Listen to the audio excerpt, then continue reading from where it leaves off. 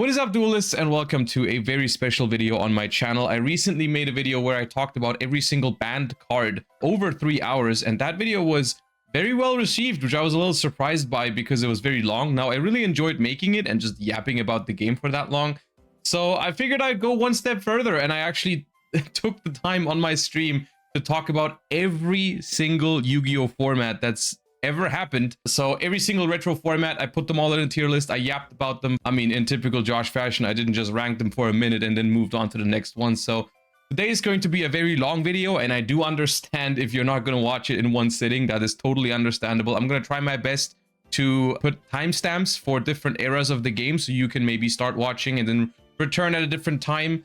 But it's been a really fun experience for me to do this, and I think if you're gonna have the time to follow this as sort of like maybe a podcast or leave it running in the background, you're gonna enjoy it as well. And it's just been a really fun experience to reminisce in these times. So whether you've played Yu-Gi-Oh for this long and you just want to like have some nostalgia with me together, or you've actually not been playing Yu-Gi-Oh this long and you're wondering, hey, what has this game been like 20 years ago, 10 years ago, whatever, this video is going to be fun for you, I hope. So it's going to be a little bit of an experiment with uploading a video that's this long, which is also why I'm going to stop yapping now in the intro, because there's enough yapping left to do in the video. I hope you enjoy. Make sure to subscribe, leave some feedback down below, and yeah, have fun. So I have prepared a tier list with every single format in Yu-Gi-Oh's history. I've been wanting to do this for a while. People always ask me like, hey Josh, which are your favorite formats you've ever played? And basically today we're going to answer that question once and for all. Before we even start, I want to give a few shout outs because there's a couple of resources we're going to use today, because I've played basically all of these formats. Well, I played Yu-Gi-Oh from the beginning, but that was in like primary school and I didn't really participate in like official tournaments. The first format that I have like actually experienced was somewhere around 2005, so somewhere around here, around GOAT format, Cyber Dragon format. Like this is around where I would go to locals. I was 10 years old at the time though, so gradually as I grew older through those formats, I was of course more and more able to actually compete and play good decks and understand what was going on. But I have, at some point in my life, I've gone back and replayed some of those even older formats just to get a feel for how they play. So I have actually, I can say I've played pretty much every format on this list at some point. Most of them just actively while they happened. Some of the really early ones I revisited in like recent years to just like see how they were. So we're gonna take this time to take a step back from like just modern Yu-Gi-Oh's perspective and maybe walk through the times and see how the game has developed. And I think that's going to be really fun, because typically the way I experience it in the modern days is like, for the most part, when people compare like the current situation or the current state of the metagame, the most that people look back in most cases is like 1 or 2 years ago. Like people will compare like, oh, how is the current format compared to the year before that, or compared to the year before that? Like the most I see people like compare current formats to is like Snake Eye format at the moment, right? Like people will be like, oh, you know, not the biggest fan of this or that deck, but at least it's better than what happened in 2024. I mean, of course, people will say like, oh, I miss this format or I miss that format. But I feel like in your conscious memory, like what the format was and how you remember it, like for most people it goes like 2 years back, right? Of course there's people who say like, oh, I miss Tearlaments or I miss Toss format or whatever, but I don't know. It's just a feeling that I have. So I think it's going to be very interesting to take a step back and really look at the entirety of Yu-Gi-Oh's history and just reminisce a little bit, but also just understand, like, you know, how did this game get to the point where it is today? What were the developments? Also, maybe some of the things, maybe we'll realize some of the problems that we have with some modern Yu-Gi-Oh formats. Maybe they've always existed. Maybe a lot of Yu-Gi-Oh formats had these kind of problems and we just don't remember them because nostalgia is a big factor, of course, in these things. You know, sometimes, or at least for me, it is a big factor. I'm a huge fan of like nostalgia in general, and like playing old formats, even when there's a couple of formats on here that I didn't enjoy at the time, but when I play them today, they just hit different. I like them. And that's something we're going to talk about as well. Before we jump in, I want to give a couple of shout outs. The first shout out is to Format Library, which is a website that, in case you didn't know, is a pretty good resource for anything retro Yu-Gi-Oh related, which is what we're using to look at these formats a little bit. It's basically a collection where you can look up retro formats, you can look up the ban list, you can look up the card pool, and you can even look up deck lists from the time. And even sometimes deck lists from tournaments that are happening today for people who still play that retro format. They will post their deck lists on there and be like, yeah, here was a tournament with this many people and this deck won, and so on and so forth, right? So it's a great resource if you're ever looking to look into, or if you're ever planning to look into a specific retro format, or just dabble around and see which kind of different formats exist. You can check it out here. And for the most part, the definition of the formats I have taken from here. So essentially, for a lot of people, when they talk about a retro format, they will just say, like, let's say Tearlament format, or Necros format, or Dragon Ruler format, and so on and so forth. In reality, a lot of those formats have multiple iterations, multiple different versions, because there's like a set release happening, or a small ban list changes some stuff, or whatever, right? And so on Format Library, they basically divided it into multiple formats. Then, like, you have Baby Ruler format, which is March of 2013, Ravine Ruler format, which is September of 2013, and so on and so forth, right? So the way I structured this basically follows the formats on Format Library, which in some cases I find their like cover card of the format a little bit like distracting, or like not distracting, confusing, because sometimes, like, when I think of a format, I think of like the best decks in the format, but it's not always the case with what they're using here to like describe the format. Like, for example, October 2014, the thing, it's called London format because of YCS London, and the cover monster is the Satellar Knight Altair. But the best decks in that format are very much, I think, still Shaddoll and maybe some Burning Abyss, but for the most part it's Shaddoll. But they didn't just call it Shaddoll format 2 or whatever, right?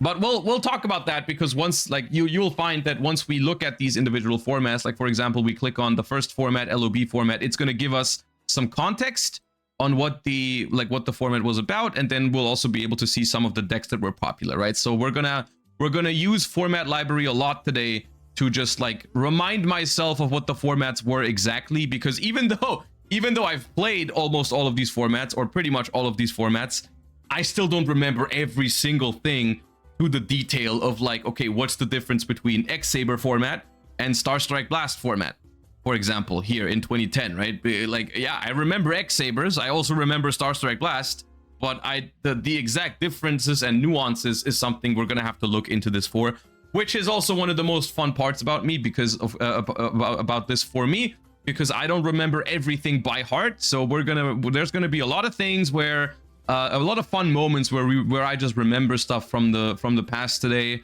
and be like, oh yeah, that's when that happened, or that's when this card came out and changed everything for the good or the bad. In some cases, there's gonna be a lot of nostalgia today, and if you ever plan to look into one of those retro formats, then maybe this will give you a good idea of which ones are going to be that, right? And the other shout out that I want to give is the Law Yugioh, who's done this about 2 years ago, and it's a video that I've watched at some point and thoroughly enjoyed. And basically, when I saw this video at some point, I said I want to do this myself. This is basically I think this is from 2024, so this doesn't have like the most like some of the modern formats in it, but still, it was a very fun watch. And of course, the Law Yugioh is known for creating a lot of these retro Yu-Gi-Oh content, like recaps, the yearly recaps that we've been watching, and stuff like that. So it's been it's been fun to follow retro Yu-Gi-Oh in that sense. In general, I think retro Yu-Gi-Oh is something that people obviously play. there is a lot of retro Yu-Gi-Oh going on, but I still feel like, honestly, for how much fun it is to dabble in Yu-Gi-Oh's history, I feel like it's still not being played enough. I feel like there's a lot of other things that you can really do with retro Yu-Gi-Oh, because at the moment it's like people are playing Edison and Goat format, maybe some Hat and Tengu Plant, and we'll try to figure out if there's maybe more to it, maybe more formats that people should actively play. Which brings me to the last thing I want to say before we start jumping into these formats, which is that one of the main things I want to also talk about today is how you can enjoy retro Yu-Gi-Oh, right? Because there are different ways. Obviously, because one of the most popular ones in terms of retro formats is when tournaments are happening for it, right? And I think that is something that really makes a retro format a top tier retro format, is when you could see yourself entering tournaments for this over and over and over again, even in the modern day, which is, for example, something that makes Edison format so popular, right? And so successful as well, because it is a really good format to replay over and over and over again. There's a lot of meta developments in it. It's a very diverse format, which in return makes it a really good retro format, right? Which is not going to be the case with every single other format on here. Like, not every format in here is as diverse and offers as much long time potential as Edison format, for example. But it's not the only thing that, in my opinion, makes a retro format a good format and enjoyable. But it is kind of required for a retro format to be super successful on a like tournament scale. I do think there is a certain level of like diversity in deck choices to be like needed or to be present, because, for example, something like a Dragon Ruler format or a Necros format or a Zodiac format, those formats, like, they are pretty good, and we're gonna get into those formats at some point. They're pretty good formats, but I don't think they make for a super successful retro format in the sense that, like, you will play a bunch of tournaments for them, because they are formats with like very few decks, like maybe 1 or 2 decks in some cases, which can still have really good gameplay, by the way. Some of these formats are still going to have exceptionally good gameplay, even if there's only very few decks in them. So here's the thing, right? For retro formats where there's a really strong, like, let's say 1 or 2 decks in the format, and therefore most of the time you're going to be playing mirror matches in that format. However, those mirror matches could be skillful. To me, that is still a good format. However, it's not a good format that I would necessarily, it's not a retro format that I would say you can necessarily participate in super regularly, because at some point it'll get stale, right? At some point people will figure out how to play it. At some point people will just like optimize their plays, optimize their deck lists, and then it gets very repetitive, which is why I also, even though, for example, tier limit format, I was a fan of tier limit format when it happened. I think it's a good format in terms of just gameplay wise, but it needs to end at some point, right? Like, like we're playing good games right now, but we need to move on at some point, right? Which can still make for a fun retro format, but for those formats, and we're going to talk about that when we get to those formats, I would recommend more like just having like 2 decks on you, and then every once in a while, like maybe once per YCS or something, you grab a friend and you just play a couple games and then you call it a day.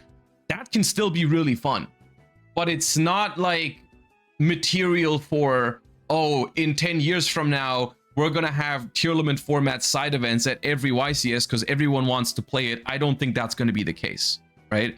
Because they simply don't offer enough variety for people to want to play it over and over and over and over again and jump into like a tournament with like multiple rounds and like play a mirror match every single round, right? So there's different aspects to these, which explains I've kind of also already talked about like some of the categories now, but like top tier retro formats is going to be the retro formats that are super fun, super enjoyable, but also have the potential to be like an official tournament like setting where people go and play that format because there's a lot of development happening and a lot of diversity and it's fun, and you can replay it over and over and over and over again, right? Then we've just got like very good retro formats, which is maybe where some of these other formats that I've just mentioned will go, because they are solid, they are really fun to play, but there's like maybe not enough decks to enjoy them for a very long time, or there's other small issues in them, right?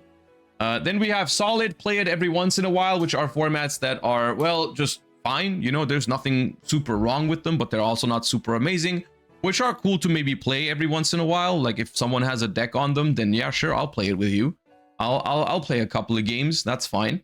Then we have nostalgia makes it fun. This is going to be basically my category for today. This is like this is my Joker category when a format isn't great, but I just like it because of nostalgia. There's going to be a couple of formats like this where, looking back now, I acknowledge that they have issues. I acknowledge that they have problems, but I just like, it's just like a time in my life that I liked, and going back to it just like is awesome for me.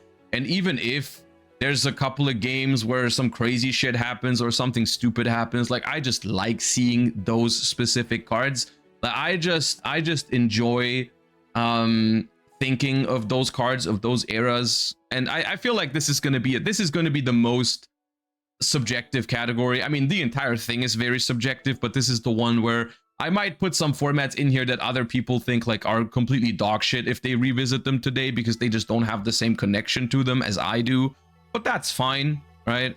And then we have could be a good format, but this is for formats that are technically good, but there's like a major problem that ruins them for basically everyone. To the point where like you just hope a certain card isn't drawn, because then it's just bad. And these are formats that I think are perfect for a revisit if you play with friends. If you play in a tournament setting, these are going to be awful. Examples for this are, let's say cards are legal, like maybe Vanity's Emptiness or Jin, Releaser of Rituals, and so on and so forth. Like, or Jaugen in certain Dragon Ruler formats. Let's say you play that format in a tournament setting. Of course, people are going to play those cards because they're optimal to play. They win you games on the spot, right? So people are going to play them if you go to, like, let's say a YCS and you play the format there. But if you play the format with your friends, there's nothing that's stopping you from just taking out that card and saying like, yeah, let's experience the gameplay at that time when the toxic shit didn't happen. And then they could make for really good retro formats, actually. The downside is you cannot do that in an official tournament setting, because like at that point, like that's not really possible. You can't just say like, oh, everyone, let's play Edison format, but no one plays Trap Dust Shoot at the YCS. Like, that's not gonna happen, right? That's not working, right? You can gentleman's agreement with your friends, but you can't do it when you go to a tournament. That's not reasonable to expect, right? So this is a category where we can talk about some of these things.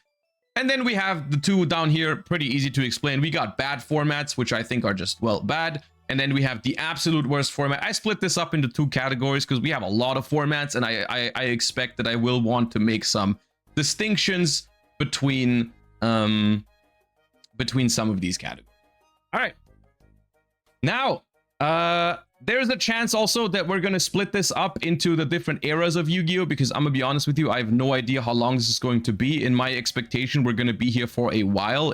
If someone... This is over 80 formats that we're going to talk about.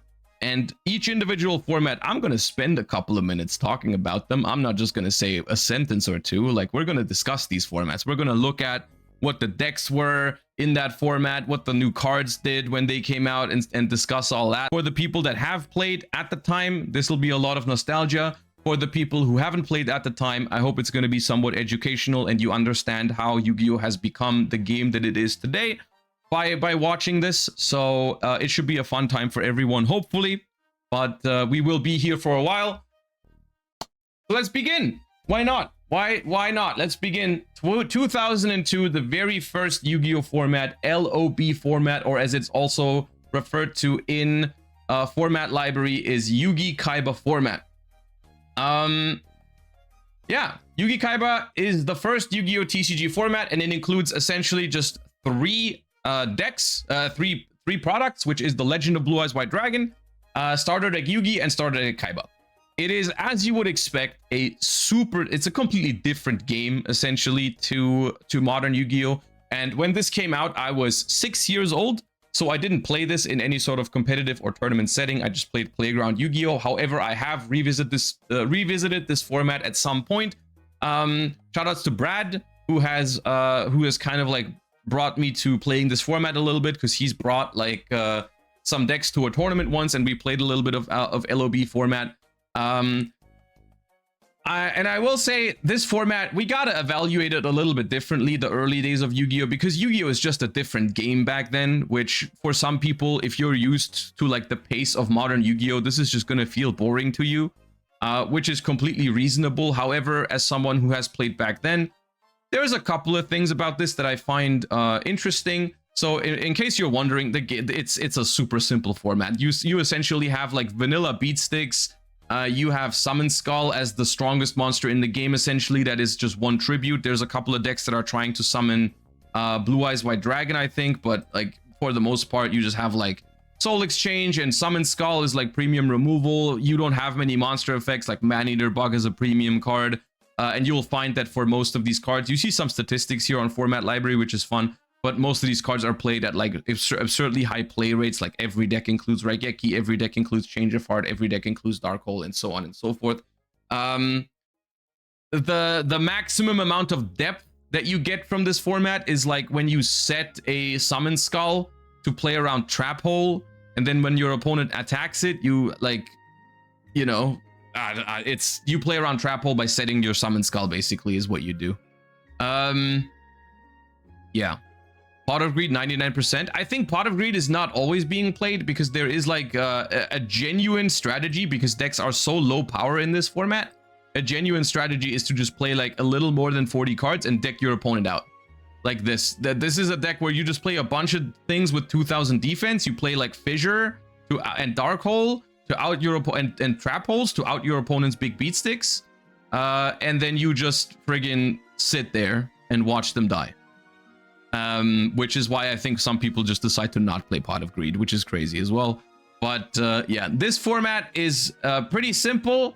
It's not a good format, but if you do ever want to experience what it's like for playing Yu-Gi-Oh! For the very first time, then I think it could be all right. Like it's not great though, I would say. Like it's just too simple.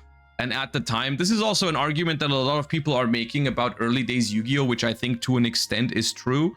Some people are saying the gameplay that Yu-Gi-Oh! Offers in like the DM era, or like the very early days, is just like, it does have that very slow, progressive aspect to it that a lot of people like about mana-based card games, like Magic the Gathering at the time. But in Yu-Gi-Oh! You're missing a lot of depth, because the cards just don't have effects yet, most importantly the monsters. And so for a lot of people, and I think this is true to an extent, like people are saying like, why would I play this if I can play Magic? And I think that's fair enough. Like I think it can be nostalgia for some people. For me personally, it doesn't have it, because once again, I didn't play this on a competitive level. So for me, when I revisited it, I thought it was fun for literally 2 games, and then like there was a limit of there's nothing to think about here. Like I'm just like, I'm summoning the biggest card in my hand, I'm activating my removal spell on the biggest thing that you have, and for the most part it kind of plays itself. There's a very, very small amount of depth into it, which is also pretty much proven by the fact that this is like a viable strategy in the deck, in the format where you just keep setting 2000 defense monsters, activate spells that kill your opponent's shit, and watch them deck out slowly but painfully, right? So yeah. Yeah, and then we start getting into a format where we start getting a couple of effect monsters, it's called Critter format. Critter is the OCG name of Sangan. And of course, when Sangan came out, it was a pretty good card, because it was the first time you had some sort of like toolbox. You started accessing your deck, and you started actually making some more meaningful decisions. And this is a format that I've built this for myself. I have 2 Critter decks at home. I have a lot of retro decks at home. At some point, maybe I'll make a video and show you those. But I have 2 critter decks at home, and every once in a while, if you're just looking for a super easy, super relaxed game of Yu-Gi-Oh, like early days Yu-Gi-Oh, I would recommend critter format over Yugi Kaiba at any point. This is a format where they introduced Metal Raiders. Notable additions include many new effect monsters, Heavy Storm and Mirror Force. For the first time, we see a clear split in playstyles between aggro and control. Players can also set up win conditions via OTKs with cards like Cannon Soldier. It still is, for the most part, really simple, but at least the usage of vanilla monsters goes down significantly. At this point, you basically only see La Jin, which is the strongest monster in the normal summon department. You see like maybe a giant soldier of stone every now and then, maybe a 7-colored fish, which is also 1800. For the most part, we're actually using effect monsters now. We actually have a couple of different trap cards that you can realistically use.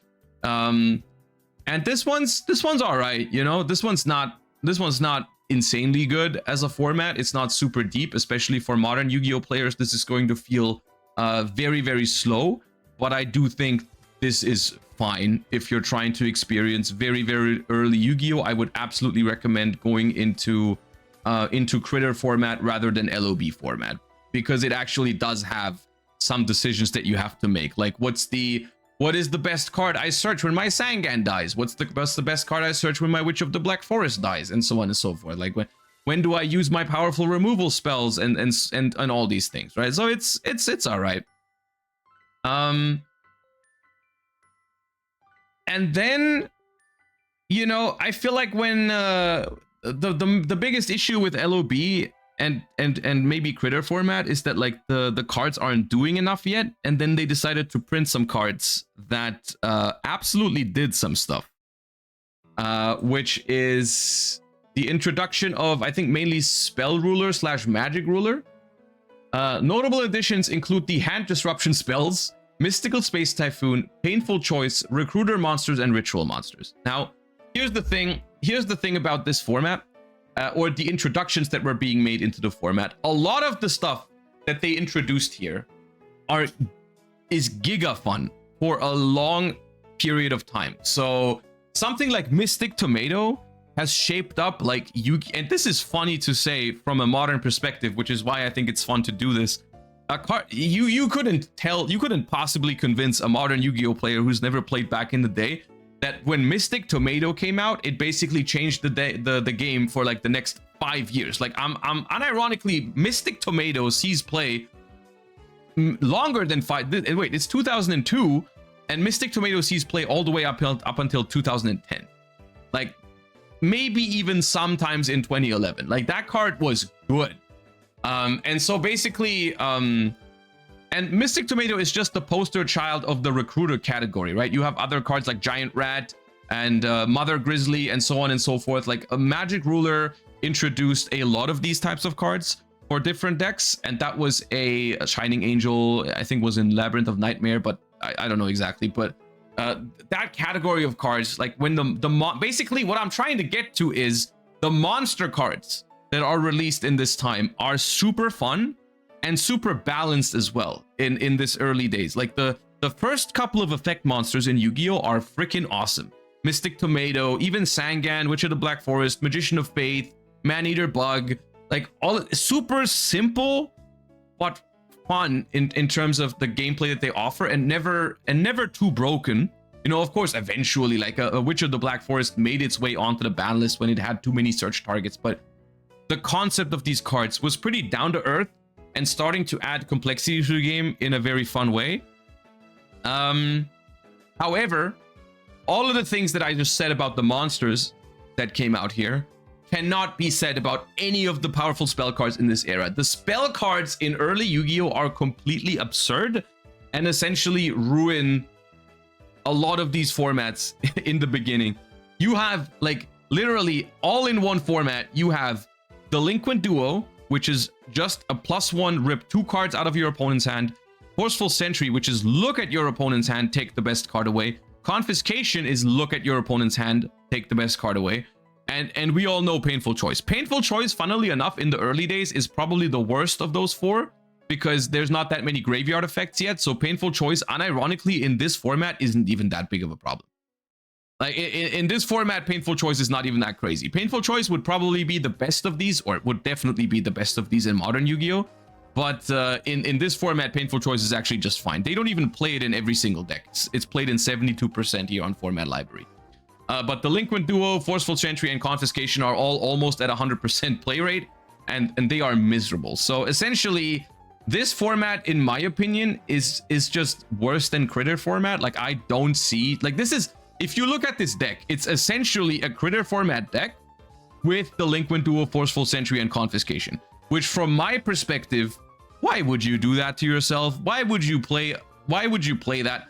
The other decks in the format, this is also one of the fun things, is that we've got a couple of more archetypes to it that actually could be considered archetypes. Like, for example, Relinquished enters the format, which I always thought was was a super fun deck. You have like Sonic Bird and Senju and Relinquished and the ritual spell, but in general, like the introduction of the hand rip cards make this format bad. Like, literally, I think this format would be better than Critter if it didn't have the Delinquent Duo, Forceful Sentry, and Confiscation. If it didn't have those cards, it would just be Critter, but more diverse, because you'd have like more you would have more choices in terms of what to play and what to build, because you can play like Relinquished, you can play Recruiters, which are fun cards.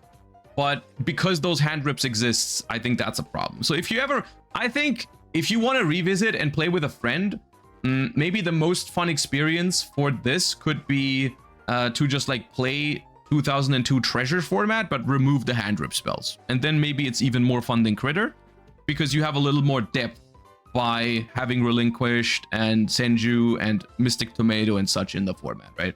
Another thing that is a fair point that some of you guys are pointing out in chat right now is the existence of Magical Chaser in this format, which you might ask, like, hey, why is an 1850 vanilla monster a problem? It isn't from a modern standpoint. Like, when you go back and replay this format, it is no problem. The issue that this card provided at the time, which is once again an issue that I didn't experience firsthand because I didn't play competitively in 2002, Mechanical Chaser was a power crept version of La Jin, because it was 1850, which seems like a small deal, but of course when your opponent normal summons La Jin, previously there was no way to trade positively with it, because even when you spend a removal spell on it, you're just trading 1 for 1. Now you can just normal summon this and potentially go +1 over a La Jin, right? Which is a big deal, because then it forces your opponent to have a trap card and spend it on the Mechanical Chaser, otherwise you go +1. In theory, not really an issue. Like, okay, yeah, bigger vanilla, now better, right? So maybe just stop playing La Jin, start playing Mechanical Chaser. For the people at the time, this was a problem because this card was printed exclusively in Tournament Pack 1. And in Tournament Pack 1, which is essentially their equivalent to an OTS pack back in the day, it was an ultra rare. The only ultra rare. And pulling an ultra rare out of a tournament pack is hard. You don't pull them as often as you pull an ultimate rare today. I don't know the exact pull rate, but I think for OTS packs, it's like an ultimate rare every... Dude, what is it? Like 1 every 15 packs or something, you pull an ultimate rare. It was not that easy to pull a Mechanical Chaser back. And I would also imagine that the competitive scene in 2002 just wasn't that big. So I don't even know how many tournament packs you could reasonably obtain during that time. Like, I don't know if there was like huge locals happening already that you could go to regularly and get like multiple tournament packs every week. I can imagine this being a real pain in the ass. I mean, of course, this is like really, really bad when it happens in modern days. Luckily, they don't really do this anymore. We're going to have a couple of instances of this where cards are expensive because they are just very, very gate kept on where you can get them. This was the first example of this. And of course, that makes this format a lot worse at the time. In modern context, of course, you can get Mechanical Chaser in any form of reprint. I'm sure there's plenty out there. But yeah, if you're just going back to it, it's not a problem. But for the people at the time, it's definitely worth mentioning, right? Okay. And essentially from this format, where it's a lot of good stuff, monsters, and really powerful spells, we enter Pharaoh's Servant format, which they call Imperial format on here, which is the February of 2003, which is our first 2003 format. The introduction of Pharaoh's Servant introduces Jinzo, Nobleman of Crossout, Premature Burial, Call of the Haunted, and Imperial Order. And without... It doesn't matter how much you hate Imperial Order in the modern day, because it absolutely is a freaking toxic card. This, unironically, makes the previous format a little bit better. Just a little bit better. Because you can now actually counter those toxic spell cards. And like, the biggest problem of the format was the powerful spell cards. So Imperial Order entering the format, like, you know, makes it a little bit more bearable. But it's still, it's like a oh, we're gonna make Dimension Shifter to counter combo decks type interaction. But still, this is Imperial Order is limited, so it is just a one-of. So realistically, it doesn't change that much. You're still getting blown out by all the hand rips very often. And then once again, on the other end, sometimes you have a couple of important spells in your hand, then your opponent flips Imperial Order. One thing that's also worth mentioning about Imperial Order, that at the time, this is before the errata, I believe.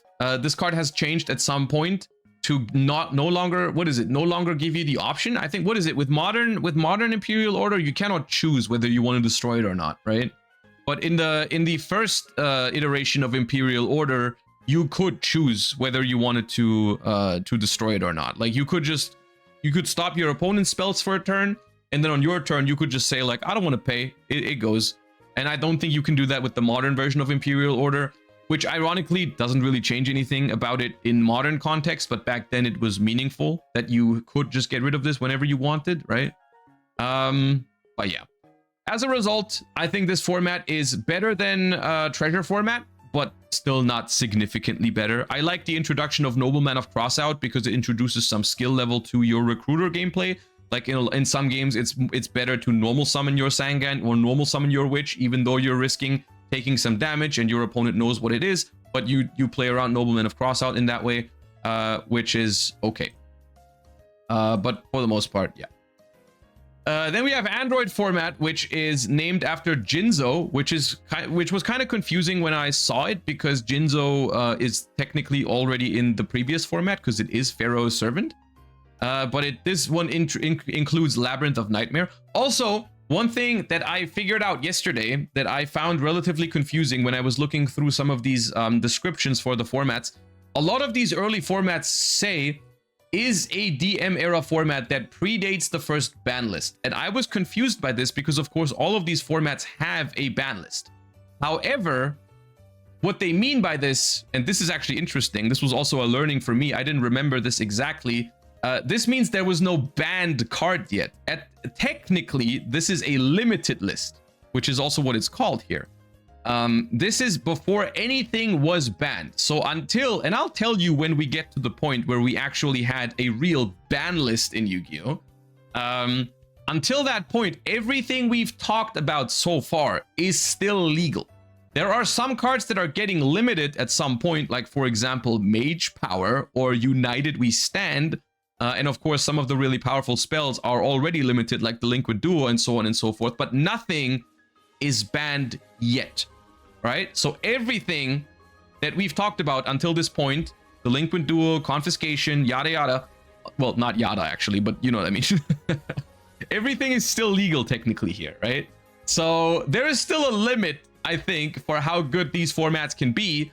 If, like, it's logic that we have from a modern perspective, but they apparently didn't have it back then. But if we have incredibly problematic cards in the format, you can't really fix that unless you ban them at some point. So basically, Android format introduces Labyrinth of Nightmare, which is Gemini Elf as a new 1900 beatstick, which was probably cheaper than Mechanical Chaser, but still not cheap because it was, I think, a secret rare.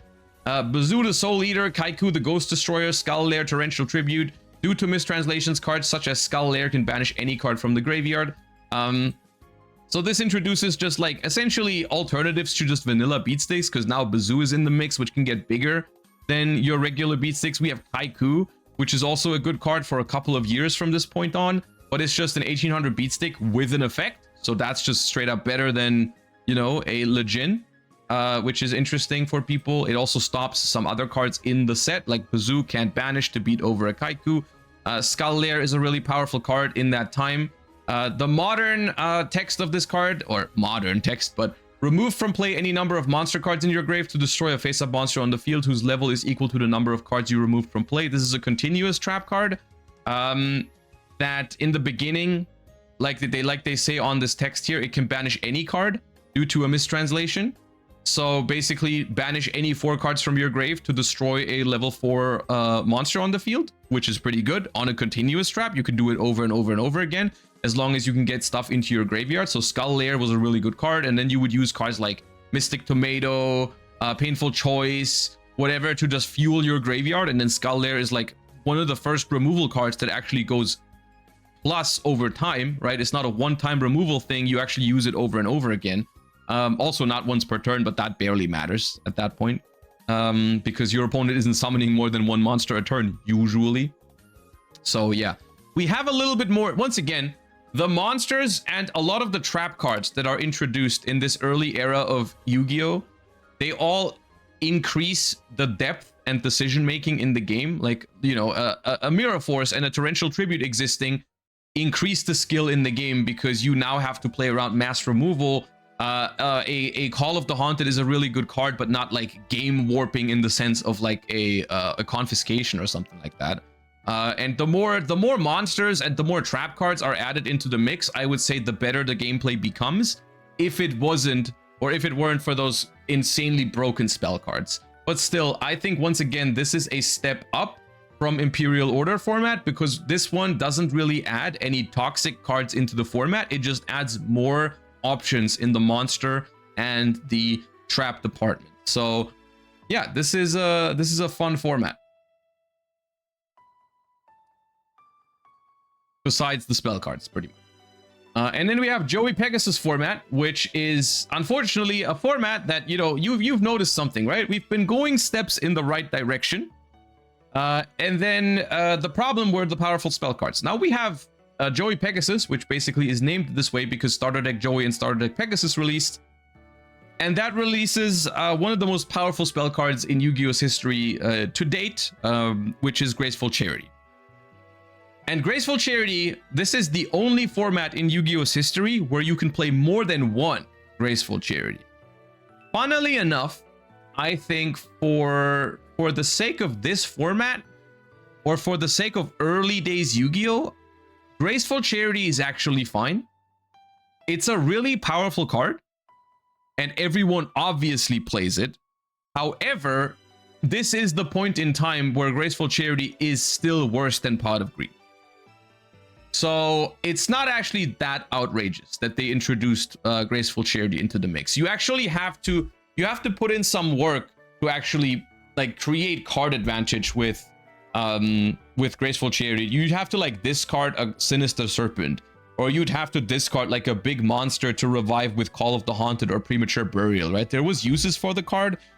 You could fill your graveyard for Bazoo the Soul Eater, or you could fill your graveyard for Skull Lair, or you could play Thunder Dragon to discard 2 cards from your hand that you didn't need anymore. There was uses for Graceful Charity, and obviously it was a good card, but I wouldn't necessarily call it a problem in the format. There is Sinister Serpent, which, looking back at it now, which is something, once again, from a modern perspective, you would never think of it like this, but I'm convinced they made Sinister Serpent not as good discard fodder, but they made Sinister Serpent to counter Delinquent Duo, I think. That is the thing that they made, I feel like, to counteract Delinquent Duo a little bit. It was like, oh, well, but if you have Sinister Serpent in hand, the Delinquent Duo doesn't hurt you that much. So you can spend your Searching Power, your Sangan, your Witch of the Black Forest, your Mystic Tomato, or even your Mother Grizzly. You can spend that to get to Sinister Serpent, and then you're safe from Delinquent Duo, right? I think that's genuinely the logic applied in this early days of the game, where instead of just banning Delinquent Duo, they just created a card that was good against it, I think. Which also, to an extent, may have been the idea behind Morphing Jar, right? Like, Morphing Jar is a card that just resets your hand size back to 5. So if you ever get hit with some hand-ripping tools and you're down on cards, the idea is, well, just set Morphing Jar and reset, right? So it's funny, and we will get back to this at some point, but we do see this sort of like band-aid fix philosophy already here in Yu-Gi-Oh's very early days, where instead of banning the problem card, we just create band-aid fixes. Which, of course, I have no idea if that was the actual reason why they did this back then. There's no one to, maybe someone could confirm this, but I can't. It's just a theory, but I feel like that's probably what happened with cards like Morphing Jar and Sinister Serpent, is that they made them as answers to like the hand rips. But yeah, just play White Hole. Exactly, right? Like sometimes it's even so obvious because they put the name of the card that it's supposed to counter on the card. They made White Hole, which does nothing but negate Dark Hole. And I think that exists for, there's an anti-Raigeki. There is one for Harpy's Feather Duster. And I think there's also one for Pot of Greed. I'm pretty sure. Is there one for Monster Reborn as well? I think so. Yeah. So essentially, literally the basic idea of a band-aid fix was that. So yeah. Anyways, Joey Pegasus format is, in my mind, pretty much the same as Android format. I don't think there is a massive difference between those two. In general, the four formats we've just talked about are all very similar to each other. I think they get progressively better though, because there is more variety added into it. There's more options. There's more depth by more effect monsters and traps being added. The biggest problem of all of these formats remains, until there's a ban list, we have to deal with all of the hand rips, right? And then we have Fiber Jar coming out. Legacy of Darkness. Notable additions include Exiled Force, Fiber Jar, Injection Fairy Lily, which is a very interesting card because that's a normal summon that can grow to 3,400. Yadagarasu, and Reinforcement of the Army. Reinforcement of the Army is obviously an interesting card because it further expands on, in the early days of Yu-Gi-Oh, it expands on the like toolbox aspect of decks, because you already have like Sangan, Witch of the Black Forest, the Recruiters, to try and get different aspects of your deck together, and Reinforcement of the Army is another iteration of that. In the early days, you can like play like warrior toolboxes soon after this card is introduced. So a lot of cool stuff entering the format here, a couple of problematic cards as well. Exiled Force is a really cool card to enter the format because this is just a removal spell on legs that can be searched with Sangan, Witch of the Black Forest, Reinforcement of the Army. So it's something like, you know, they had cards like Raigeki, Dark Hole, and Fissure beforehand, but they weren't searchable, right? And of course, cards being searchable is very important in modern Yu-Gi-Oh! It was also a good thing in early Yu-Gi-Oh! So being able to access a monster removal via your searchers, your monsters, was big. Because otherwise, you know, if your opponent has a big monster and you don't have a powerful removal spell or trap, you can't do anything about it. So Exiled Force actually adds a lot of back and forth and interactive gameplay into the format, which is pretty cool. And the same goes for some other cards in the format. Injection Fairy Lily is a fun card because you can, at the expense of your life points, you can make this card incredibly big, which is basically also a removal / damage dealer, which is fun. Awesome card.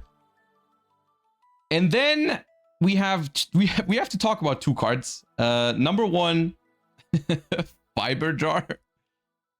Fiber Jar is basically, in the modern game, a complete reset except for the life points. Each player shuffles all cards from hand, field, and grave into the deck, then draws 5 cards. This essentially resets the game into a new game. The only thing that is excluded from this is the banished pile, which back then barely mattered, right? Like there was a couple of cards that banished cards, but the initial idea, and this is going to sound crazy again to modern Yu-Gi-Oh players, the initial idea was that banished cards were gone forever. All right, that's why it wasn't even called banished, it was called removed from play, because they in the beginning, I don't even know when they made the first card that could get a card back from there. Like it was called removed from play, and that's what they were gone, right? Which is kind of a cool idea, but that it's funny because they've basically recreated this with banish face down, and now people hate that in modern days, right? Like people hate people hate banish face down because that card is gone forever, and people hate that. I don't even know what the first card is that brings a card back from banished. I'm thinking of maybe DDR, the equip spell that brings back a banished card. I'm thinking of Burial from the Different Dimension. Oh yeah, Dimension Fusion. Dimension Fusion, Primal Seed.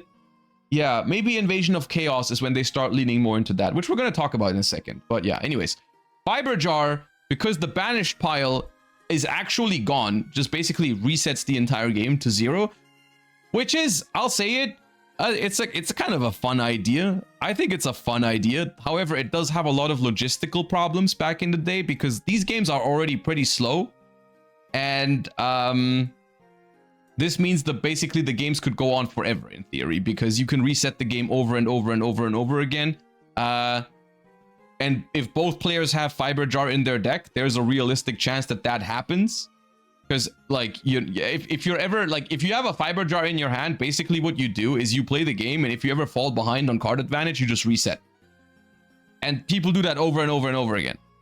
I don't actually know what the time rules were at that time. I know in like 2005, it was extra turns. It might be the same here. I don't actually know. If anyone actually played tournaments at that time, feel free to drop it in chat right now.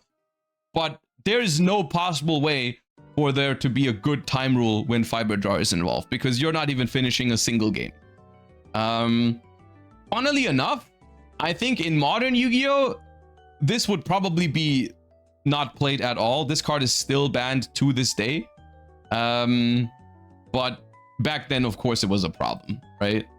But it's the thing is, like, if you play this format at home with your friend and there's no timer and you guys have unlimited time, I think it can make for some really fun moments where you just actually play a game that lasts like freaking 4 hours because you guys just keep redrawing Fiber Jar. So in like a vacuum, if you're not playing an official tournament and you're not playing with a timer, it doesn't matter. It's kind of fun, you know, like let's spend the entire day Fiber Jarring each other. It's whatever. The gameplay can still be fun.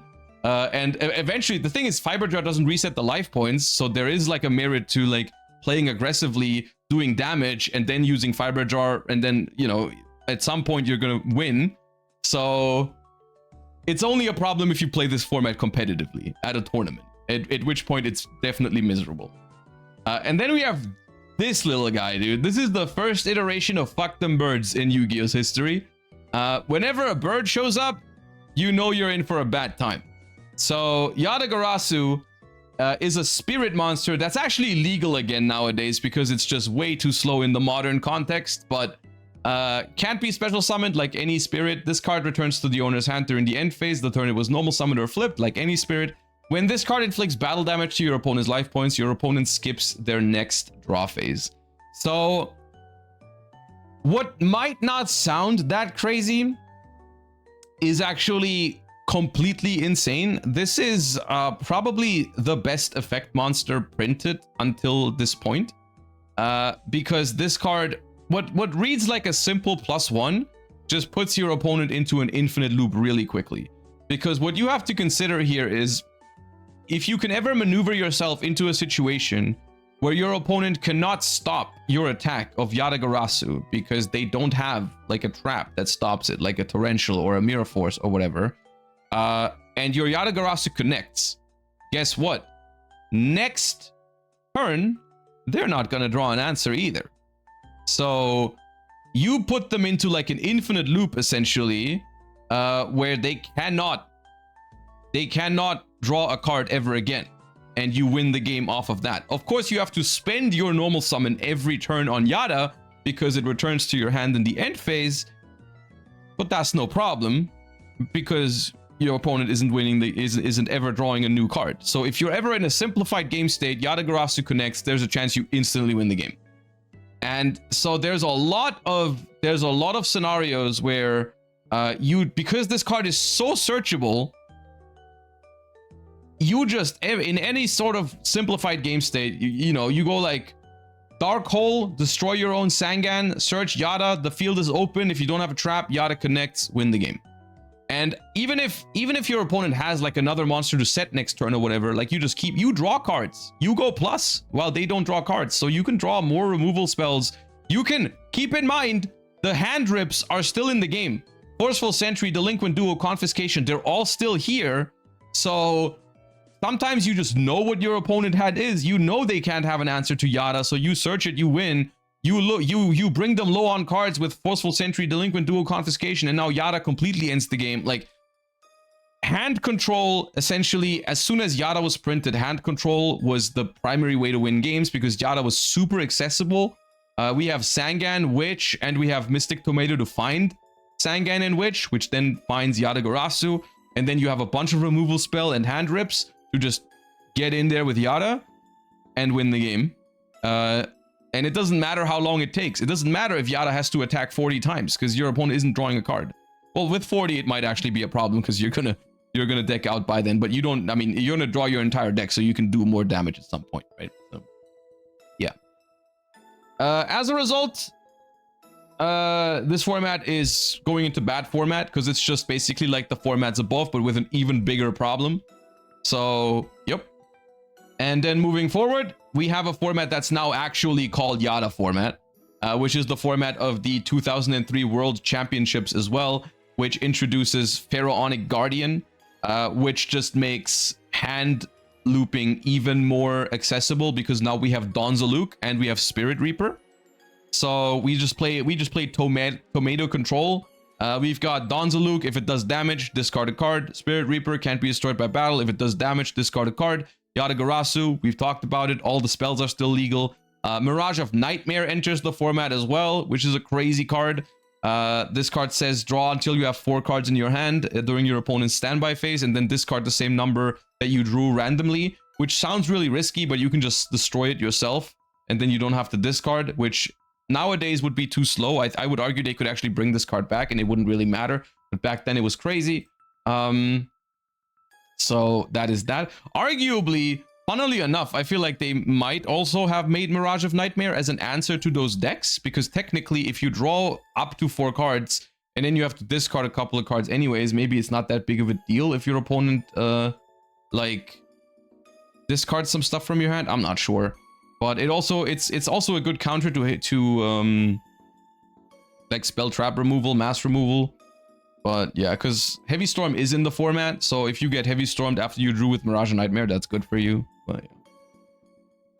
Other than that, this is just basically the previous format, but with even more hand rips, which makes it maybe one of the nah. You know what? I just saw the next one. I saw the next one and I changed my mind. I think this one goes in bad format because there's a way to make it even worse. Hold up. So what you're gonna see here, there's already a picture that's being painted here, which is that we haven't put any format into actually good format yet for the early days of Yu-Gi-Oh! And this is from someone. I have a lot of nostalgia for these formats, but like, unironically, if you're looking for a complex game, like an interesting game of Yu-Gi-Oh!, this is not the place to look. This is, I think you play one of these formats just for the experience of how it was like in the early days. You can like play them for nostalgia. You do not actually get super in-depth, interesting gameplay from these formats. You get like an idea of it, but I say when you look at like actually good old school Yu-Gi-Oh gameplay, we're gonna find more of that in the GX era. In the Duel Monsters era, there's a lot of crazy stuff happening that just like, it's supposed to be this like slow game, but then there's a bunch of really crazy blowouts. Speaking of which, Scientist format, November 2003. The latest core set is Magician's Force. Notable additions include Breaker the Magical Warrior, Magical Scientist, Tribe Infecting Virus, and Royal Decree. This is the only format in the history of the TCG with 3 legal copies of Magical Scientist, and thus Magical Scientist FTK is quite potent here. Magical Scientist, out of the, like, this card, this card is completely insane. This card is not once per turn. Instant fusion by paying 1,000 life points.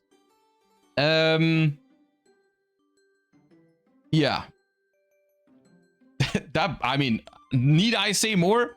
So the scientist FTK deck, of course, because these cards cannot attack directly. They can still attack over monsters, by the way. So this card is even a good card sometimes in like normal game states, because you can just attack over all of your opponent's monsters.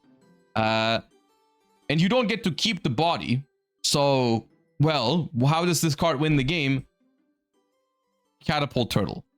Non-once per turn, tribute a monster, inflict damage to half the tributed monster's attack on the field. So what you do with Magical Scientist is you just summon a bunch of monsters from your extra deck. You pay 1,000 life points. You pay 1,000 life points per fusion monster, so you can do it 7 times. So all you need is monsters with like slightly more attack than 2,000, and you tribute those 7 times and you will win. So those cards were available, and so therefore this was a super consistent FTK, and it could FTK because of Last Will. Last Will is a really wacky card with a lot of very weird wordings, but essentially the early wording of this card was even crazier than this. But if a monster on your side of the field was sent to the grave this turn, you can special summon a monster with an attack of 1,500 points or less from your deck once during this turn, then shuffle your deck. Let me try to find like a printing of Last Will that's like super early to try and see what it does. Hold up. Last Will. Holy shit, that screenshot is too bad. I can't even read it. Yeah, here's one. God. Even the screenshot is unk. How am I supposed to read this, man? Does anyone have...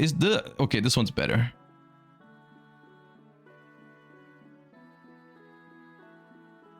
So, here, okay, here's the absolute treasure that is early Yu-Gi-Oh! Wording. If a monster of yours is sent from the field to the graveyard during the turn that you've played this card, you can select a monster with an attack of 1,500 points or less from your deck and play it as a special summon. Shuffle the deck after playing this card. This card is active for 1 turn only. So essentially, you read this card, you have no idea how exactly it works. Like, do you activate this card after a monster is sent to the graveyard? Do you activate it before? Does it summon the monster when you activate it? Does it summon the monster, like, do you activate it beforehand? Then the monster is sent, then it activates at any point? Like, does it start a chain then when you do that? Like, how exact? I couldn't tell you this. I have no idea. I have no idea. But the way it works is whenever you want, pretty much. Well, you just activate it, and if a monster has been sent to your grave or is sent to your grave later, you can summon a monster from your deck, right? So, whatever, man. There's better wordings for this card nowadays, I'm pretty sure. But yeah, this was how you could tutor out Magical Scientist. It also can summon Catapult Turtle. So as long as you have one of the two on the board, you can get the other one and you win the game on the spot. Yeah, that is that. So hold up, where was I? Yeah, last one here. So that made the deck even more consistent. We have Reasoning entering the mix as well. We have Metamorphosis, which was a way to turn on your Last Will pretty easily. Also tutor out some crazy shit from your deck. If you didn't have the FTK, you had Tomato, Sangan, Witch. To get to it, you had crazy back row removal, Heavy Storm, Giant Trunade, Mystical Space Typhoon at 3, Spiritualism. We have a lot of ways to clear the back row, so as long as we can get to these cards by like turn 2 or turn 3, we still auto win the game. We've got Draw Power in Pot of Greed and Graceful Charity. All of the cards are at 3 that we need, so even Hand Disruption isn't that good against it. As a result, this is definitely the first format that goes here. This is unplayable. Like, this is just essentially a race to whoever FTKs each other with Scientist first. And you have a lot of toxic spells in the mix in the meantime. So not a good format whatsoever. Would not recommend it if you're trying to experience early days Yu-Gi-Oh! And then we have Vampire format, which is the format that happened after Dark Crisis. Now, I will say Dark Crisis added a lot of really cool stuff to the mix.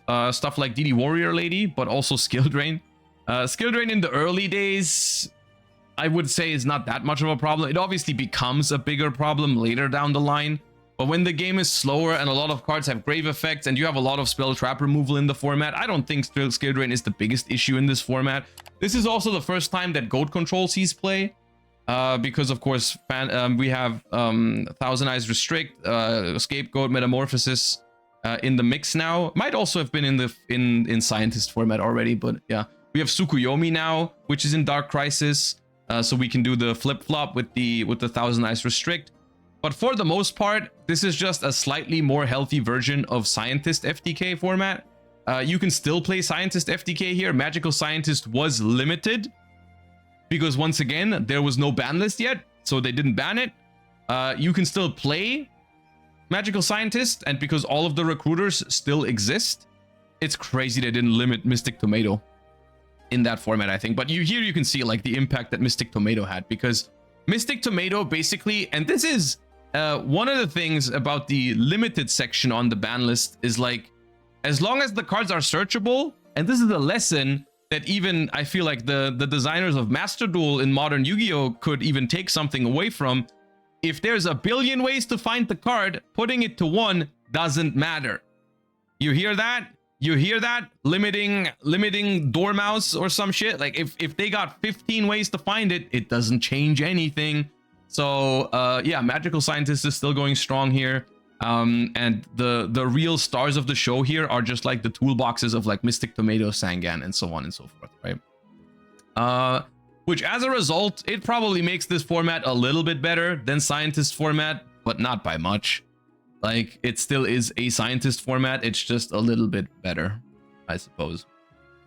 Yeah. Yeah, and then when you thought it couldn't get any worse, we're releasing, this is, I want to say, probably one of the most powerful Yu-Gi-Oh sets of all time for the context of the time, right? Like, for each, and we will revisit this over and over today in this discussion, but for certain times there's always this one set that changes everything for like years to come. And for the DM era, that set is Invasion of Chaos. And quite frankly, it does exactly what the name suggests. It is the invasion of chaos monsters into the game. This set, Invasion of Chaos, has Blackluster Soldier, Envoy of the Beginning, Chaos Emperor Dragon, Envoy of the End, and then side characters like Chaos Sorcerer, Dark Magician of Chaos, and Dimension Fusion.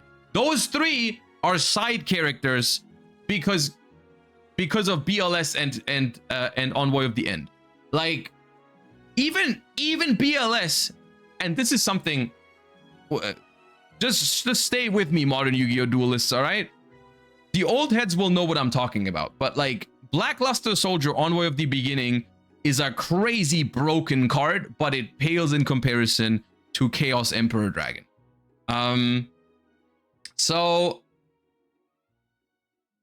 Chaos Emperor Dragon, you summon it by banishing a light and a dark. You pay 1,000 life points with priority. Send all cards in both players' hands and on the field to the graveyard. Then inflict 300 damage to your opponent for each card sent to the graveyard by this effect. So you essentially get rid of all of your opponent's cards. You get rid of your own cards as well, which you might say like, oh, isn't that fine? You know, can someone maybe name a card that is particularly good when both players have no more cards, like anywhere?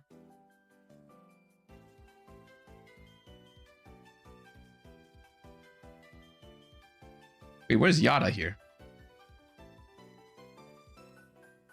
Because Yada isn't banned yet.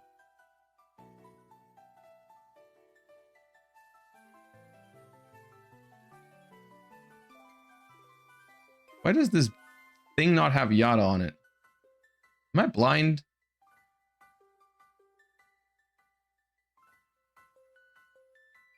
Well, anyways.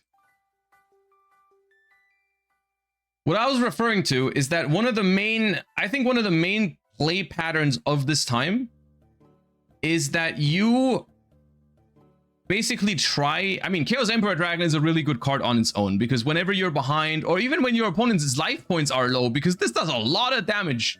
300 points for each card sent. Like, if you got a bunch of cards in hand, bunch of cards on the field, they got a bunch of cards in hand, bunch of cards on the field. Like, if you send 10 cards away, 3,000 damage.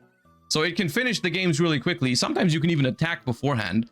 But the main thing you're trying to do is essentially when, like, let's say you try to have like a Mystic Tomato, they attack the Mystic Tomato, and you try to keep a Sangan or a Witch on the field, right? On your turn, summon Chaos Emperor, send everything, your Sangan triggers, you search Yada, you win the game, right? So that's just another play pattern that's added to the mix for this format, which, once again, this time period is miserable. Yeah, the play patterns, and there's just so much auto winning going on. You still have Scientist, because once again, it's crazy to say, but this is still a DM era format that predates the first ban list. Nothing is banned. Literally nothing that we've talked about so far is banned. Everything is still legal. Some stuff's limited, but you can basically find everything with Tomato, Sangan, Witch. And all of the spells are limited. Every single spell. Fiber Jar is still here. Like, essentially, so far we've only added to the format. Every single thing, every single problem that we've mentioned so far still exists, plus Chaos Emperor Dragon. And then side characters like Blackluster Soldier Envoy of the beginning, right? And this is eventually what caused the first ban list. This is the first ever ban list that happened where they actually said, yeah, we gotta get rid of some shit, all right? And boy, did they get rid of some shit. This is the first Yu-Gi-Oh! Ban list. It banned Chaos Emperor Dragon, Sangan, and Witch, Yadagarasu, Darkhold, Delinquent Duo, Graceful Charity, Harpy's Feather Duster, Monster Reborn, Raigeki, United We Stand is so funny to me, because United We Stand is not like the others. It is not like the others. It's a good card, especially with scapegoats in the format. Like, United We Stand is pretty good, but it's so funny to me that this card is on here. Then we have Imperial Order, and then we have Mirror Force, which unironically, I think Mirror Force is the one, like, United We Stand is a little bit of the odd one out, but Mirror Force is the only one that I think I was genuinely, like, disappointed. Or I mean, when I would play this format, like, Mirror Force is an interesting card. When you play old formats, Mirror Force is one of the main things to play around. It's a card that introduces a lot of skill. It's a powerful card, but I think removing this card from the format is actually a mistake. I think this is a really, really cool card. It punishes people for overextending. Torrential Tribute is now limited, so you have a lot less, like, punishes for overextending. So this format, following the game's very, very first ban list, which honestly, it looks like a huge ban list, and it is a huge ban list, but realistically, if you consider the fact that they haven't banned a card in 2 years, it's actually pretty small for that matter. Like, if we think about what's on here and what's not on here, there's actually a couple of things, right? They didn't ban Confiscation. They didn't ban Forceful Sentry. Those are still legal in this format, but still they went pretty harsh, you know, for at the time. It's like, I mean, going from 0 banned cards to 13 banned cards is still pretty impressive. So as a result, this format is more balanced. This is also the last Duel Monsters format. This is something that some people might not be aware of, but the next format after this is Goat format. Goat format is a GX format, because the first couple of GX sets are actually coming out right after this, and that's what Goat format is. Goat format is before Cyber Dragon, but Cyber Dragon was not the first GX set. The first GX set, I think, is... dude, what is it? Is it Element? No, it's not Elemental Energy. It's Eyes of Destiny? the Lost Millennium, one of those. I like, yeah, they're this is the last DM era format. So that is that. After this, we are going to be entering the GX era. Still, for this format, this is like, I would say, GOAT format light. The craziest part about this is that it still didn't ban Scientist. Like, out of all the cards they should have banned on this first ban list, they should have banned Scientist. You can't really search it anymore with Mystic Tomato Sangan Witch, but you can try to draw it, and you can still Last Will it, you can Monster Gate for it, you can Reasoning for it. So as a result, there's still some wacky ways to play Scientist FTK. And a lot of the cards that are legal in this format are just like slightly too broken.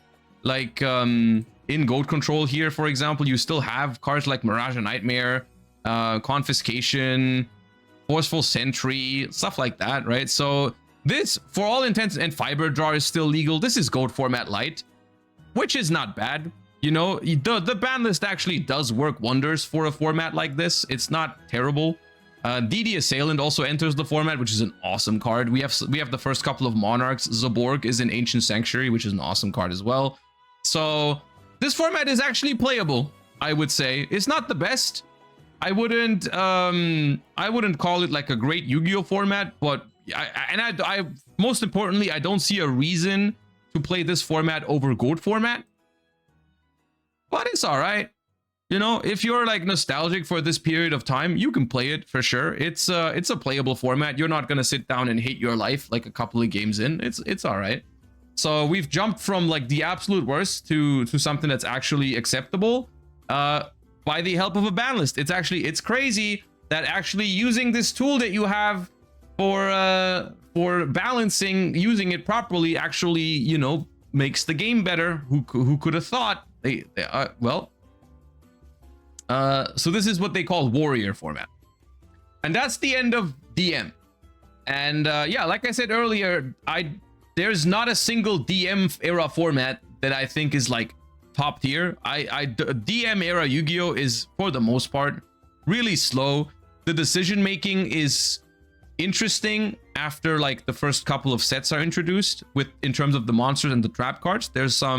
There is some interesting stuff happening. The problem is just like they had no concept of balancing back then. I feel like maybe the idea was just that, oh, in the anime they keep activating like the craziest cards to turn any situation around, and that was like the idea with the spell cards in this era. Like there was so much broken shit in the spell card department, which just, everything is limited and the games feel so arbitrary. Like sometimes you draw Mystical Space Typhoon and Fissure, and then your opponent draws Delinquent Duo and Forceful Sentry, and those hands are not the same.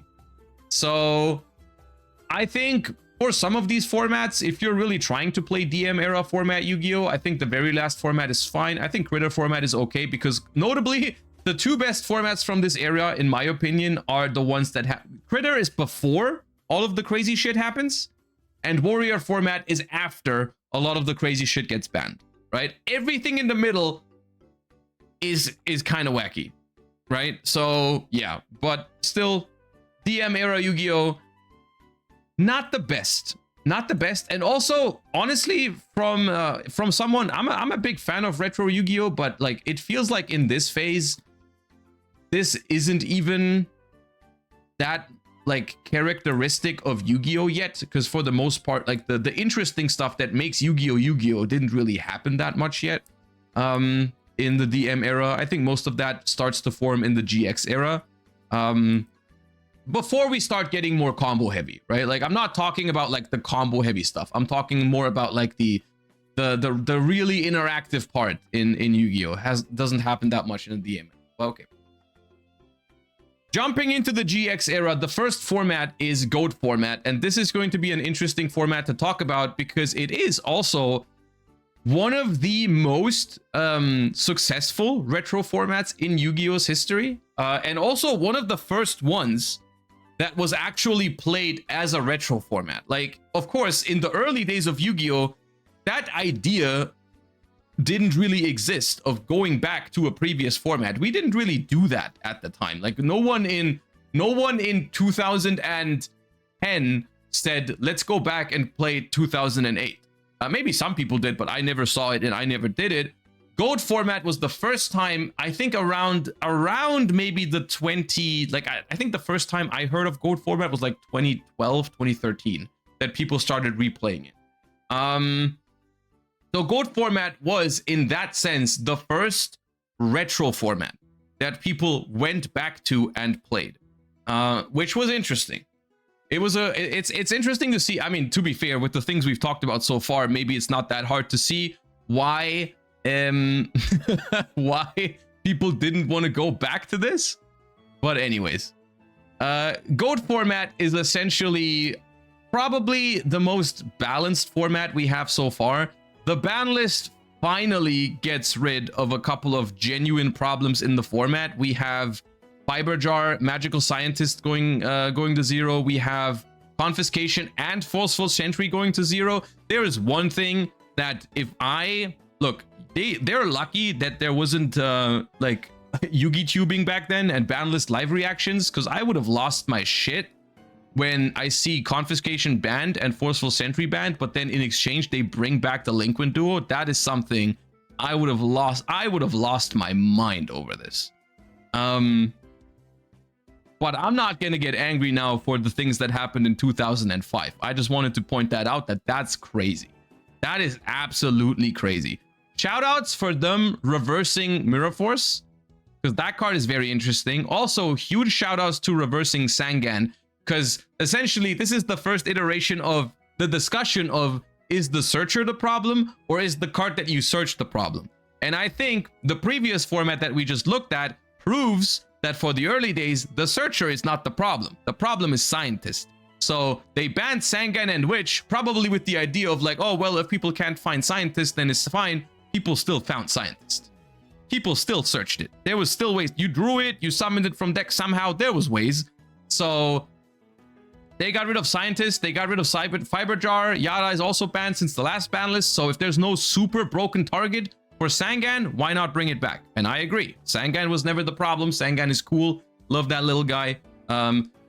Searching in the early days of Yu-Gi-Oh! Is one of the main ways how you have skill in those formats, I think. I mean, there's of course, like there's bluffing, there's playing around cards, there's a lot of different things, but Sangan and Mystic Tomato and such are awesome aspects of these old formats, because back then, and this is also going to sound crazy to modern Yu-Gi-Oh! Players, back then, when you searched a card, you actually made a decision. In modern Yu-Gi-Oh!, most of the time, you activate a searcher, it's like 99% you're searching the same card. Like, you just play, like, I don't know, your searcher in your deck is like copies 4, 5, 6 of your best starter in most cases. Like, Reinforcement of the Army is more copies of Raisin.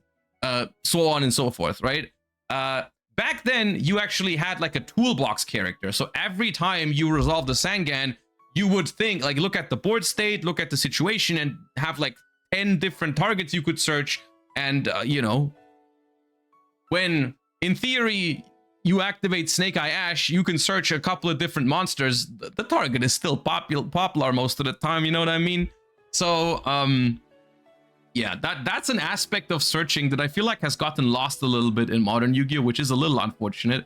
I mean, in some cases, of course, cards can search different cards, and you will have like the choice maybe between 2 targets or something, but most of the time it's relatively obvious. Yeah. Anyways, GOAT format. This, I think, is the best format to go to if you want to experience DM era Yu-Gi-Oh!, which is funny because it is not a DM era format, but there is nothing too crazy from Yu-Gi-Oh! GX yet. Like, a lot of the things that are going to be representative of Yu-Gi-Oh! GX formats are not here yet. We do have Flaming Eternity and the Lost Millennium. Notable additions include Rescue Cat, Brain Control, Lightning Vortex. Nothing too crazy yet. So I think GOAT format was or is so successful because it is the best format to enjoy DM era Yu-Gi-Oh! Which is, once again, it's crazy because it isn't even a DM era format. So the question is, where does the best DM era format go? And this is, I'm probably going to get some hate for this, but I don't think GOAT format is that good, because I personally, this is subjective, of course, but I personally think that DM era Yu-Gi-Oh is, in terms of just how good as a game and how interesting of a game it is the worst form of Yu-Gi-Oh. So even the best DM era Yu-Gi-Oh format for me is not going to be a top tier like Yu-Gi-Oh format. I do like it. I do like to play GOAT format every once in a while. It's fun for me. It's a fun change of pace. If you're looking for that pace, then GOAT format is the best place for you to go for that pace. However, I just am not often looking for that pace. One of the other problems with GOAT format is that over time, it has been figured out to a pretty big extent, to the point where I think nowadays the best decks are decks that are not really representative of what the gameplay was at the time, which is kind of natural when you go to a retro format. But nowadays, people don't actually play GOAT control in GOAT format anymore. They play Chaos Turbo. They play Panda Burn, which is like, yeah, what it sounds like.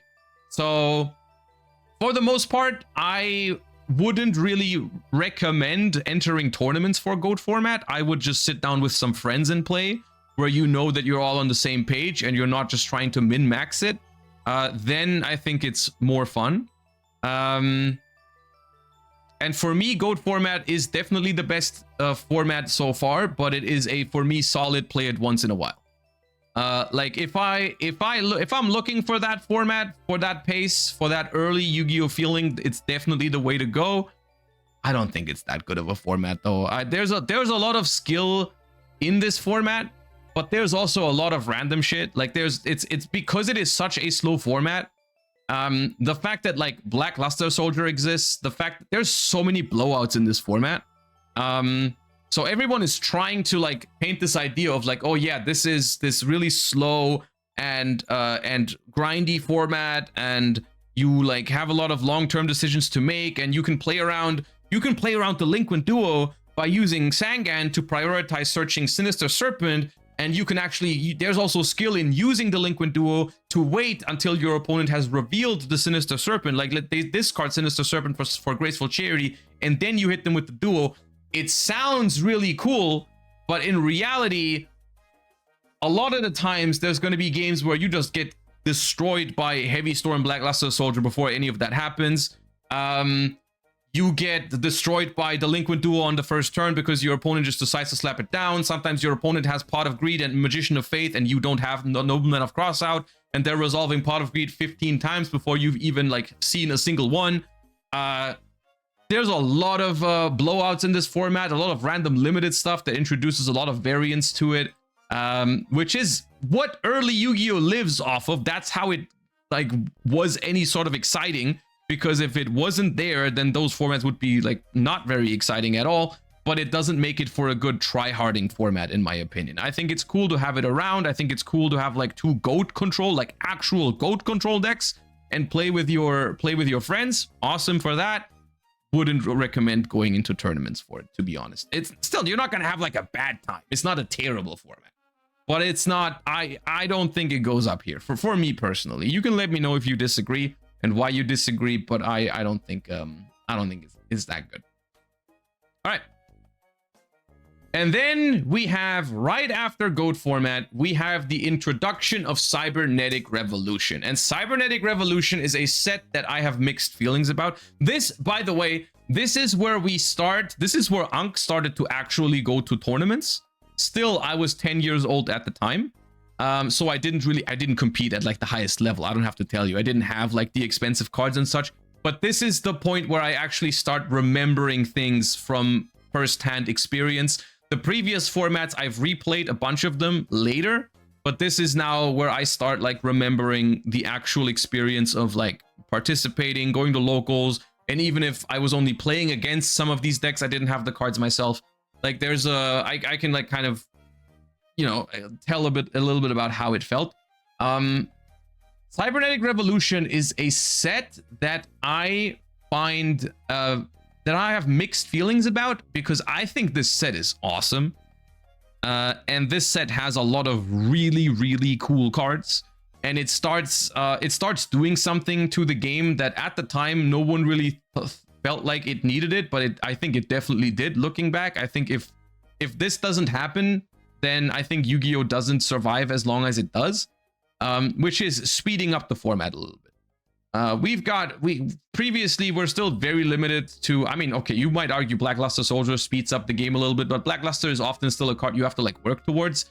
Goat format introduces Cyber format. Cybernetic Revolution introduces Cyber Dragon, which is a card that can speed up the game as early as turn 1, and it also introduces more tempo swings that are not just off of the back of like activating a super powerful spell card. Because it was just a really easy to summon 2100 beat stick. So in a vacuum, I'm a huge fan of Cyber Dragon. I actually like the introduction of Cyber Dragon into the format. There is a problem with Cybernetic Revolution, which is Cyber End Dragon and mainly Cyber Twin Dragon. And that's not actually because those cards are particularly good. You know, Cyber Twin and Cyber End Dragon are not good cards per se, but they reveal a bigger problem, which is the existence of this guy.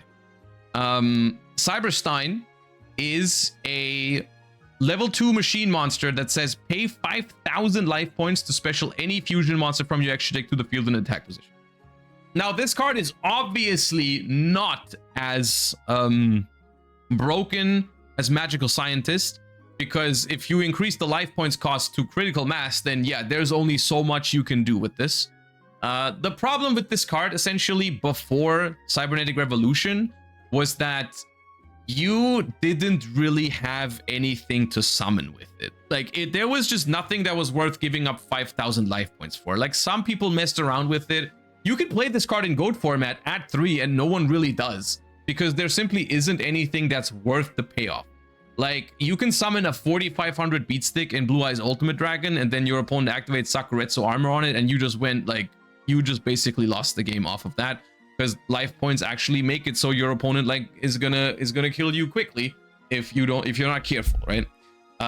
This introduces the targets for this that actually freaking slap. All right, and now we can play like we can play Cyber End and Cyber Twin, and we can actually use Cyberstein as kind of like the game closer that otherwise in this format there's really no card that closes games out like Cyberstein, other than Blackluster Soldier. Like, Blackluster Soldier is the thing that also I think makes GOAT format significantly worse, because it's way too easy to win with it. It's way too easy to kill out of nowhere in like a grindy game state.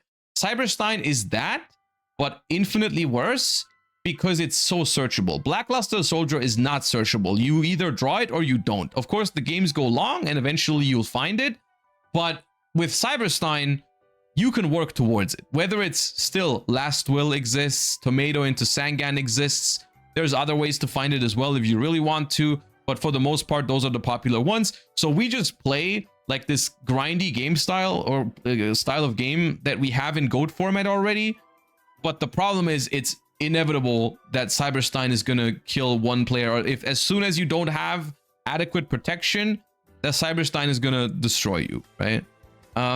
Also, you can get crazier with it. You can play cards like limiter removal as well. That card exists, so you can do infinite damage with Cyber End and Cyber Twin.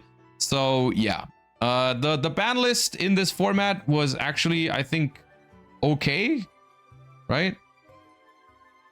Because it still is the same ban list, I believe, that they use for, yeah, this is still the GOAT format ban list, but it's just with Cybernetic Revolution, which is just all the negative things that I said about GOAT format, I think apply here as well.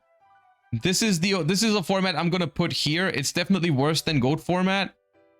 I think there is one reason to play it, and only one, and one reason only, which is that if you love Cyber Dragon and you want to experience the first Cyber Dragon format, you could do it. Actually, no, I'm going to put it down here. Realistically, if you want to experience Cyber Dragon gameplay, you have plenty of years afterwards to do that. There's more things with Cyber Dragon to come. You can play Cyber Dragon all the way up until like Edison format, and even in like Tengu Plant format you can. So nah, dude. I guess if you want to experience the very first Cyber Dragon format, then this is the one. But I think there's better ways to play Cyber Dragon if you want to, and Cyber Dragon is awesome. Yeah. Then we have Reaper format. Reaper format is a GX era format shaped by an aggressive ban list that hit goat control and combo decks. The latest core sets are Elemental Energy and Shadow of Infinity. Notable additions include Treeborn Frog, Pot of Avarice, which are two of the most beautiful cards to this day that they have ever made. I love both of these cards to death. Treeborn Frog and Pot of Avarice are awesome. And then there's Dark World, which is not the most fun archetype, but it's the first iteration of Dark World, which isn't great yet. Delinquent Duo, Graceful Charity, and Pot of Greed are now forbidden. The Good Last Will ruling is in effect, which is a major boost to the Stein Monarch deck.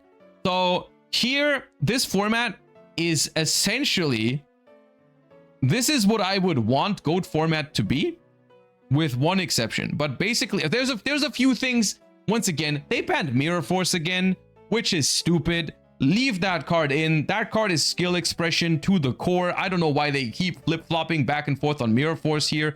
It's clearly not as problematic as all the other cards in the format, but it does a lot of good things from GOAT format, right? It removes the Saki one-ofs. It removes Blackluster Soldier. It removes Delinquent Duo. It removes Graceful Charity. It removes Pot of Greed, which is all awesome. They didn't have to go that hard on my Bowie Tribe Infecting Virus. That card is pretty cool. They didn't have to go that hard on Mirror Force. I think banning Ring of Destruction is fine. But like Mirror Force and Tribe, they could have left alive. I think Sinister Serpent is also fine. But whatever. They got rid of a lot of the problems from GOAT format. The entire Trinity was banned. And then they bring back Confiscation. It's so confusing to me. It is so confusing to me. Why are we doing this? Can someone enlighten me? I can only imagine one possible like explanation for this, which is that they didn't want the people to be mad when they bought those cards, right? Because in the early days, I would imagine like those staple cards, which had typically high rarities, they were kind of expensive. So it was like, you know, we kind of need to get rid of your confiscation, but we're going to bring it back every once in a while. So if you spend a couple of like if you spent like $30 on it, then hey, you can play it again for a little bit. I don't know. It's so stupid to me. Like it clearly these cards are problems, and it was on the ban list, but then it was just a joke for one ban list, so they bring it back. I have no idea, no justification for this. Very weird. This format would be infinitely better if it didn't have a random one of confiscation in it, but here we are. Funny. Yeah. The biggest problem with this, unironically, I think this format is pretty good, except for the fact that they just didn't hit Cyberstein, which is once again crazy. They have a track record, especially in the early days of Yu-Gi-Oh, to be just way too late on these things. Where like literally this is a good ban list with maybe a few exceptions that I disagree with, but just leaving alone the best like OTK tool is kind of crazy. This format, essentially, this format is pretty much like the recent OCG ban list, where it is clearly aimed at the previous meta decks in GOAT format, where no one played Cyberstein yet. It was not targeted at anything in Cybernetic Revolution. It basically had no foresight. It was just hindsight. Cyberstein was still a prize card. Nobody was playing it. Yeah, that could also be a reason. Because of course, like I think Cyberstein actually, hold up. I don't actually think this is true. I think Cyberstein was reprinted relatively quickly, but let me check before I make shit up. So Cyberstein had already been printed. Like Cyberstein was a Shonen Jump promo in the beginning, but Cyberstein is in Dark Beginning 2 as a rare, which is in July of 2005. So yes, it's already reprinted. It's already reprinted at this point. People already have access to it, and I'm sure people already played it. But they just like what this ban list does is pretty much what the latest OCG ban list does too. It just hits the previous stuff. And I'm assuming maybe one of the reasons to not hit Cyberstein is to sell Cyber End Dragon and Cyber Twin Dragon, because both of those cards didn't really make it into decks otherwise yet. So, you know, if people are using Cyberstein to summon them, that makes Cybernetic Revolution sell better, I would assume. So, yeah. But as a result, this format that could have been pretty good, in my opinion, still has Cyberstein.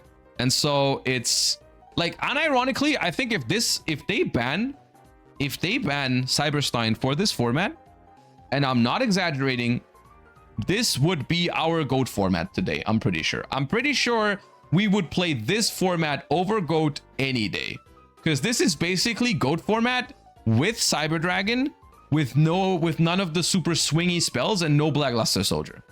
It would be more fun for experiencing the gameplay at the time. If you sit down with a friend, just say, let's play without Cyberstein, let's play without Confiscation, and let's play Reaper format. And I'm pretty sure you end up with a more fun experience, I think. But that's not what happened back then. Okay. Which one corresponds to Edison? Oh, we'll get to Edison. In approximately 6 hours, we'll reach Edison format. Chaos Return format, August 2006. Chaos Return is a GX era format shaped by the return of Graceful Charity and the second Magician of Faith.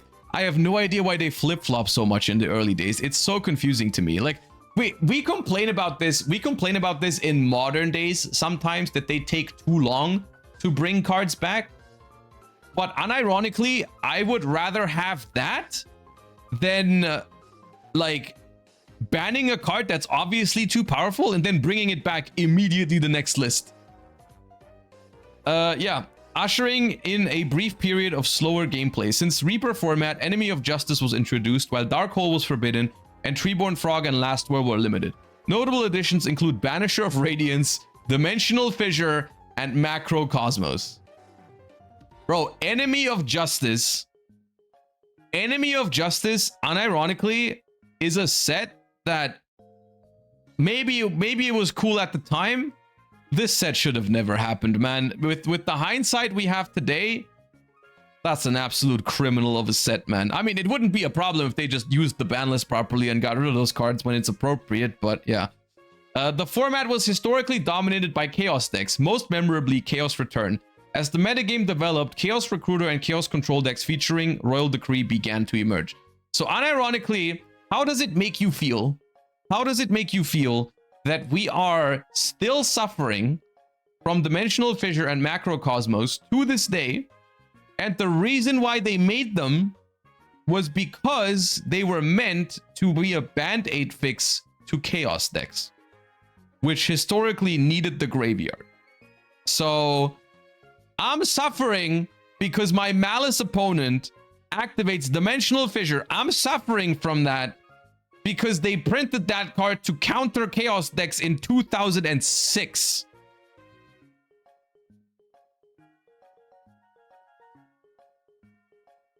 Which is crazy. And what would you know, the best decks in this format are still Chaos. This idea of making band-aid fixes is not new, and it didn't work in 2006, and it doesn't work now. It's a bad practice. There's only two answers. There's only two answers to this, which is number one, design cards and decks properly to begin with and more carefully to make sure this doesn't happen. And number two, ban the cards that are the problems. It's unfortunately, in a world without rotation, those are the only feasible things to do. There is no other option. It doesn't work. Dimensional Fissure and Macrocosmos came out 20 years ago. They didn't kill graveyard decks back then, and we're still suffering from those floodgates to this day. So yeah, the best deck in this format is Chaos Control, which has a lot of really fun aspects to it. It still plays Cyberstein in most decks. So literally the problem that I have with this, I'm looking at this, and literally everything here screams fun, interactive, back and forth gameplay We've got your Mystic Tomato, Sangan, Breaker, Cyber Dragon, Spirit Reaper, Zaborg, Chaos Sorcerer, Treeborn Frog. It's awesome. It's awesome stuff. This is the stuff that I'm starting to feel really nostalgic for. Like the Cyber Dragons, the Zaborgs, the Treeborn Frogs. Like, this stuff is awesome, right? The problem is that you're not really playing. It's only a illusion of grindy back and forth gameplay, because at the end of the day, it still is about who finds the Cyber Dragon first to go for game. So it's like a rush to push the opponent under 5,000 life points to make sure you can't get cheesed by Cyberstein, and then you're playing a good format. But there's like countless written feature matches from back in the day where people just open Heavy Storm Cyberstein limiter game. Yeah, so once again, I think it could be a good format to revisit, but because Cyberstein exists, it's unfortunately not great. If you play this with a friend, remove Cyberstein and you're gonna have an awesome time, unironically. It's a cool format. It really is.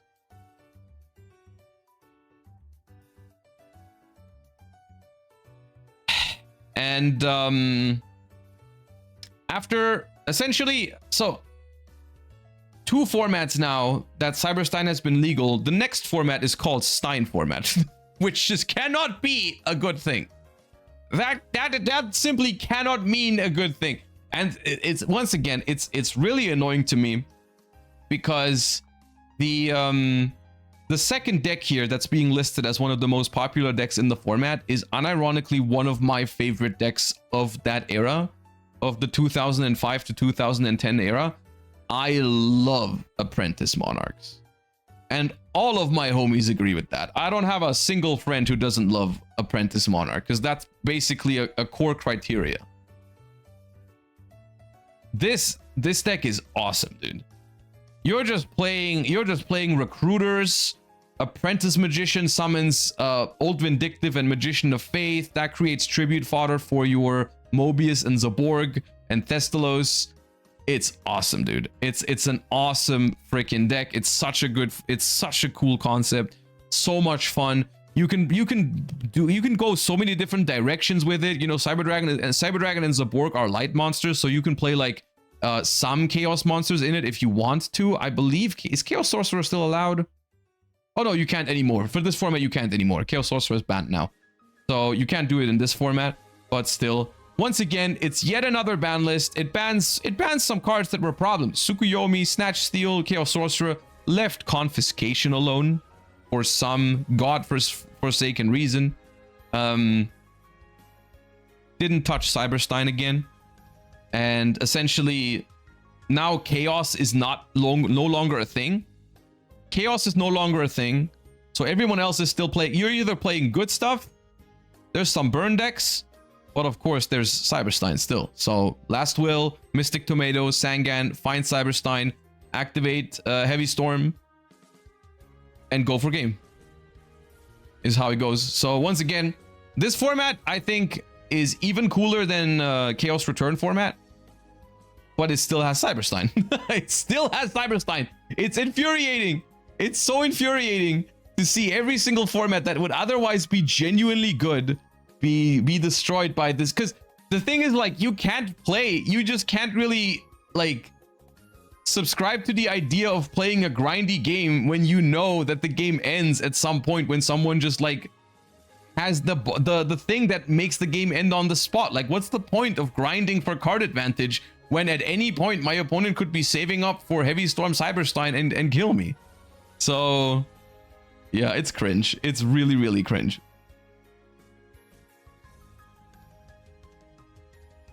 And then finally, Chimera Tech format. Chimera Tech is a GX era format defined by the game's first emergency ban, which hit Cyberstein. So this ban list is basically the same ban list, but without Cyberstein. They actually did that for the first time. I don't exactly remember how it was communicated at the time. It's also crazy to call it an emergency ban list, because this card has been around for like a year now or longer. So it's not really an emergency. It's not like a no one could have seen this coming situation. It's just a The way it probably went was they probably did the previous ban list that resulted in Stein format, and then everyone was unhappy and they realized it, and then they were like, okay, you know what, we actually have to get rid of this thing. We have to actually get rid of this thing. So yeah, the ban list is the exact same as before, but without Cyberstein. And it also introduces the gadget structure deck, which is going to be very, very impactful immediately, but also in the longer turn. Which now makes Monarchs the best deck, essentially. Whether it's, you can play this as like Apprentice Monarchs, you can just play good stuff Monarchs here. We have Treeborn Frog to create tribute fodder. We have Gravekeeper Spy. We have stuff like Brain Control to tribute for the Monarchs. We have Cyber Dragon. So just like a pretty cool back and forth like gameplay loop with this. This is a really fun deck to play. It does have triple trap dust shoot, which is like a thing that's been around for a while now actually, but people didn't really play it as much. Even in gold format, you can technically play 3 trap dust shoots. The problem with trap dust shoot, which is weird because the card is obviously so broken in modern Yu-Gi-Oh, or would be so broken in modern Yu-Gi-Oh, because the game is not that centered around the first turn anymore. Like the restriction of your opponent having to have 4 cards in hand actually does meaningfully impact the viability of this card. Because like if you draw a confiscation in the middle of the game, it's no problem. You can just look at your opponent's hand anyways. Even if they only have 1 or 2 cards in hand, it's fine. Trap Dust Shoot is a horrible draw mid-game in a lot of game states, which is why it's not even played as a 3-of staple in this format. But yeah, the Monarch decks in this format are pretty cool. This format is fun. It does have other decks in the mix that actually like still try to OTK the opponent, but at least these formats or these decks are more dedicated to that. Like Machine OTK is a deck here. Also, it introduces my first favorite card of all time, which was Cyber Phoenix. I loved Cyber Phoenix as a kid. I still do. This is my favorite card from this era, probably. I love this card. Yeah. Machine is essentially like a dedicated OTK strategy. It has access to limiter removal, it has access to future fusion, has access to overload fusion, which summons out Chimera Tech, which is what this format is named after. So you still have Apprentice Monarch, you got Dark World Monarch, you got Bazoo Return. Everything here is based. Machine OTK is a little bit special in terms of how fun it is to play against it at that time. Like basically all of these decks have a pretty fun grind game with each other, except Machine OTK. Machine OTK is like the odd one out because you're just trying to prepare for a couple of turns and then kill with Chimera Tech Overdragon. I would argue that these early formats would benefit a lot from if they removed the mass spell trap removal. Like the fact that Heavy Storm and Giant Trunade are in this format makes it significantly worse because it opens you up to just getting OTK'd out of nowhere, which I think are those are the least fun games in this format. But I do think this is one that I find I rate this one higher than the previous formats. This one's fun. This is just like taking Cyberstein out of these formats makes them significantly better because no longer every deck can OTK. The machine deck still can, but that is just one deck in the format. So you have like a solid portion of decks in the format that you can play really grindy Monarch games against, which is awesome. This is my childhood right here. Like the Monarch gameplay is like my childhood pretty much, and you get a lot of it in this format. Not the best one yet. We will get into it. It gets better, but this one's all right. This one's all right. And then we have Demise. Demise is dude. Whenever we're making steps, Yu-Gi-Oh has this history of making steps in the right direction and then making a full 180. Demise is a GX era format known for its explosive gameplay and open-ended deck building, and it's very similar to the next format, Trooper. Since Airblade format, Strike of Neos was introduced, while Graceful Charity was forbidden, Dimension Fusion and Giant Trunade were limited. Notable additions include DD Crow, Advanced Ritual Art, Pulling the Rug, and the 6 Samurai archetype. Okay, so Demise format is called Demise after this card right here. Demise, the King of Armageddon. This card can only be ritual summoned with the ritual spell card End of the World. This is not true. It's being ritual summoned in other ways. By paying 2,000 life points, destroy all cards on the field except this card. So this card doesn't seem that crazy. You know, pay 2,000 life points and wipe the board is like, it's powerful in that era, but nothing too crazy. Also just 2,400 attack. So how does this OTK ever? Well, the combo for this is essentially, you try to assemble a Demise. You have priority still at this time, so you can use the Demise King of Armageddon effect, even if they have something like Book of Moon or whatever. You can still blow up the board, even though it's not a quick effect. The plan is, because you're paying 2,000 life points, you're going to have less life points than your opponent. So you can use Megamorph to double the attack of Doomdozer, which is 2,800, banish 2 insects from your grave to special summon it.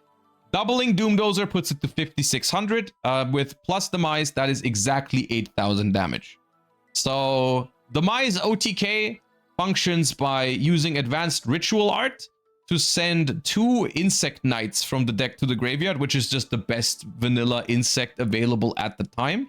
And that puts 2 insects in your graveyard, and you can then summon Doomdozer because you're banishing 2 insect knights from the graveyard. Alternatively, if you don't have Megamorph, you can also use Metamorphosis because Demise is level 7, so you summon out Twin Dragon, and then Twin Dragon plus Doomdozer is game, right? And the board is going to be open because you have Demise, which is a big deal because there's other chainables in the format otherwise, like Scapegoat, that would ruin other sorts of like OTKs, right? Like if you start with Heavy Storm and your opponent chains Scapegoat, well, that's tough luck because you might not be able to do it. Oh, yeah, it's not level 7, it's level 8, but Twin Dragon is also level 8, I think, my bad. Or you contribute the Doomdozer as well. Wait, this is also level 8, yeah. But yeah, I think Twin Dragon is level 8. In my head, I thought it was 7, but okay.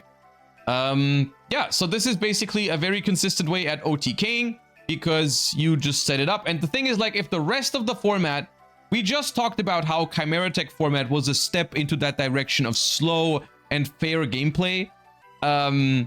If you discover something that is significantly faster than the other decks in the format, that has the potential to become the best deck in the format. So this deck essentially ruined this idea of slow back and forth by just being like, let me set up for a couple of turns, let me assemble my combo pieces, then I'm going to activate my Heavy Storm or whatever, and I'm gonna go in. And sometimes you didn't even need Heavy Storm because Demise would clear the back row for you, right? That's one of the bigger deals as well in this format. You don't care about some of the back row as long as your Demise blows it up. Also, Demise is just a good card in general. This is also the introduction of, hands down, I said Apprentice Monarch was one of my favorite decks of this era.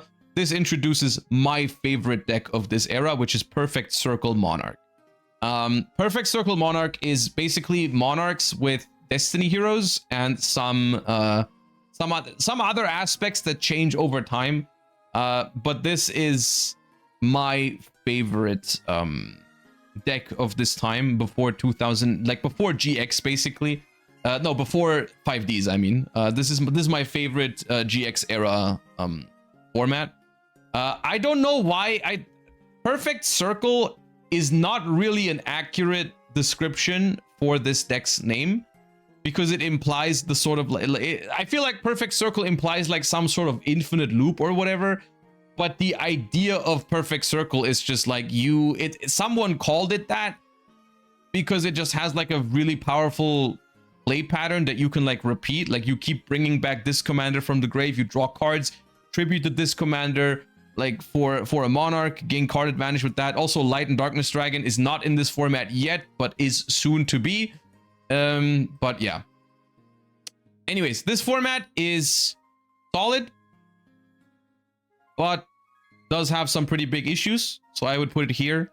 It could be a good format if not for some of the issues that it has. Thankfully, some of those issues are being fixed soon. And we are going to talk about that in a second into what is going to be my favorite format we've talked about so far. But before we get there, we have to talk about Trooper format. Trooper format is the format right after Card Trooper came out, most importantly. I mean, that is... Trooper is technically already in Demise format, I'm pretty sure. But since Demise format, Force of the Breaker was introduced while Magical Stone of Excavation was emergency limited. Oh yeah, because in Demise format there is Diamond Dude Turbo. Oh, dude, I forgot about this. Yeah. This is like this is a crazy deck. This is an absolutely insane, crazy deck. It's this deck is basically one of the first iterations of like Solitaire in Yu-Gi-Oh, where you use like Dark Magician of Chaos with Monster Gates and Dimension Fusion to just keep looping and building a crazy board. But yeah. Didn't this skip Airblade? It skips Airblade on Format Library because that format is kind of fake. It lasted like a week or two, so yeah. Actually, you know what? I forgot about Diamond Dude Turbo. We're putting it down one more. We'll see more Diamond Dude Turbo in the upcoming formats, though. You'll get more context for it. So Trooper format limits Stone Excavation, and this is where the real shit comes out. All right, this is where we get Ryza the Storm Monarch, which, if Ryza the Storm Monarch is not your favorite monarch, I don't know if we can be friends. I don't know if we can be friends if Ryza is not your favorite monarch. I honestly, I don't know. I'm not sure. That card is awesome, but it also Caius is acceptable. I'll accept you. I'll accept you if you say Caius, but I will think less of you a little bit. Anyways, Perfect Circle Monarch is just another iteration of this deck with triple Card Trooper and Machine Duplication. So Card Trooper is a card that, like, on paper doesn't seem that crazy. Most importantly, in this format, there are a couple of good cards you can mill with Card Trooper. You've got Treeborn Frog, you've got this commander, you've got Malicious. So there's a random chance that Card Trooper just nets you a free plus in that moment because you hit one of those.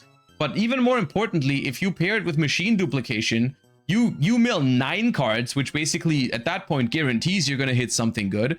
You get 3 beat sticks with 1900 attack, which for an OTK deck, that wouldn't be special, but for that to happen in a regular, like, fine deck, like just a grindy game, and then all of a sudden your opponent summons 3 Card Troopers, 1900 attack, which all draw a card when they die, by the way, is pretty sick. Now, of course, Card Trooper is searchable, but you don't really play that many Mystic Tomatoes in this format. You can. But Sangan is at 1, so it's not super easy to search Trooper, and it's your only target for Machine Duplication, so people, as a result, don't often play triple Machine Dupe. They just play like 1 or 2. But if it does happen, it is pretty sick and pretty strong.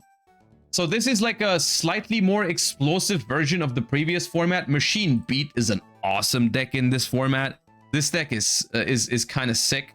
I kind of love going back and playing some Ryza and Cyber Phoenix. I have a version of this deck built for retro gameplay for this format, which is pretty cool.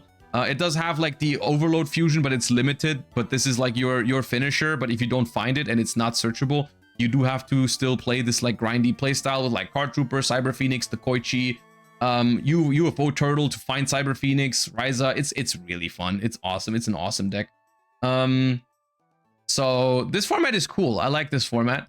It's gonna get even better, but this format is solid. Like, if you want to experience triple Card Trooper, you can go back and play this every once in a while. Like, this is not bad. This is some good stuff. This is some good stuff. GX era Yu-Gi-Oh in this format. I like it. And then we have a new addition into the format, which is Zombies. So this is the introduction of Tactical Evolution, and Snatch Steal and Ring of Destruction were forbidden. Card Trooper, Brain Control, Trap Dust Shoot were limited, which most notably gives us one of the first examples of a really, really interesting and meaningful limit. Previously, in a lot of cases, the limiting of a card, all that it meant was you would draw it less often. With Card Trooper, because Card Trooper was so commonly played with Machine Duplication, it actually had meaningful impact on that particular combo because you could no longer Machine Dupe Card Trooper. It was still a good card, and you did draw it less often now because it was no longer at 3, but like most importantly, it didn't ban it because Card Trooper in a vacuum isn't that good. Right? Like in a vacuum, Card Trooper isn't that crazy. It's a fine card to exist. It's a good Yu-Gi-Oh card. The problem was that, you know, if you pair it specifically with Machine Dupe, it was an issue. So limiting it was a very smooth way around that. They could have also banned machine duplication, I guess, but I think this was also fine. Notable additions include Elemental Hero Neo's Alias, who I also love. That's going to be a cool card moving forward, but not in this format just yet. Illblood, Zombie Master, Dark Bribe. The metagame was quite diverse, with many decks being able to compete. Notably, the zombie deck was arguably tier 1 for the first time, despite several attempts to support it since Pharaonic Guardian. Yeah, so this zombie deck here has Goblin Zombie on the picture, which is not accurate because Goblin Zombie is Phantom Darkness, so that's not a thing here yet. The zombie decks at the time look like this, which is like basically Zombie Master is a pretty cool card, and Cut of Safe Return is at 3. So it's kind of interesting actually that there hasn't really been a deck that tries to abuse Card of Safe Return yet. But it simply is like in other decks, you don't have enough ways to revive cards off the grave consistently to play Card of Safe Return. Also, Card of Safe Return disables one of the most important graveyard recursions, which is Treeborn Frog. So in other decks, it's basically limited to, well, we've got Premature Burial and Call of the Haunted, and we're not really playing Card of Safe Return for this. Zombies, on the other hand, have Zombie Master, which has to discard a card to revive a zombie, meaning that with Card of Safe Return, you basically get your card back for free. And you have Book of Life as well, which is just another, like a monster reborn for zombies that also banishes a card from your opponent's graveyard, which is exceptionally strong in this format because we have Treeborn Frog, because we have Malicious, this commander. Like, this is really good against Perfect Circle. So this deck is awesome too.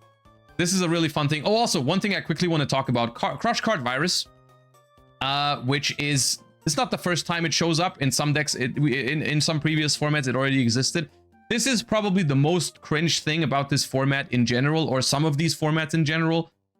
This card is powerful, but that's not the problem, because this card is like against most decks. Like, you play against Perfect Circle Monarchs, right? And like a Crush Card Virus is basically it's gonna take away the Monarchs from your opponent's hand, but it's basically going to leave alone all of the other things, like your Mystic Tomatoes, your Militias, your Sangans, your Fearmongers, your Spirit Reapers, your Card Troopers, your Gravekeeper Spy. All of that stuff survives if you get hit with Crush Card. So it's a powerful card, but you do have to tribute one of your own cards, so you do pay 2 cards to do it. So if you're hitting like 1 or 2 cards out of your opponent's hand, it's powerful. It's a really powerful card. The problem is that it was a Shonen Jump price card, which is the equivalent to a YCS price card these days, but even worse, because back then there was no super rare version. It was only the winner who got it, which you can imagine how that goes for a competitive game where a card is basically a staple and you can only get it by winning a Shonen Jump championship, which is really cringe. So this is something, for me, at that time, I didn't even ever experience Crush Card Virus gameplay because no one around me, no one at my locals, no one at any of the tournaments I would regularly go to had access to it. So in reality, like, of course, when people play this format as a retro format, they can just play it because now it's been reprinted or they play online. Back then, bro, no one had it. I don't know, maybe at like Shonen Jumps and stuff, which I didn't play the big tournaments back then. We didn't have Shonen Jumps in Europe. We had what was it called, like Pharaoh Tour. I'm sure it was a thing for people at the playing like the Pharaoh tours and stuff. I never did. So for my experience of the format, it didn't really impact it because yeah, I didn't have Crush Card, but neither did anyone else. So whatever. Yeah, but it was cringe. It's something worth pointing out. Yeah. So this format is cool. This format, in my opinion, is better than Trooper format. I like it a ton. I think the zombie deck is a fun addition to the format. Of course, sometimes it high rolls you with Card of Safe Return, but it's a solid format. I like both of these. I think these are awesome. And then we have the Perfect Circle format, which is the end of 2007 / beginning of 2008. Perfect Circle is a GX era format known for its methodical gameplay. Since zombie format, the Gladiator's Assault and structure deck Rise of the Dragon Lords were introduced. Notable additions include Light and Darkness Dragon, Foolish Burial, Trade-In, Dimensional Prison, and the first wave of Gladiator Beasts. The metagame is centralized around the Perfect Circle Monarch deck, which used the Destiny Hero engine combined with Ryza and Light and Darkness Dragon to control the game. This is my favorite GX era format. This format is awesome as hell. Whether you play it with Crush Card or not, I guess is up to you. Because once again, at the time, Crush Card still a price card, so pretty much unavailable to 99.9% of Yu-Gi-Oh players. Other than that, I recommend if you want to go back to a time where Yu-Gi-Oh didn't even have synchros yet, and you want the one format, I think this format is better than GOAT format. I don't think it's close. Personally, I think it's crazy that GOAT format got popular before this got popular. I think this format is freaking sick. For me personally, this is a top tier retro format. I got Perfect Circle Monarch decks built, and I play them somewhat regularly, and it's just good stuff, man. It's just a fun format. I don't know what to say. I think to maximize the fun, because I mean, you can't really play this at tournaments at the moment because people aren't really, I haven't really seen people talk or play this format that much. Maybe it's just my subjective opinion of it that I like it so much, but I think this is the best format from GX era. I don't think it's close. And I think if you play with friends, you might as well play without Crush Card Virus. Of course, if you're going to tournaments, then people are going to play it. But if you just remove Crush Card from this format, it's peak. But even with Crush Card, honestly, it's fine. There's ways to play around Crush Card. Most of the main deck monsters don't actually get hit with Crush Card. The most unfair thing in this format, I suppose, is when like Trap Dust Shoot is activated in an awkward spot, or like a Light and Darkness Dragon comes down, but you don't have an answer to it. Light and Darkness Dragon is typically a card that you will have an answer for, though, in this format. I mean, something as simple as setting up Treeborn Frog already is an answer to Light and Darkness Dragon, because you can just activate Treeborn Frog over and over and over again at that time with the early text. So yeah, this format is great, and I like it. Maybe it goes here because it is not without flaw, but no format really is without flaw. I think for most people, they would probably experience it as a very good retro format. For me personally, it's top tier, just because it's the one option that if I want to play GX era Yu-Gi-Oh, this is definitely the one I go to. Maybe Zombie, like maybe it's slightly better than the Zombie format, I think. Yeah, I think here is fair. I think here is fair. I like it a lot. I really like it a lot. And then do you guys know what happens whenever there's a really good format in Yu-Gi-Oh?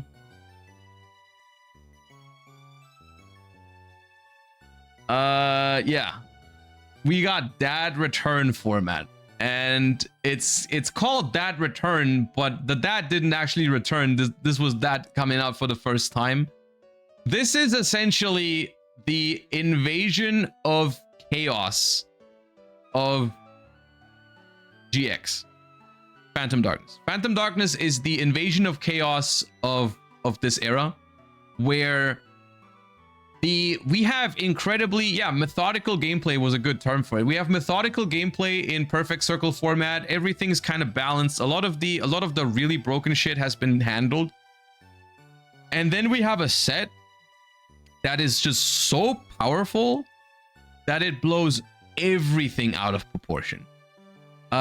In Phantom Darkness, we have Dark Arm Dragon, Allure of Darkness, Dark Grepher, Cyber Valley, Caius the Shadow Monarch is in a structure deck, but also comes out here. Monster Reborn is unbanned. The metagame revolves around the infamous Dad Return deck, which uses Dark Arm Dragon, Dimension Fusion, return from the different dimension to make explosive pushes. So here's the thing. Unironically, this deck itself is not that horrible of an experience in a retro sense.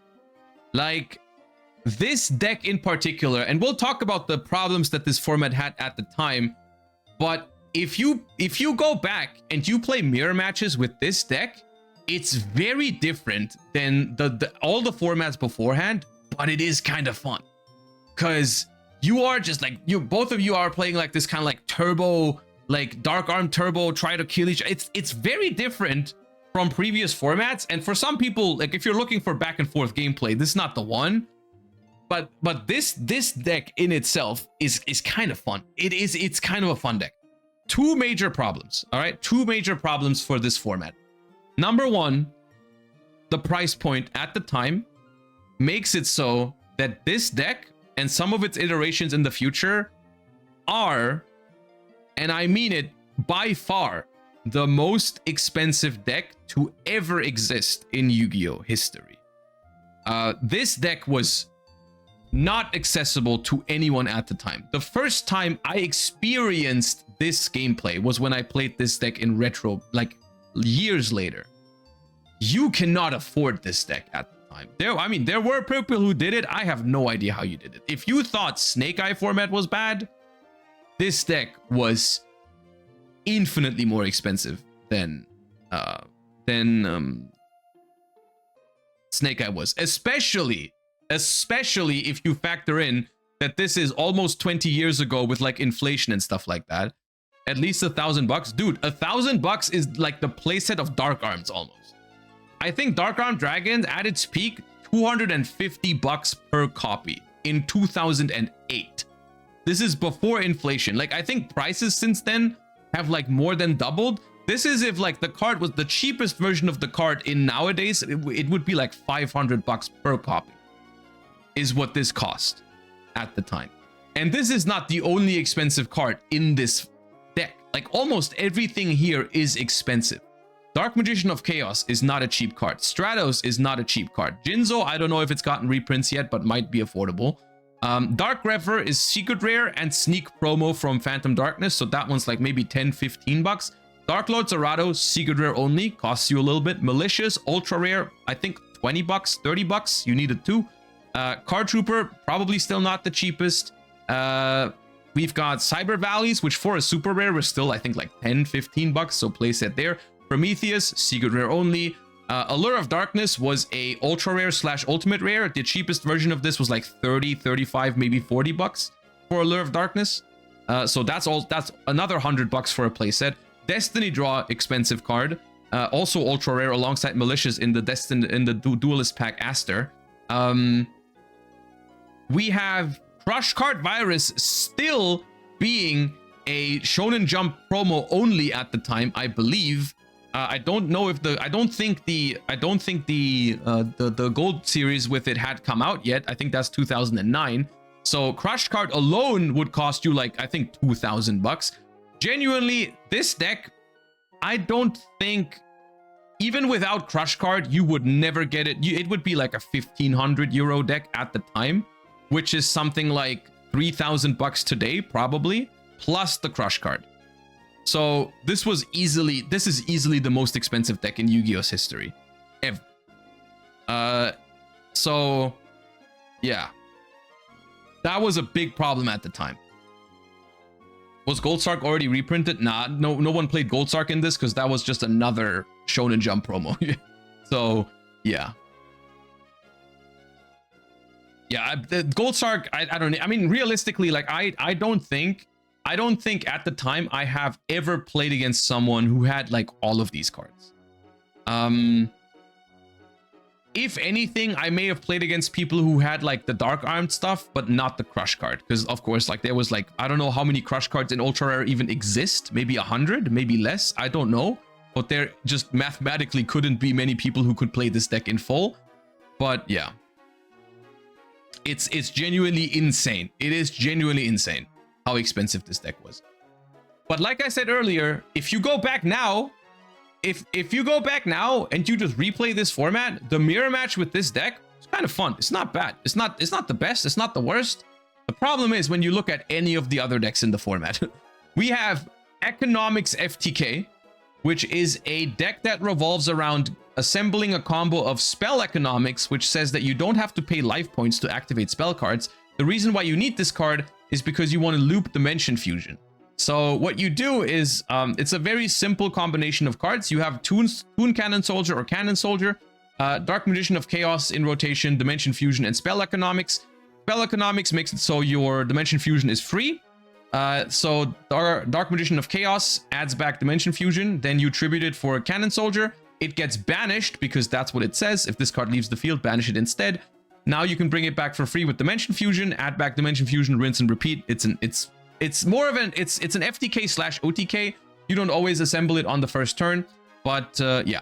This is also partially enabled by a abundance or an overabundance even of spell cards that draw you cards. We have Destiny Draw and Allure of Darkness, which are super generic ways to draw your entire deck. We have Upstart Goblin, we have Hand Destruction, we have Magical Mallet, we have Toon Table of Contents to find the Toon Cannon Soldier and thin the deck. So you just draw a bunch of cards. You have Cyber Value plus Machine Duplication to draw more cards. Looking back at this, honestly, I think Machine Duplication was the problem. They probably should have banned Machine Duplication instead of hitting my boy Card Trooper. I think maybe that's a hot take, but I feel like Machine Duplication has turned out to be a problematic card multiple times, and Card Trooper was just, well, good. So I think they should have gotten rid of Machine Duplication, but yeah. This deck aims to draw the entire deck and basically FTK or OTK with that combo, so that's miserable. And then we have Diamond Dude Turbo, which is like the... Diamond Dude Turbo is like the... I don't know how to put it.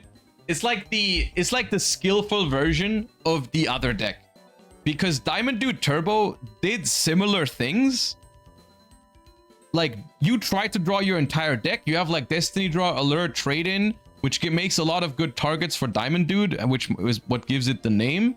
You try to turbo you through your deck, but instead of doing like the OTK slash FTK with spell economics, you just do some really crazy board building, and also sometimes some really fun combos with Cyber Valley.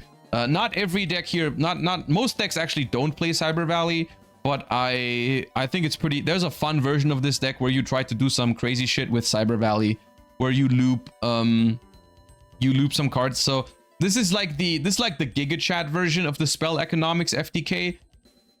The thing is, like, this deck doesn't change anything. That like playing against this deck is miserable, but playing this deck yourself is awesome. when you're the one doing this stuff, this is fun. The spell economics one, in my opinion, isn't, because the combo is super dull and very straightforward, and you're just... Both of these decks are solitaire, but one of them is like a fun solitaire, and this one is like cringe solitaire. That's how I feel about it. I don't know. That's how I feel about it. But the Diamond Dude Turbo deck is something that I find it fun. But it doesn't change the fact that both of these decks are pretty not fun to play against. Here's a Magical Explosion OTK deck as well, just for good measure. The ability, basically this format shows you what the ability to consistently draw your entire deck does to Yu-Gi-Oh, right? Like when you can consistently just draw your entire deck with Allure, Upstart, Trade-In, Destiny Draw, and stuff like that, there's some problems that happen. There's some problems that happen. Gladiator Beast was a deck that was essentially an anti-meta deck at the time. It doesn't have the really good tools yet. There's no Geyseris, there's no War Chariot, but this deck was two things. It was cheap in the beginning, at least, until people figured out it was actually good. Then, you know, some cards got expensive. But second, it was an anti-deck to Dark-Armed. It was not bad against Dark-Armed, actually. It just played like triple Shadow Imp. People were playing this in the main deck for basically every deck that wasn't Dark-Armed, because Shadow Imprisoning Mirror was really good against Dark-Armed. And sometimes you have like Shadow Mirror and Solemn Judgment, and you just like try to beat Dark-Armed that way and walk it home with some card advantage from the Gladiator Beasts. That is the thing. Gladiator Beast, Heraklinos, and Test Tiger were somewhat expensive, but I'm gonna be honest with you, Heraklinos, you could get away with just one copy. Of course, in an ideal world, you would play 3 just in case it comes up, but you didn't need it very much. And Test Tiger was like, I don't know, 15, 20 bucks maybe for an ultra rare, so it was definitely more affordable than any of the Dark-Armed decks. Like you would definitely, I think you would get almost this entire deck for the cost of one Dark-Armed Dragon, probably. Of course, ignoring the Crush Card Virus, which no one played in this because no one had it. So yeah. Was D-Prison not out? D-Prison was out, but it wasn't good when everyone was popping your back row with Dark-Armed Dragon. You needed, basically all of your back row needed to be live against Dark-Armed Dragon. Except for Mirror Force, which not even everyone plays, but you need like your Torrentials, your Solemn Judgments, your Chainables like Waboku, like those were good. But not with like Deep Prison. Just wasn't great. Yeah. This format, as a result, I'm putting it here. I think nostalgia makes it fun. It's not a good format in the grand scheme of things. It would be a terrible format to enter tournaments for, because in tournaments people would just be spamming the really broken shit to FTK each other. But if you're playing it with friends and you're just playing like some good old dad return mirrors, I think you could have a good time. You'd have a pretty different experience than Perfect Circle, and it's not better than Perfect Circle. But there's a little bit of merit to it. It's not the worst format of all time, I think, with nostalgia hindsight. Like if you're not tryharding, if you're not min-maxing, then I think it's okay. So yeah. Luckily, I do think it does get better from here. Gladiator format is the next one on the list. Gladiator format is the final GX era format, and it's defined by the emergency ban of dimension fusion and the emergency limit of return from different dimensions. So that return, as well as all of the FTK decks with DMOC and dimension fusion, caused them to emergency ban dimension fusion, which made the format more balanced. So this essentially is it's still a pretty high power level format, but it's like a balanced version of the dat return format, because you still have dat return in the mix, but now we no longer have dimension fusion, which as a result makes this deck a little more balanced, and it eliminates some of the like Diamond Dude Turbo, Spell Economics FTK decks from the format. Those are gone now. Gladiator Beast, with Light of Destruction in the mix, now has access to Gladiator Beast Geyseris, which just lets you pop 2 cards on the field at any time, which gives the Gladiator Beast deck with 3 Bestiari, mind you, just an actual power play, a way to remove big threats off the board. So it's no longer this like, oh, I just need to summon a guy and protect it from everything because everything is small. Now it actually has meaningful pushes. So this deck actually becomes, interestingly enough, the best deck in the format in hindsight. I think at the time, people still played, at least if you look at tournament results at the time, a lot of people still played Dad Return, which might be because people thought it was the best deck. My theory is that it was because they spent $3,000 on the deck and they wanted to play it, like the sunken cost fallacy. It still is a really good deck. This format I find fun. Genuinely, I think this format's cool. For the early 5Ds era format, this is okay. This is of course before. Wait, no, is this still GX technically? Never mind. I think it's technically still GX. The first, yeah, no, that's obviously no synchros, yeah. But Lightsworn also enters the mix. This deck I think was kind of wacky in the beginning because it did not have Charge of the Light Brigade yet. That card comes out with, I believe, with 5Ds, Duelist Genesis. But we have 3 Judgment Dragon, and this, once again, this was an outrageous thing to happen because it just introduced another incredibly expensive deck into the format. Like, Judgment Dragon wasn't quite Dark Armed Dragon in terms of price, but it was still easily like $150 for a Judgment Dragon. You needed a bunch, like Honest was Secret Rare or Ghost Rare only. Solar Recharge, Ultra Rare, Ultimate Rare. Aaron, Secret Rare. Celestia, Ultra Ulti. Lila, Ultra Ulti. It was just it was cheaper than that return, but it was incredibly expensive still. This was just like a high roll version of the other decks in the format. Like, if you want, this was like Dad Return, but brickier. But still kind of fun, like to play it yourself. Sometimes playing against it was frustrating because they would mill like crazy. But yeah, this is a fun format. I don't hate it. Gladiator Beast is a really fun deck in this format. It also becomes like strong enough to the point where you no longer have to like main deck Shadow Imprisoning Mirror, which just showcases the fact that it's no longer like an anti-meta deck. It actually has become a top tier contender. And Glad Beast gameplay is pretty fun. I like Glad Beast gameplay. It's cool. The Dad Return is basically like the most fun way to play Dark Armed at the time. You know, no more DDT, no more spell economics FTK. So this format's all right. I like it. Yep. And now we have finished the GX era officially, and we have the Duelist Genesis. We have now reached the end. I believe it's the end of 2008 or the early days of 2009. I'm not sure exactly where we are right now. Somewhere early 2009. Teledad. So the Duelist Genesis is a really good set to kick off the new era with. Let me actually, I have a list of all sets here. We can look at 2008, 2009. So the Duelist Genesis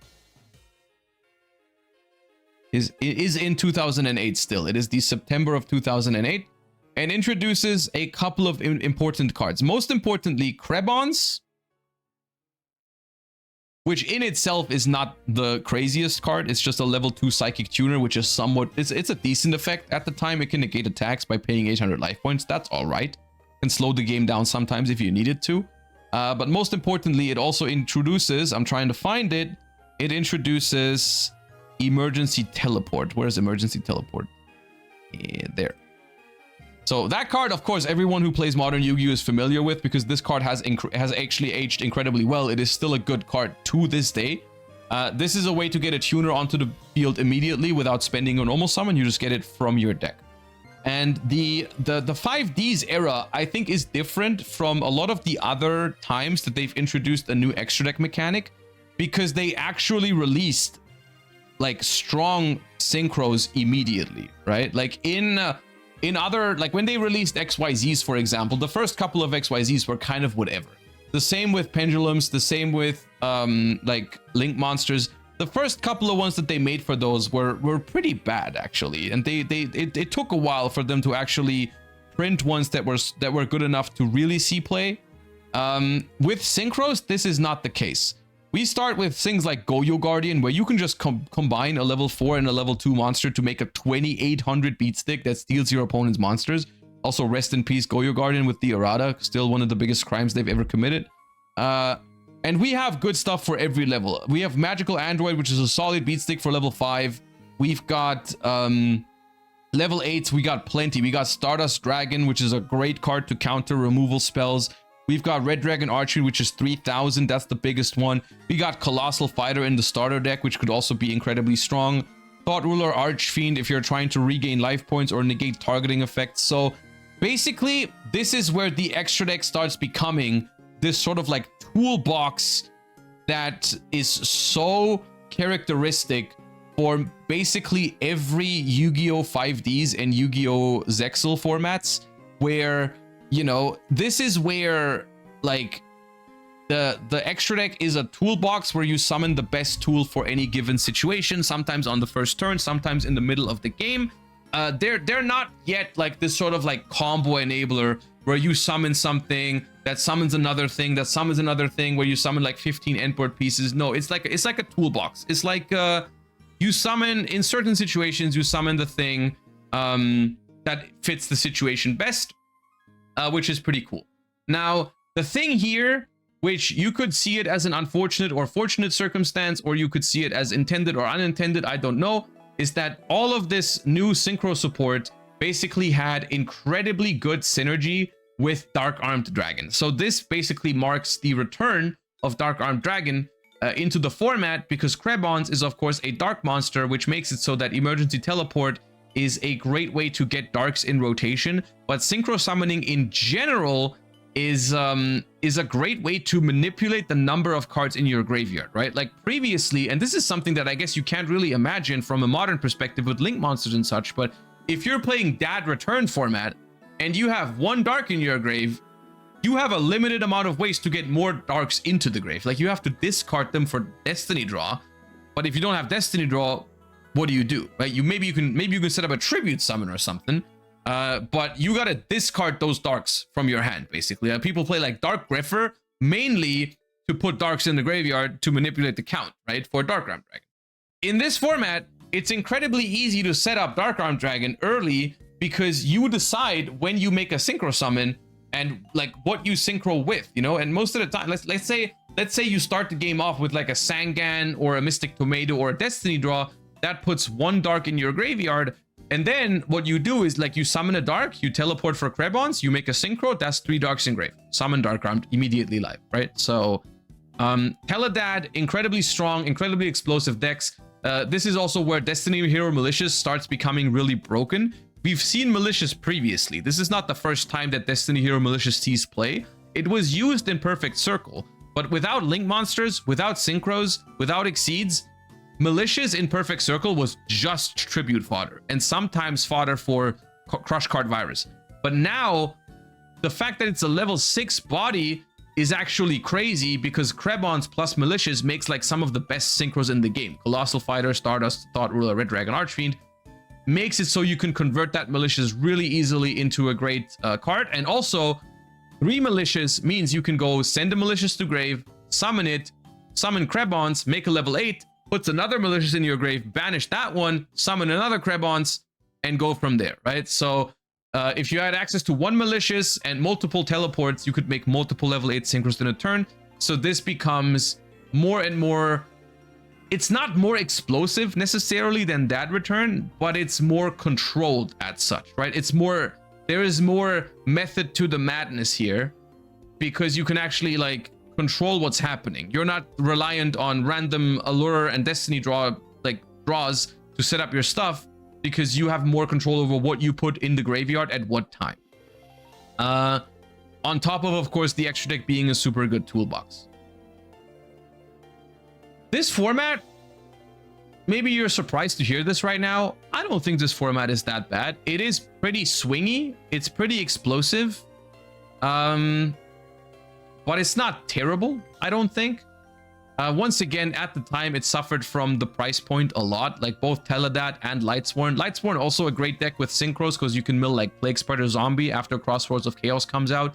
So you have Black Rose Dragon in the mix, but Plague Spreader obviously is a great card in Lightsworn because you can mill it, but you can also put Wolf back to the top of your deck to then mill the Wolf, which has some great synergies. We also have Charge of the Light Brigade at 3 here, which is in Duelist Genesis, so Lightsworn gets a massive boost. It's a very fun deck to play yourself sometimes. Sometimes it's frustrating, but this is basically Lightsworn in its purest form, full power, 3 Solar Recharge, 3 Charge of the Light Brigade. JD is already semi-limited, but you still have 3 Luminas, so you can mill a lot, and you try to get Garroth in rotation, so you go Lumina, Revive Lumina, Revive Lumina, Revive Garroth, end phase that mills 15 cards, and every time Garroth mills a Lightsworn, you draw a card as well, so that's the thing you're trying to set up. You play cards like Beckoning Light and Monster Reincarnation because, of course, you can't control whether you draw the Judgment Dragon or you mill it. So you try to add it back to your hand. And so, like, the very common things in this format are, like, try to start with as many Luminas and Garroth as possible, mill your entire deck, activate Beckoning Light, add 3 Honest and 2 JDs back to your hand or some shit, and go from there. So this deck's pretty wacky. It's pretty all over the place. This format is a little bit wacky, but as a result, I don't think it's bad. There's actually variations of Teledad that you could argue are better in this format. Once again, this is a time in Yu-Gi-Oh's history where, at least the way I remember it, there wasn't as much exchange like on the internet about this yet. Like the internet wasn't as much of a thing yet.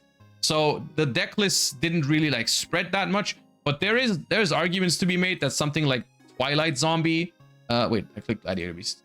Twilight Zombie is maybe the best deck in this format. This deck is incredibly fun.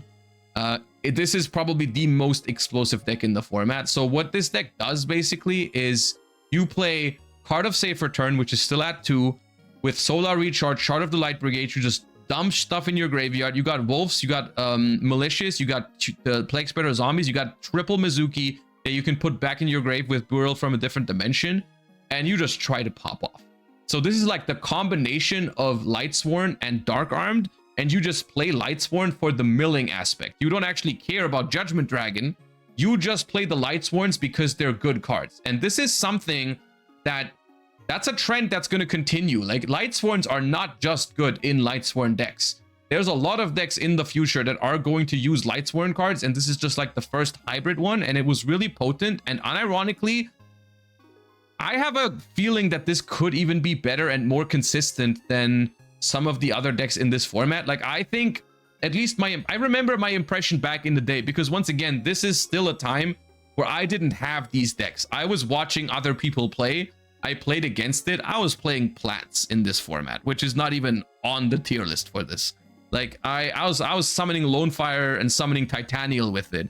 I didn't have the money to play Dark Armed or Lightsworn or anything, right?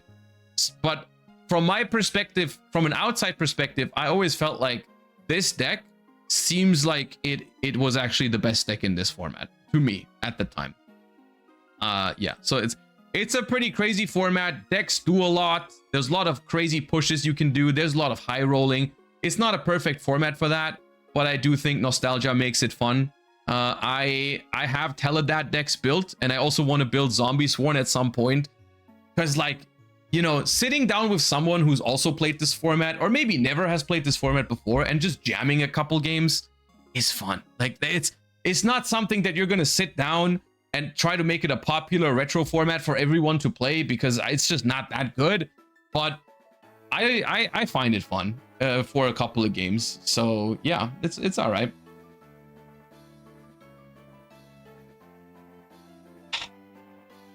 And then this is also, it's unfortunate, but here is where, for some reason, Format Library stopped providing some context for these formats. Luckily, I can piece together some of the context here, because I obviously played at the time, and this is where I start playing like a lot more. Cat format, which is 2009,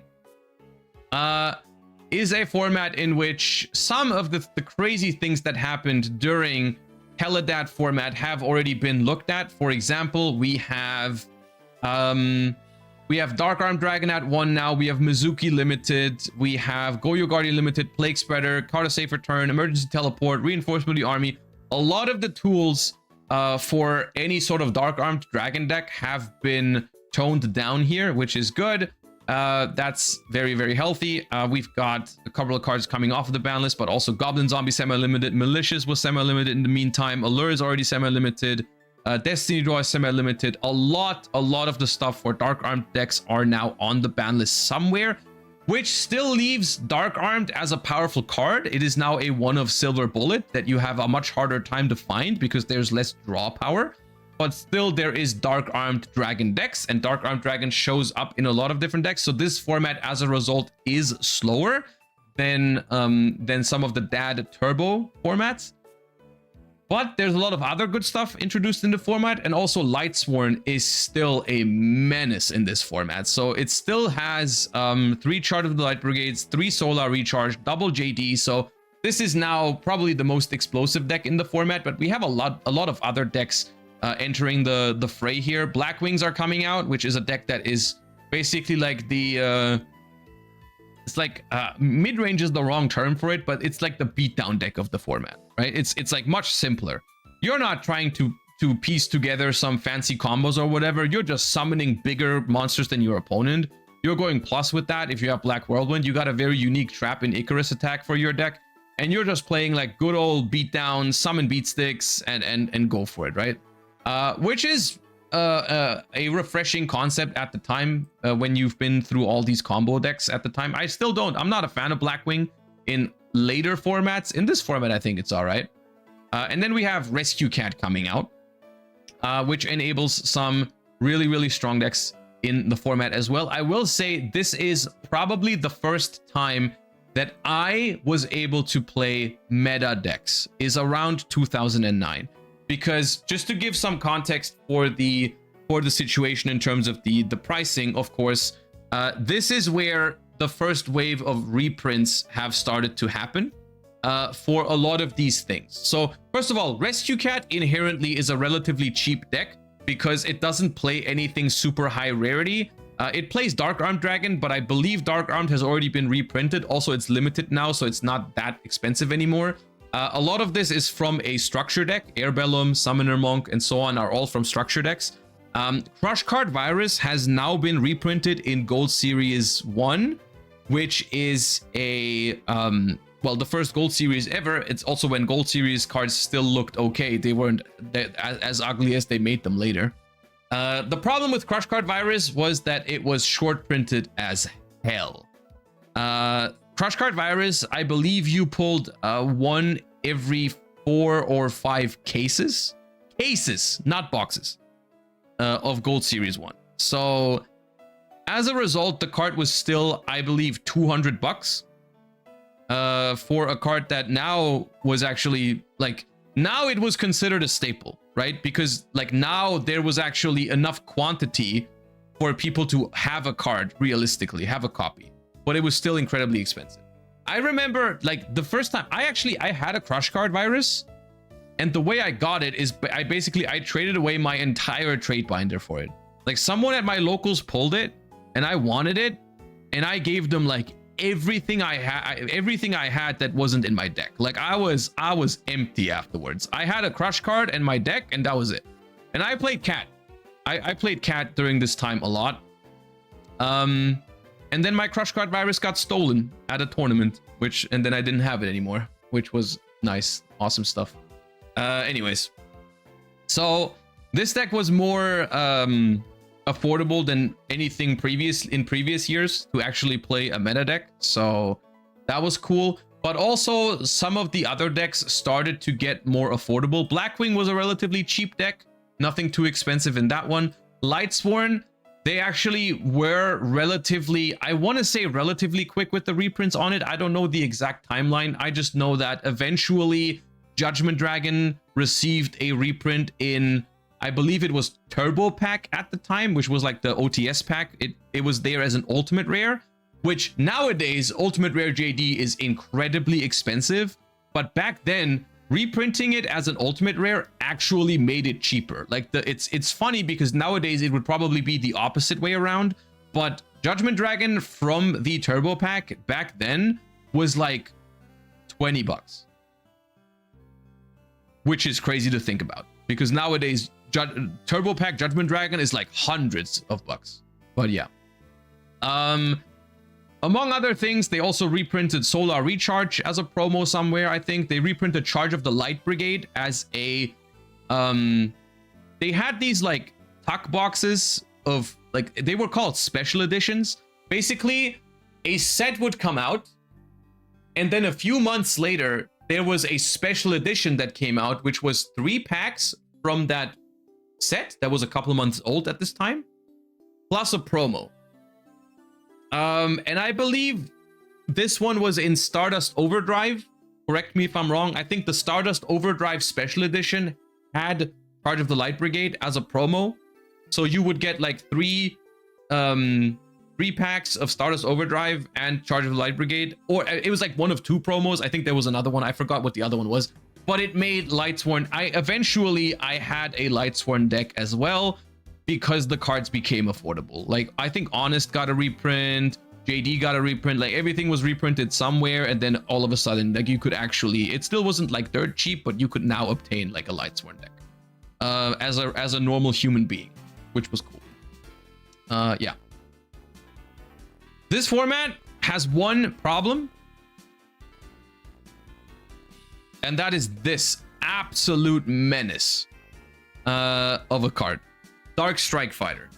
So this card is legal again nowadays because they changed its effect, I believe, to be hard once per turn. But it wasn't hard once per turn back then. You contribute 1 monster to inflict damage to your opponent equal to its level times 200. The reason this is so broken is because that is not once per turn, and it's a lot of damage. So essentially, the things that tend to make good formats worse are for people to just cheese a win really quickly in a game that would otherwise be a really fun game. This does a lot of damage because you just attack with everything, and then in main phase 2 you just tribute your entire board.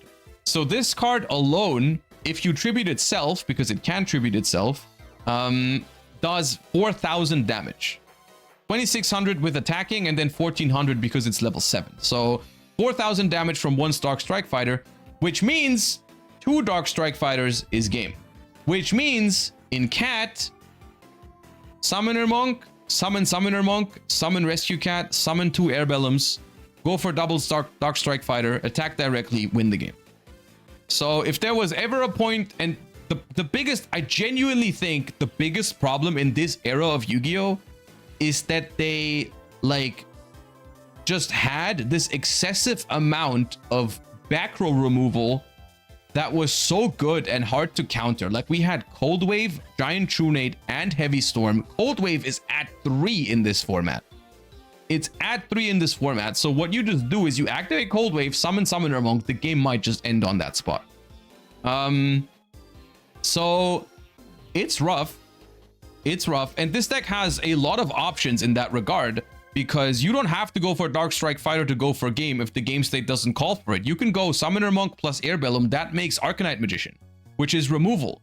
You can go for connecting directly with the Airbellums, because when they connect directly, your opponent has to discard a card. So you can like you can like Cold Wave, freeze their back row, Airbellums, attack directly, discard 2 cards out of their hand, main phase 2, make Arcanite Magician, pop their back row that you've frozen with Cold Wave, right? So incredibly explosive deck. Usually there's a decent amount of gameplay that happens before it wins, but still, it's like the good old play pattern of try to find your game-winning piece, and with Sangan, Tomato, and whatever, and go for game. As such, the maximum that I will give this format is a nostalgia makes it fun. Like I think, you know, if you enjoyed Full Power Lightsworn, if you enjoyed any Cat Synchro, any Salvo Dad during the time, I think it is a decent format to revisit for maybe a day with some friends, but I don't think it's a particularly good retro format. Oh yeah. Okay.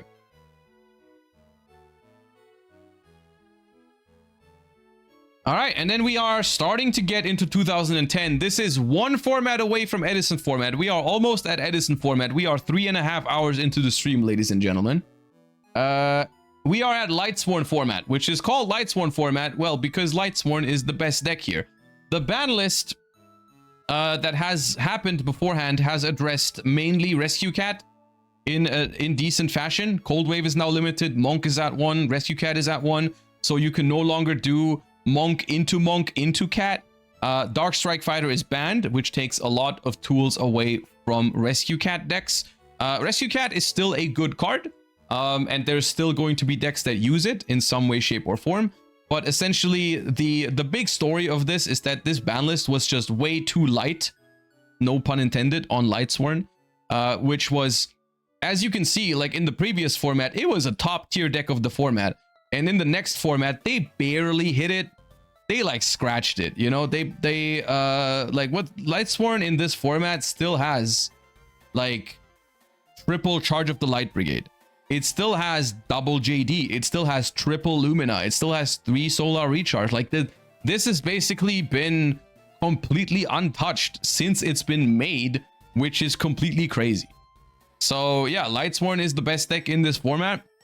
As of such, like, I just feel like this format is... I actually don't think it's better than Cat format. It's just Cat format, but a little bit more stale, because there's essentially just one deck. There's variations, but yeah. I think it's not that great, but it's not a bad format. It's all right. Which is interesting, because it is followed by one of the most popular, this is the most popular retro format in Yu-Gi-Oh's history, which is Edison format.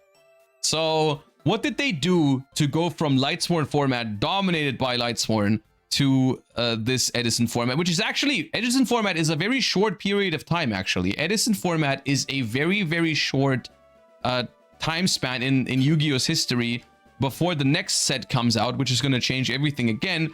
But yeah. Since Lightsworn format, only Starlight Road was introduced. The format name, of course, is named after SJC Edison, which was won by Jeff Jones' Quick Draw Land deck. And the modern metagame is not very similar to what happened back then. But what did happen between Lightsworn format and this format? Well, they hit a lot of Lightsworn cards. So we have a limit on Lumina, significantly reducing the impact of the first turn in Lightsworn decks, because the first turn combo in Lightsworn was often to just try to assemble as many Luminas as possible because they can revive each other to get as many mills as possible. Well, now you were capped at 1 Lumina, and it was also harder to find because Charge of the Light Brigade was also limited. So Lightsworn just started to become very bricky for this for this format. Like the Lightsworn deck was still not bad theoretically, but it just didn't have the crazy openers as consistently anymore because Lumina and Charge were responsible for those most of the time. Also, we lost some other tools. Necrogartner was limited for Lightsworn, which was a great card in the deck. Foolish was limited, which the deck also played, and Honest was semi-limited, which made it so that you didn't always have access to it.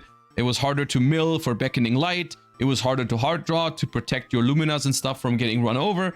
So Lightsworn took a significant hit from this ban list. However, there was no bans on here. And we have a couple of other changes like Destiny Draw and Allure, even further hitting the Dark Armed / Dark decks in general, making it so that those are a lot more balanced. And that makes for, honestly, a very, very balanced format that has a lot of back and forth gameplay. And Edison format, I think, checks all of the boxes for our very first top tier retro format.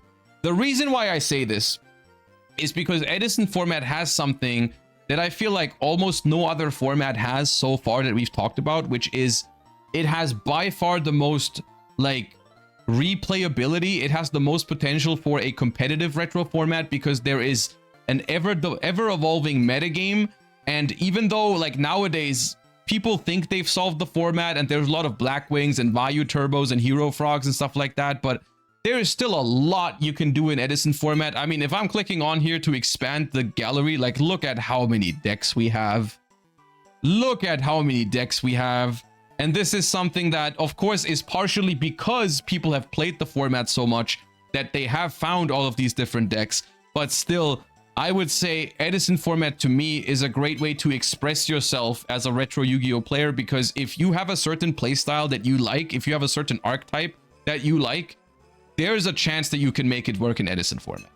It is a very, very diverse format. It's awesome. It's fun. It has like power plays in it, so it's not just like the boring DM era gameplay that's like giga slow. You have pushes, but they are balanced to an extent, and there's counterplay, and it's really, really fun. So I am not surprised that Edison format has essentially experienced this hype that it had and still does to this day. I do want to say that I think there's a lot of other formats that rival Edison format in terms of like super fun and retro gameplay potential, but in terms of just like a competitive retro format, I think Edison format is so good because of all that diversity. I think genuinely, I think there are formats that have better gameplay than Edison format, but they are still less suitable for like tournaments and longevity because they have less diversity. That's what makes Edison so good, is because the gameplay is good and the diversity is amazing, right? We're going to talk about formats that have better gameplay than Edison, but just like our 1 deck or 2 decks or maybe 3. They are fun to play as a retro format, but you can't play them forever because eventually you can only play so many Dragon Ruler mirrors before you get tired. You can only play so many Necros mirrors before you get tired, or Ishizu tier mirrors, right? Edison format is a format that you can... dude, I've played it for a long time now, and I'm not tired of it. So it's good. It's very good. We're coming off of Edison format, basically, which is so far the highest rated retro format in this ranking so far. And what is happening next? What do you think is happening in Yu-Gi-Oh's history when everything is going great right now? Is it going to get even better from here on out? Surely, right? The next format after Edison format is called Frog format. Why is it called Frog format when the new powerful decks that are releasing are X-Sabers and Infernity? Because those are the 2 new big dogs of the format, essentially. We're going to talk about those in a second.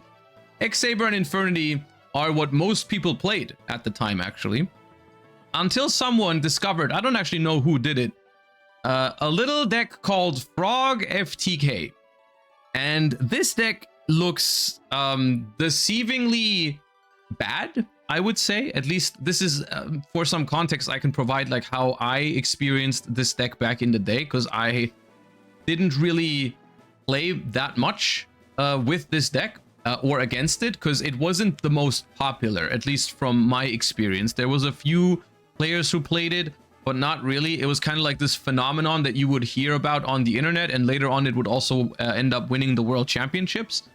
But it wasn't really something that really saw a ton of play. It wasn't like you went to locals and you would play against 3 Frog FTKs or something, at least for me.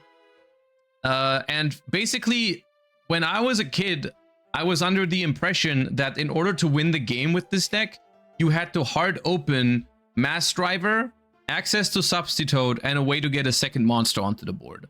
So when I played this deck, not knowing exactly how it was supposed to function, what I did was I just activated like my Array of Greeds, my hand destructions and stuff like that, and I tried to draw the Mass Driver, and if I didn't find the Mass Driver, I felt like, oh well, I can't FTK with this deck is garbage. What I didn't realize at the time was that all this deck needed was access to Substitute plus another monster, and the game is over. And I can explain you how this deck does this, which is something I wasn't aware of back in the day. So, of course, Substitute lets you not once per turn tribute a monster to summon any frog from the deck, so you can cycle through all of your frogs. So the idea at the end is you want to have a bunch of frogs in the grave with Ronin Totem, so you can keep bringing the Ronin Totem back, and then you tribute it for Mass Driver, you rinse and repeat. So if you have enough frogs in the grave, you win the game off of that. The problem is, what happens if you don't draw Mass Driver? Well, one thing that Substitute can also do is empty your entire deck very effectively. And there's another card that I thought, when I was a kid, I thought this card was just in here as another frog name. When this face-up card on the field is sent to the graveyard, unless it was attacked while face down, you can draw a card from your deck. So this card is not a really good card because it has the when you can, so it misses timing. So if you like synchro with it or tribute summon over it, it does miss timing. It does not draw a card then. But there's one specific thing you can do. So when you start looping your frogs with Substitute, instead of tributing all of your frogs one after another and having them all in your graveyard, what you do is you bring out a swap frog, you send a Ronin Totem, you bring back the Ronin Totem, and then you tribute the Ronin Totem for Substitute. That way you go from 2 monsters on the field to 3 by banishing a frog from your grave, which you have infinite. I mean, not infinite, but you know what I mean. Then you tribute that Ronin Totem to summon Poison Draw Frog. Then you tribute the other thing that you have to summon another Swap Frog. And Swap Frog can send a level 2 or lower Aqua type monster from deck or your side of the field to the graveyard.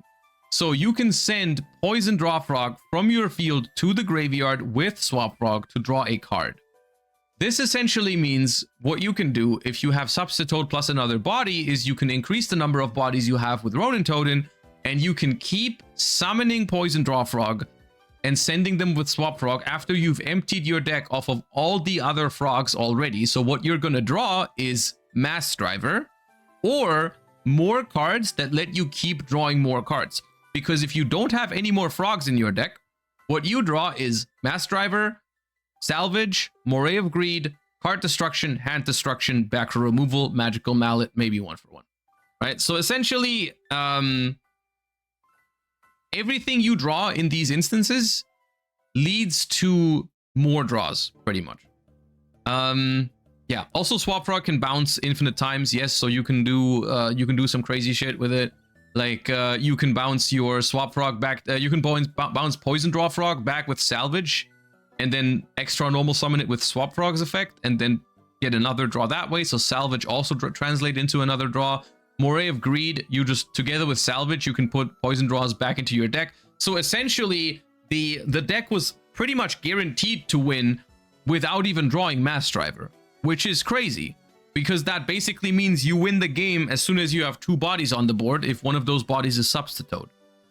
So if you draw 1 for 1, if you draw Swap Frog plus Salvage even does it, because you go special Swap Frog, send Substitute, Salvage back to Substitute, win the game. Which is something that I feel like I'm surely I wasn't the only one who didn't really quite figure this deck out because there wasn't like resources online about it. There wasn't even, I don't even know if we had good coverage from like the World Championships or anything like that. There was no live streams where you could see like the good players really play this deck. It was just something that, at least for me, I tried it for one locals. I didn't know exactly how it worked. And then I, of course, didn't do well and I dismissed it. But of course, in hindsight, it's completely crazy. So yeah, Frog FTK is an insane deck. And really, really strong in this format. That being said, if you played this format at the time, you didn't play against it that often. It's like the best deck in hindsight, and it did win the World Championships. But the two main decks of this format are Full Power X-Sabers and Full Power Infernity. Those are like the two decks in the format. Infernity is a concept that could not be cooler and more cringe at the same time, because the Infernity playstyle is kind of awesome. I don't know why. The aesthetic of the cards, I just like those cards. But the goal of this deck was to search triple Infernity Barrier, which is 3 Omni Negations, and just win the game off of that. So this was one of the first like genuinely like just build a board and auto win the game with it type of decks, right? Because a lot of the auto win decks that we've seen so far in Yu-Gi-Oh's history, I want to say, are either OTK decks or FTK decks, right? Like you'll see decks like win the game on the first turn by like burning or whatever else. You'll see decks where the clear goal is to stall for a turn or two and then OTK, right? Infernity is like the first, I think the first deck. Yeah, I think the first deck where the goal is genuinely pop off and build a board. Like you're not trying to OTK or anything. You are simply setting up more Omni Negations than your opponent can play through. Like you have a bunch of big synchros, 3 Infernity Barriers, maybe an Infernity Break, but they didn't even play that in the beginning, and just win the game off of that, right? So yeah, this is like the culmination of a lot of early Yu-Gi-Oh game design of like not once per turn, searchable counter trap. Like it's just, there's a lot of cringe stuff happening in Infernity, even though playing the deck yourself is rather fun. But yeah, it's rough. So the way this deck works is you can only do this stuff when you have no cards in hand, so it's a pretty all-in strategy, right? You're forced to play a lot of spells and traps to be able to set them all. The deck can sometimes basically brick very hard if it draws too many monsters, because you struggle to get those monsters out of your hand, which is why it plays Infernity Inferno, which is a card that goes -3, but it was good in this deck. Yeah. Wasn't Barrier a TCG exclusive? I think so, yeah. I think Infernity Barrier is a TCG exclusive card. It was released in TCG before it was released in OCG, so this is just another example of the TCG designers, yeah, kind of ruining a deck there. That was that, yeah. The other deck of the format, which was arguably better, at least in the long term, was X-Saber, which is also infinitely cooler than Infernity. Because it plays like a grindier type of gameplay that is eventually you're trying to overwhelm your opponent with a big push with like Fall Troll, Rescue Cat, and like searching all your stuff with Dark Soul, because Dark Soul had a very, very weird ruling in this time period. So this card says, during the end phase, if this card was sent from the field to the grave in this turn, you can add an X-Saber from your deck to your hand. At the time, I think it was worded slightly differently. Let me find a Dark Soul from the original set. It was in the Shining Darkness. Let me find a picture of it. Yeah, here we go.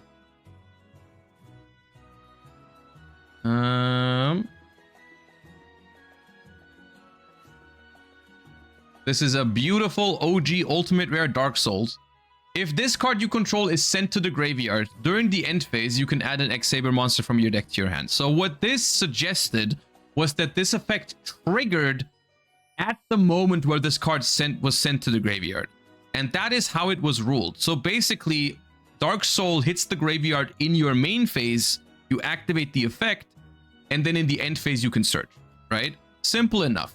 But how this works is if you then revive this same Dark Soul and send it to the graveyard again, you can do it again, because it's not once per turn. So X-Saber had a lot of ways to revive Dark Soul from the graveyard. Fall Troll, Gotham's Emergency Call, well, those are the main two, but you can do that multiple times technically. So you basically try to revive Dark Soul multiple times, and get multiple searches to set up for some really, really crazy card advantage and combo turns in future turns. And this deck had a lot of explosive potential. There was still Cold Wave, Heavy Storm. You played Rescue Cat with Summoner Monk in this because Airbellum and Dark Soul are both Beast.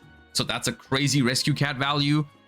So this deck was pretty strong, but a lot more fun to play and play against than anything else in this format. So this is the type of format where like you just pray to God that you're playing against X-Sabers, even though the deck is really powerful. So yeah, we've got some other additions to the format like Frog Monarchs, Blackwing, Gladiator Beast. But yeah, so if you look at this format from a if you look at it from a modern perspective, I think you have no alternative but to put it here.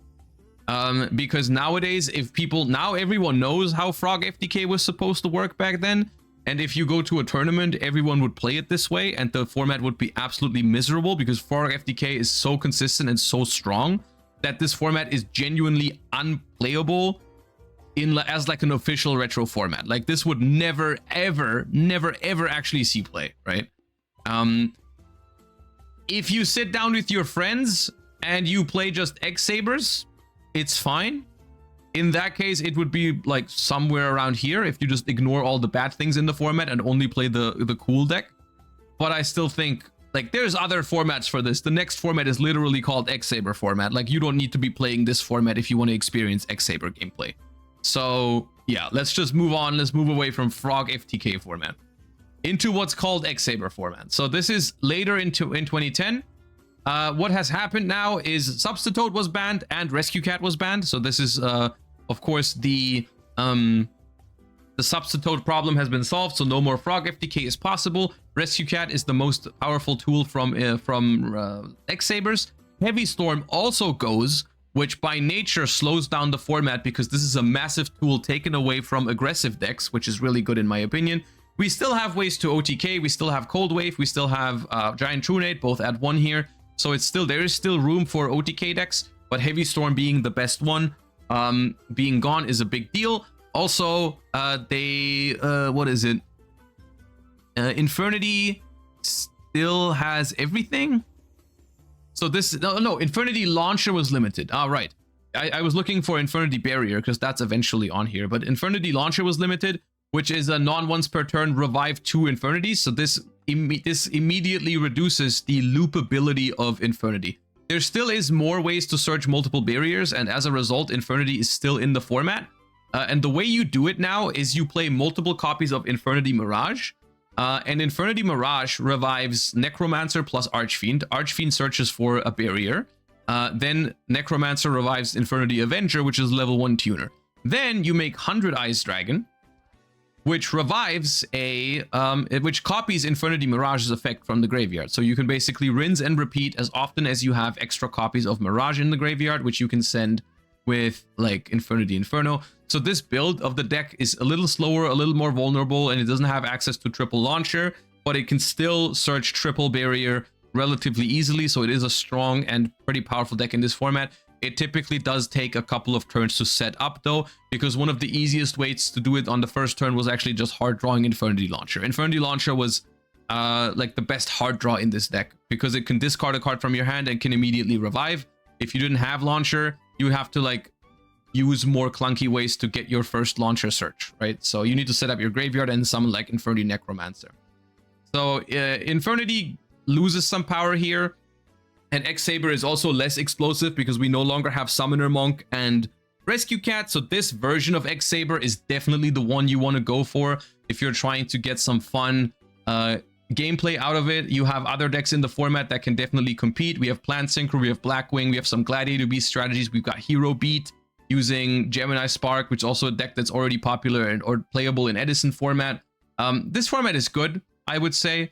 If you're a fan of the X-Saber deck is the best deck in this format, and Infernity has the potential to pop off really hard, but I still am a pretty big fan of 2010 X-Saber format, I would say. This is definitely one that you can revisit if you want a like slightly more powerful version of Edison format, which I think most people are just fine with Edison format.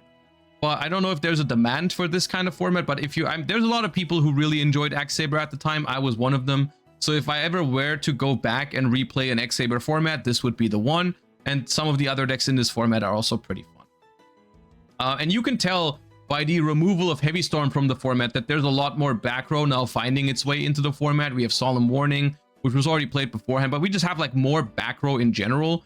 And people even start playing stuff like Trap Stun and 7 Tools of the Bandit to deal with trap cards, which are just more fair interactions than just Heavy Storming someone for their life savings. So that's cool.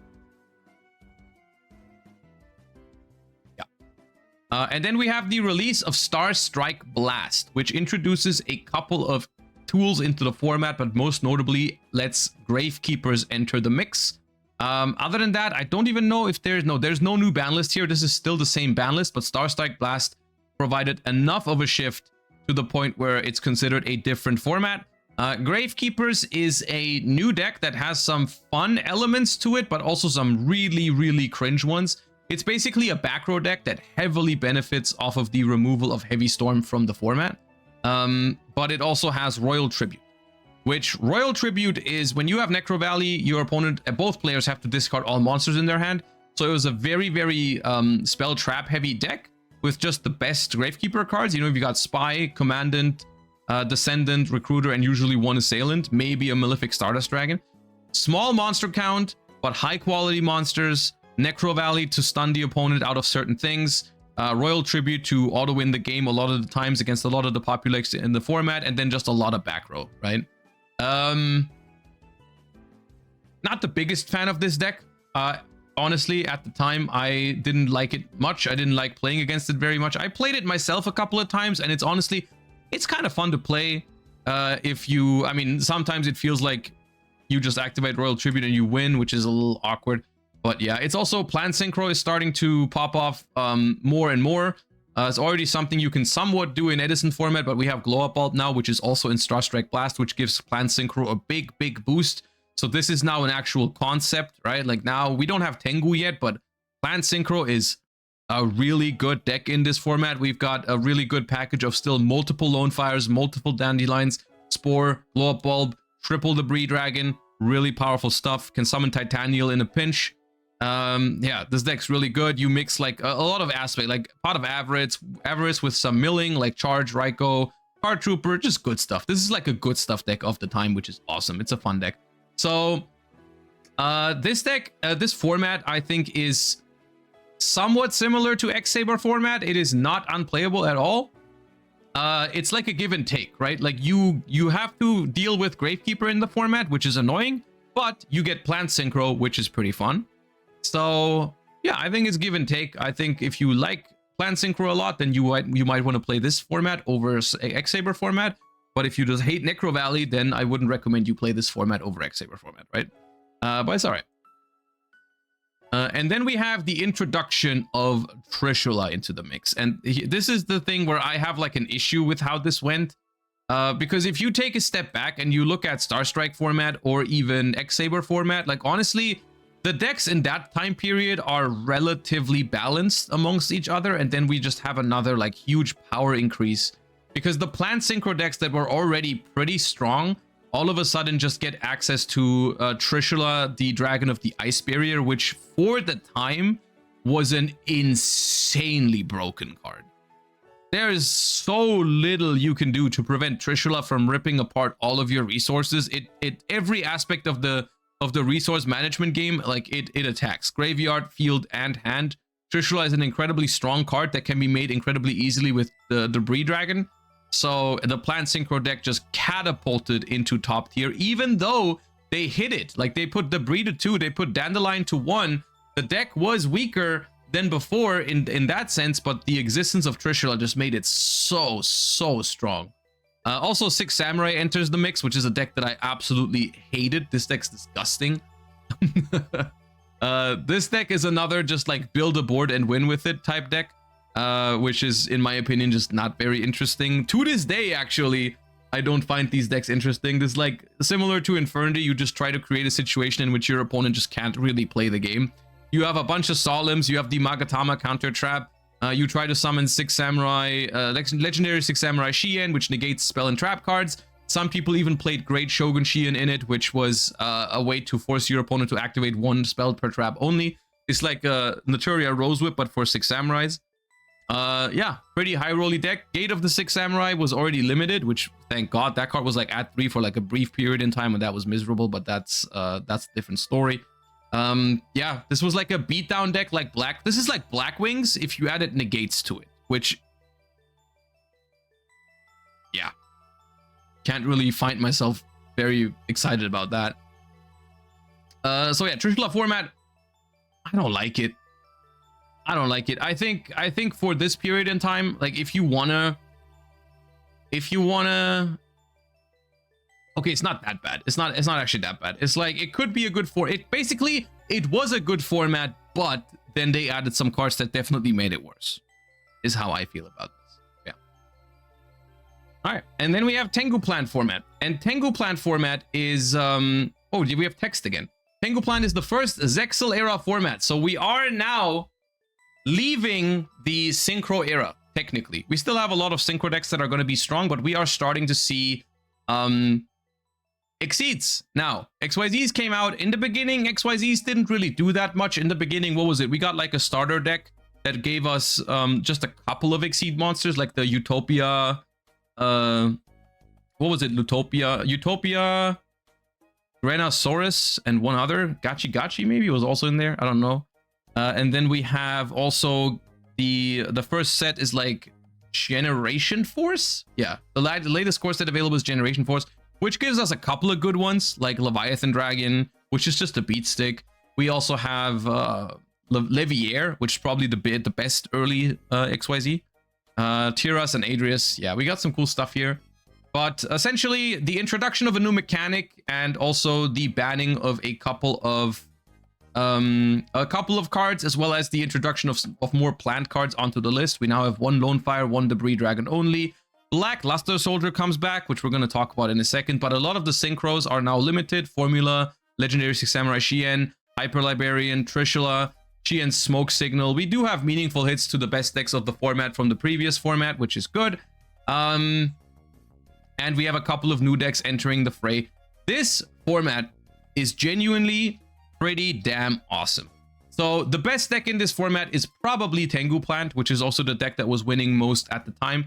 But Tengu Plant is a pretty fun deck to play and play against. It's basically like it's almost a callback, I feel like, from like we had this like crazy period in time where people were going crazy with synchros.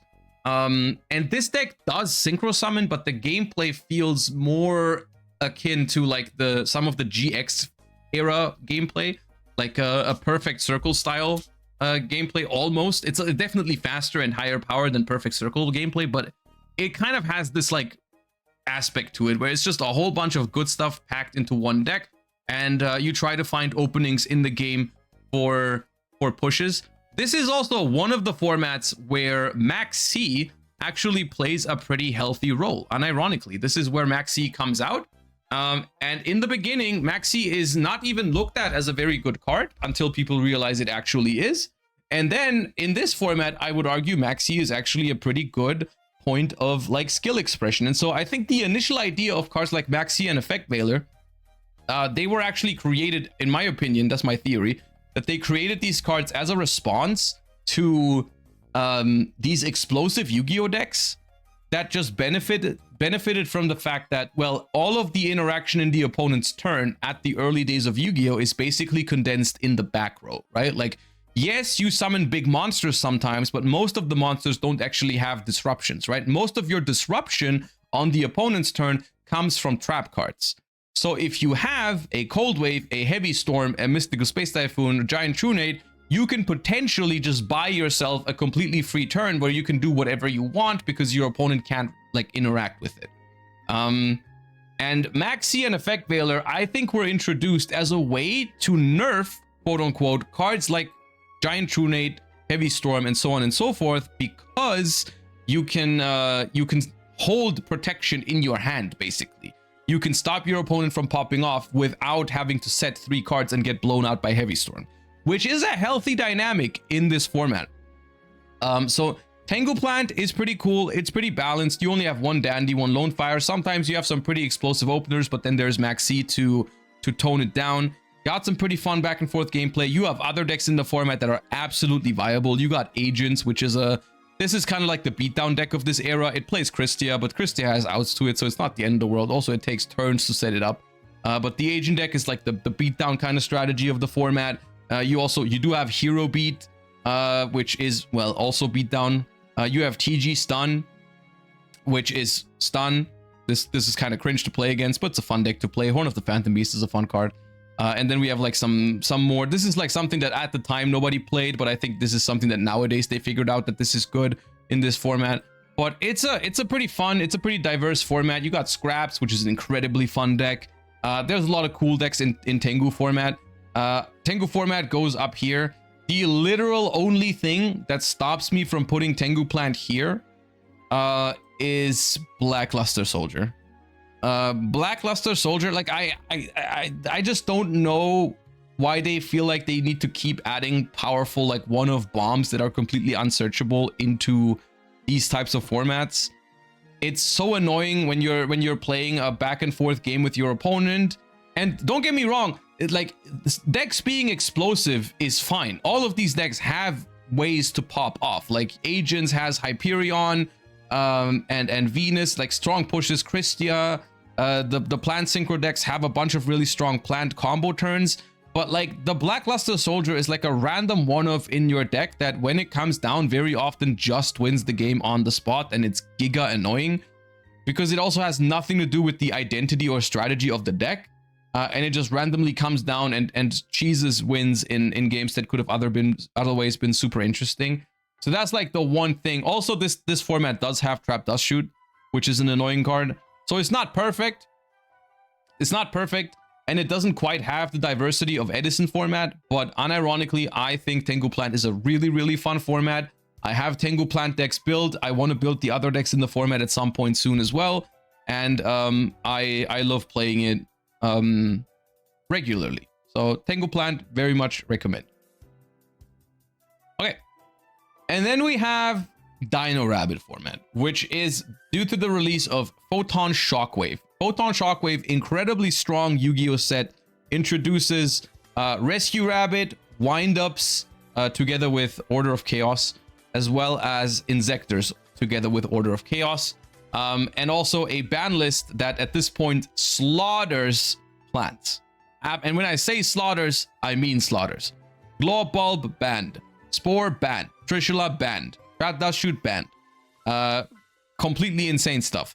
The TG deck and the Agent deck were also hit. So yeah, which was honestly, in hindsight, not necessary.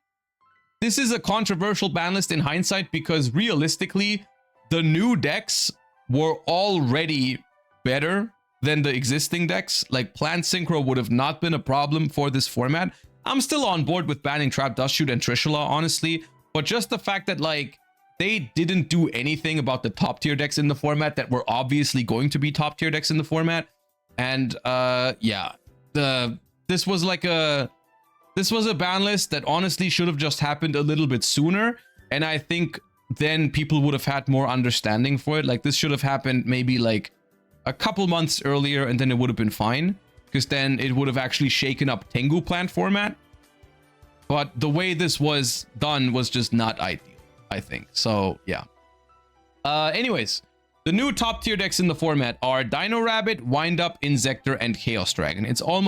It's not quite a four-way format. There is other decks in the mix that you can play, like Agents, Hero Beat, Dark Worlds. Those are all still viable decks at this point in time. But the big three are Dino Rabbit, which is a deck that revolves around summoning the dinosaur vanillas with Rescue Rabbit, namely Sabersaurs and Cabazols, and overlay them into either Dolka or Lagia. Lagia being an Omni Negate, Dolka being a 2x monster negation. So both of these, for the time, incredibly strong endboard pieces. And then essentially, this deck, honestly, at the time, I hated it because I feel like it was, I felt like this deck was boring to me back then. But when I revisit it, I actually don't hate it as much. as much as I don't like Omni Negations, this deck back then was a cool like change of pace from a lot of the other decks in the format that are trying to combo off, where in this one you are more about like resource management and trading favorably with your opponent, and just like you're not winning the game off of one Lagia negate usually, you're just trying to trade favorably with your opponent. You just like summon Rescue Abbot, get a big beat stick out of it that negates one card, and you try to like drive that advantage home. It does have this sort of factor that I really didn't like of sometimes you draw Rabbit plus Tour Guide and sometimes you draw 2 vanillas, which is really cringe. So having to play 6 vanillas in this deck was obviously really annoying. But this is basically a updated version of like good stuff beatdown. Just try to trade favorably with your opponent, which is pretty good. Also at this time, we still have priority. So Rescue Rabbit was basically unstoppable with cards like Effect Veiler. So that's why Rabbit in the beginning was considered to be one of the best decks. I, at the time, thought it was boring, so I didn't play it. I also didn't think it was good because I hated playing the vanillas. But it's now looking back at it, I can appreciate it a little bit more. The other decks in the format, Chaos Dragon, which is high rolly as shit. Future Fusion, dump a bunch of dragons to your graveyard and auto win off of it. Dark Arm Dragon, searchable with Eclipse Wyvern. Blackluster Soldier, Envoy of the Beginning.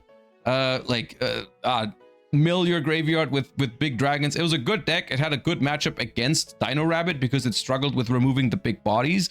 I hated this deck. It's a Gamba deck basically. This is like 2011 or 2012 tier elements. In the broadest sense, you know what I mean? But it's like, yeah, just try to mill good stuff and win the game off of it. Otherwise, it was pretty bricky. Yeah, not my style of deck back then. And then we have Windups, which is my favorite deck from this format, but it is also incredibly toxic. So this is also the deck that I qualified for Worlds with in 2012 in this exact format. This is Windups, which is a deck that in the fundamentals is really cool because you basically play a very grindy strategy where you keep like using Windup Factory and Windup Rabbit to print card advantage every turn, and you try to set up for an explosive turn at some point. The problem is sometimes at some point is first turn, because if you open Windup Magician and Windup Shark, you're looping 3 cards out of your opponent's hand. Because Windup Hunter is once while this card is face up on the field, you contribute a Windup to send a random card from your opponent's hand to the graveyard. And you can loop that with Windup Rat. So what you do is Windup Rat on the field next to a Windup Hunter. You rip a card out of your opponent's hand. You make Zen Mighty, summon a Rat from the deck. Rat brings back Hunter, tribute to Zen Mighty, make another Zen Mighty, summon another Windup Rat, rinse and repeat. So honestly, this deck would have been pretty sick if it didn't have that, but I do think that was intended. I do think they wanted it to be this way. To be clear, the Windup hand loop at this time, if you didn't start it with Magician plus Shark or had Pot of Avarice next to it, looping 3 cards out of your opponent's hand in a lot of cases didn't always auto win you the game. It was a play that gave you like a +2 usually, because you didn't like print infinite cards in the process for yourself. You didn't have like a crazy big board or anything like that at the end of it.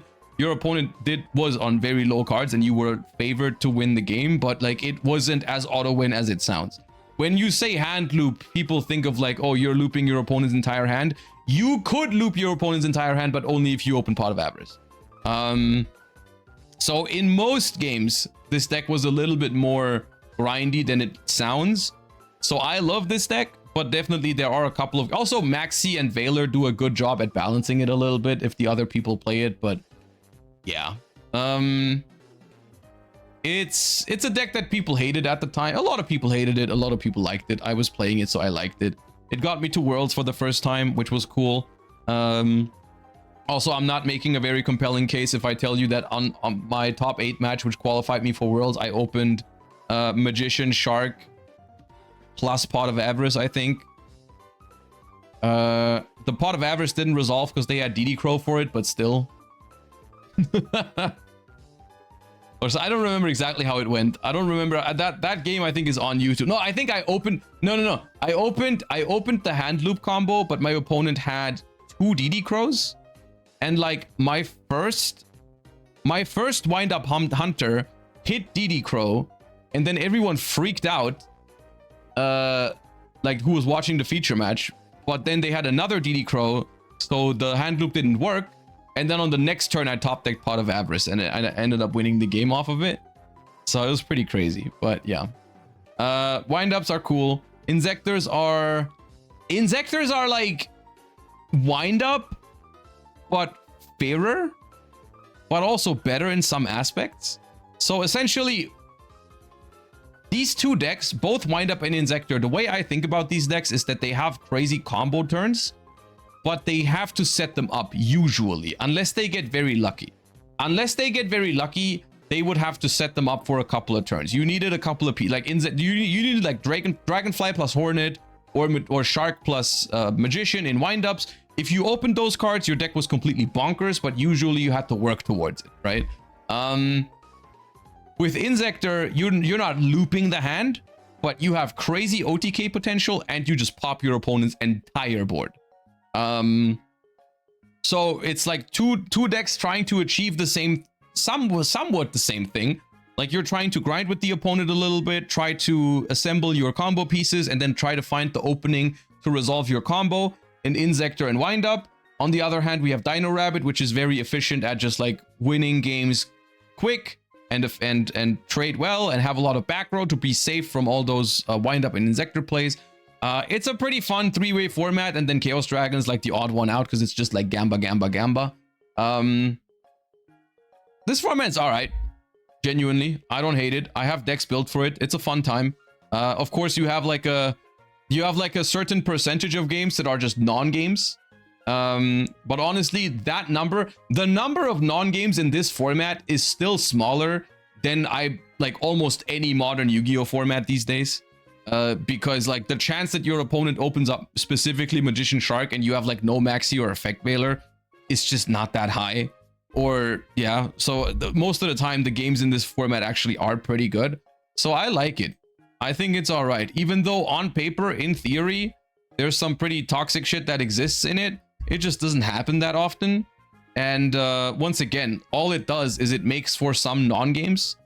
But realistically, like, yeah, it's definitely a smaller amount of non-games than in a lot of modern Yu-Gi-Oh formats. So I like Dino Rabbit format. And it's followed by Wind-Up format, which is basically, it's confusing because Wind-Up already existed beforehand.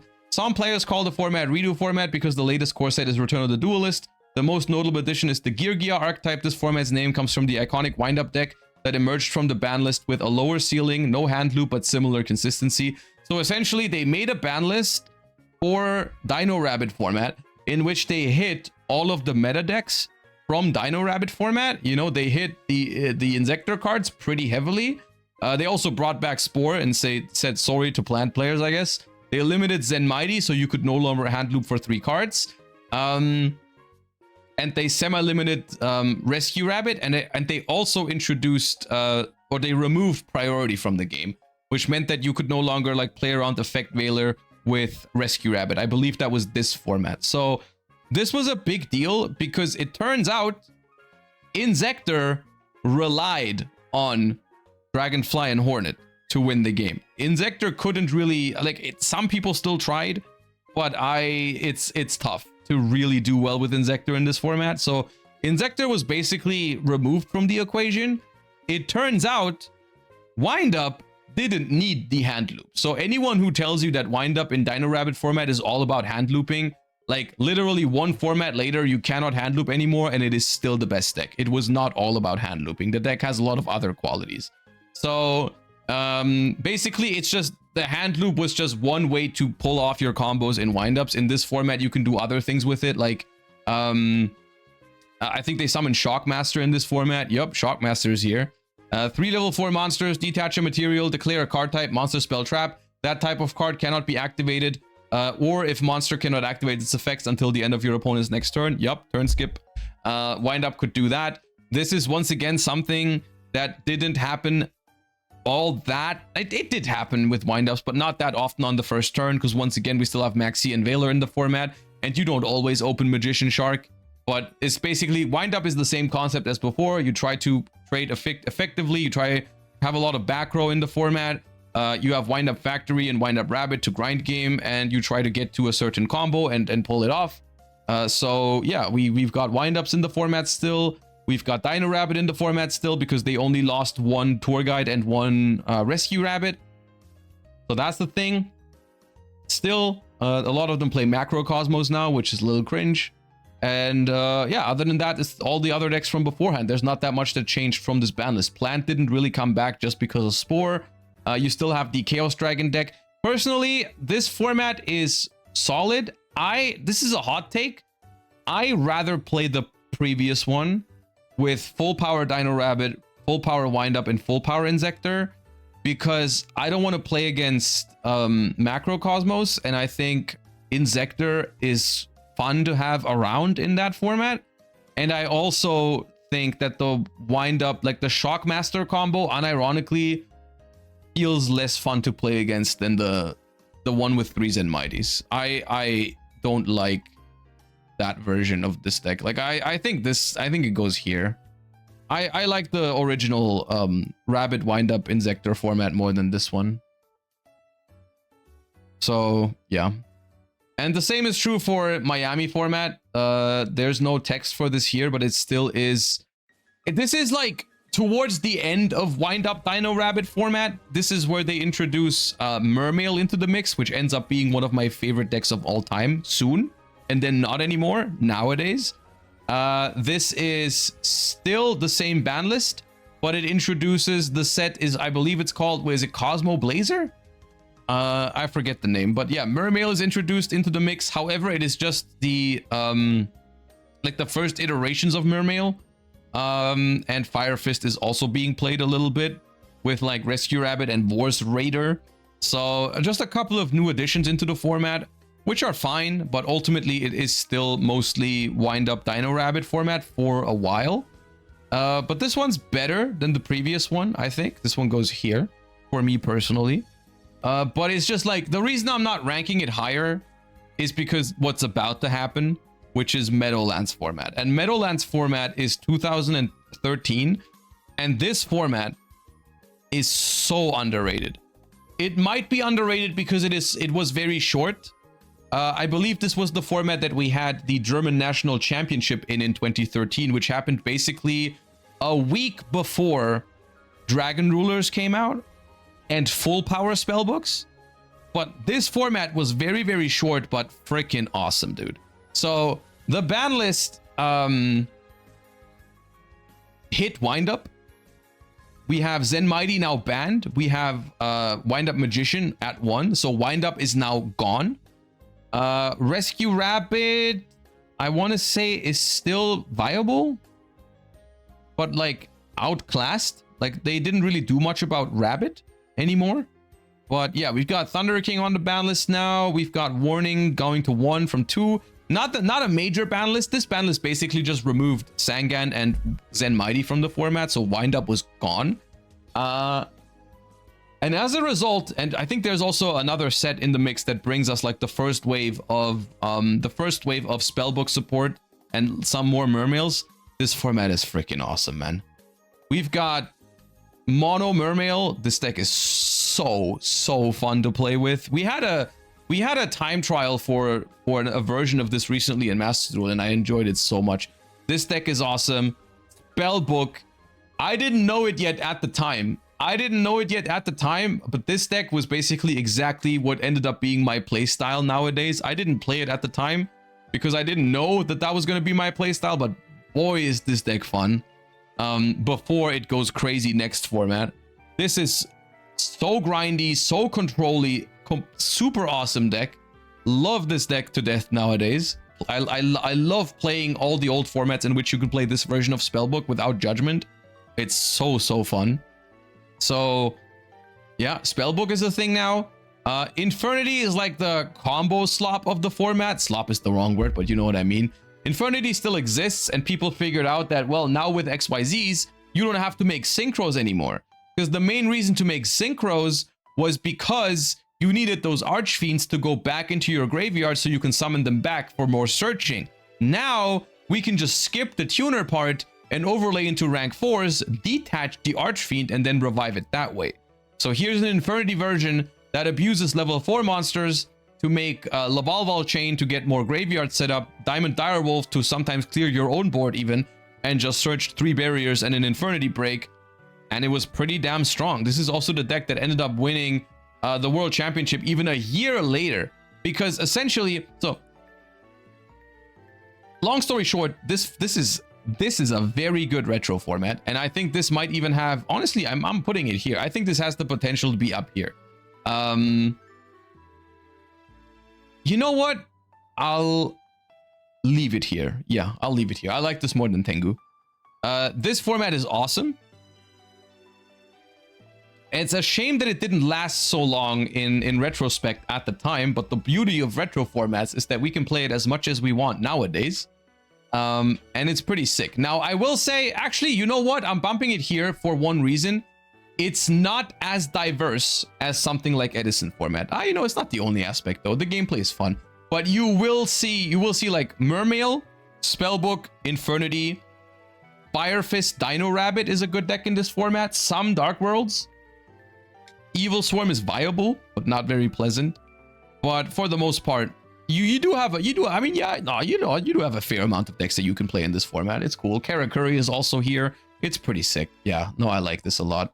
I think this is heavily underrated. Like, whenever I see people talk about retro formats, a lot of people don't even seem to mention this one.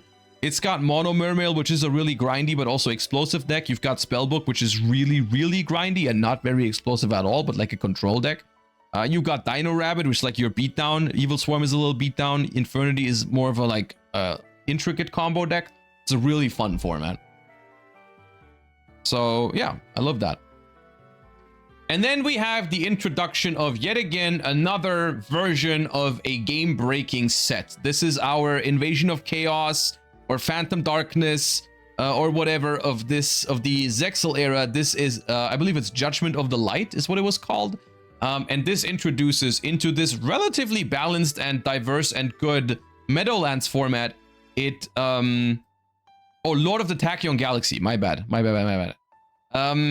It introduces the Dragon Rulers and it introduces Spellbook, which are 2 decks. Well, I mean, Spellbook was already a thing. The card that it introduces was Spellbook of Judgment, which is a card that reads, during the end phase of the turn this card was activated, add Spellbook spell cards from your deck to your hand except Judgment up to the number of spell cards activated after this card's resolution. Then you can special summon from your deck a spellcaster whose level is less than or equal to the number of cards added. So this was a card that created card advantage to a level that was completely unheard of, because you would just activate this, spam a couple of Spellbook cards or other spells, and just get like 4 or 5 cards to your hand in the end phase and special a card from your deck. This card's completely insane in the context of 2013 Yu-Gi-Oh! And that catapulted Spellbook from a grindy deck to a completely explosive deck that created incredible card advantage on turn 1. Didn't need the long term anymore because you could do it immediately, and also you can summon Jaugen with this, which means no more special summons for either player. So you just have that card that just goes +5 for you and summons like Jaugen, which is completely crazy for Spellbooks. So that deck was insane, but it was even worse. Like the better deck in the format, at least I think, was Full Power Dragon Rulers, which is a deck that completely overturned any idea of like what grind game even meant in Yu-Gi-Oh! And this is also why I love this deck so much, because this deck combined like meta viability with grind game in a way that no deck has done beforehand. Like, Dragon Ruler's strength was not actually making the most broken end board or anything like that. Dragon Rulers ended on literally like double Draco Sack, which, in case you're wondering, yes, is 0 interruptions. That the end board doesn't do anything. The end board of this deck is not better than like an Infernity end board or anything like that, or anything of that nature. Like, the combos that this deck does are not stronger than a wind up hand loop or whatever. Like, it's just like it's just the definition of you can summon big bodies and you can do it longer than any other deck can do it, because you have your graveyard is basically a resource in this deck. As a result, this deck was really, really good, and basically the best deck in the format. Luckily, they made all of the Dragon Rulers rares in Lord of the Tachyon Galaxy, so they were kind of affordable. The problem was Dracosac was a secret rare, so you still needed 3 of them, and that was pretty expensive, but still. So this made for basically this, it's almost a 2-deck format pretty much. You have Dragon Rulers on the one side with a lot of grind game and big monsters and all that, and then you have Spellbook. Oh, where's Spellbook? You have Spellbook on the other side, which is just the opposite. Summon Jaugen, win the game against Dragon Rulers because they can't special summon. Everything else falls behind in this format. There's other decks that people played mainly because they wanted to counter the meta decks like Evil Swarm to counter Dragon Rulers because they can't summon level 5 or higher. Stun decks emerged because, like, you know, that's the natural thing that happens when there's only 1 or 2 good decks in the format. People try to counter them somehow. But realistically, this format is Dragon Ruler versus Spellbook, which is an interesting point of discussion, I suppose, for this format, because how good can a format be that only has 1 or 2 decks? And I guess this part is subjective, but for me personally, the number of decks available in the format is not the only thing that matters. I do care about the gameplay first. That's my most important, like, aspect when I look at a retro format, is how good is the actual gameplay, like how fun is it to play in this format. And Dragon Ruler mirror matches, for all intents and purposes, are really good and skillful because they're really grindy and really good. There's one card that ruins it in particular, which is Vanity's Emptiness, which is a card that in the beginning of the format people didn't play very much, but later on, I think mainly Patrick Hoban main decked Vanity's Emptiness to win the NAWCQ, and then it became really popular, and that was miserable because Dragon Ruler was a deck that basically played no back row. As a result, back row removal was not being played. It was very bad in Dragon Ruler format because no one played back row. And then all of a sudden there was this card in the mix that if you don't have back row removal and your opponent has a board and flips Vanity's Emptiness, you lose the game on the spot.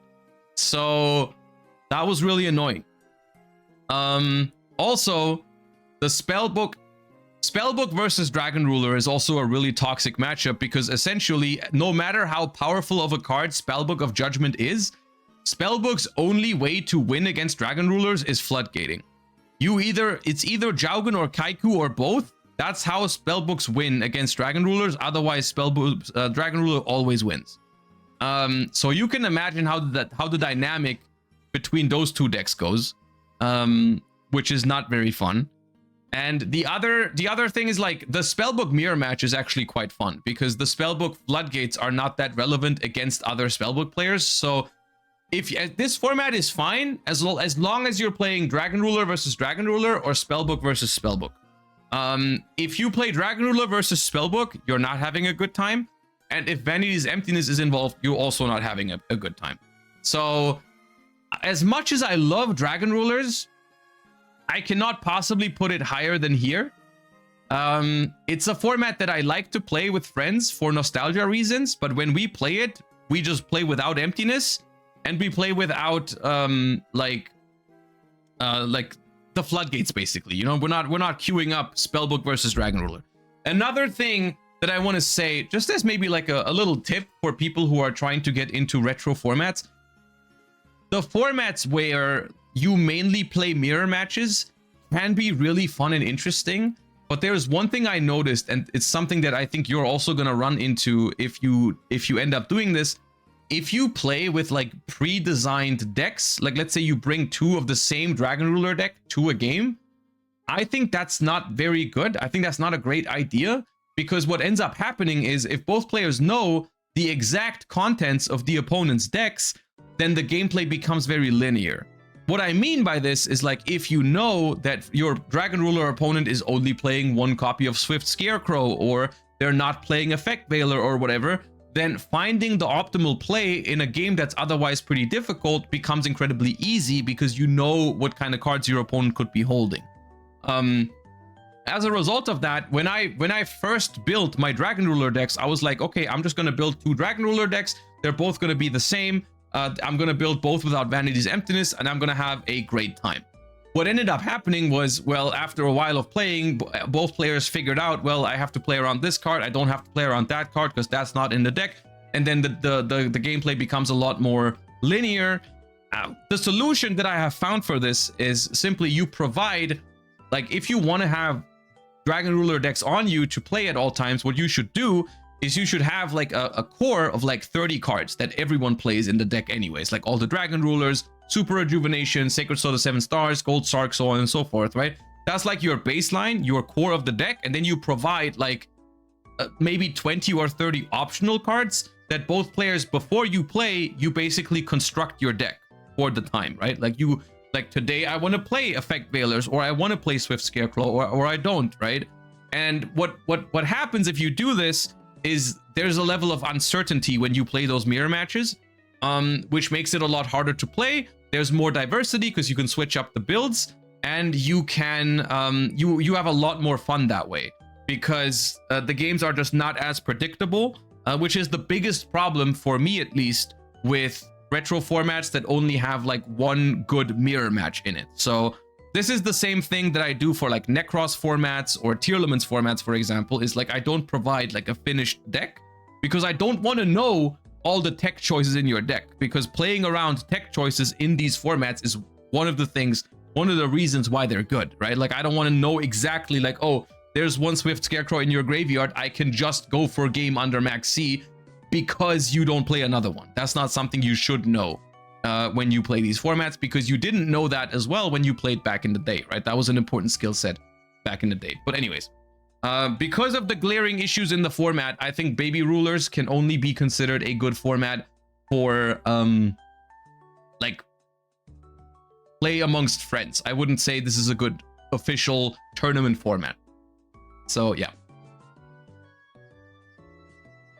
And then we have Ravine Rulers. And Ravine Ruler is different, because Ravine Rulers is the format that happened after they quote-unquote addressed Dragon Rulers and Spellbooks. So with how powerful Dragon Rulers and Spellbooks were throughout all of 2013, basically, they eventually made a pretty big ban list that banned every single Baby Ruler, as well as Super Rejuvenation, as well as Spellbook of Judgment.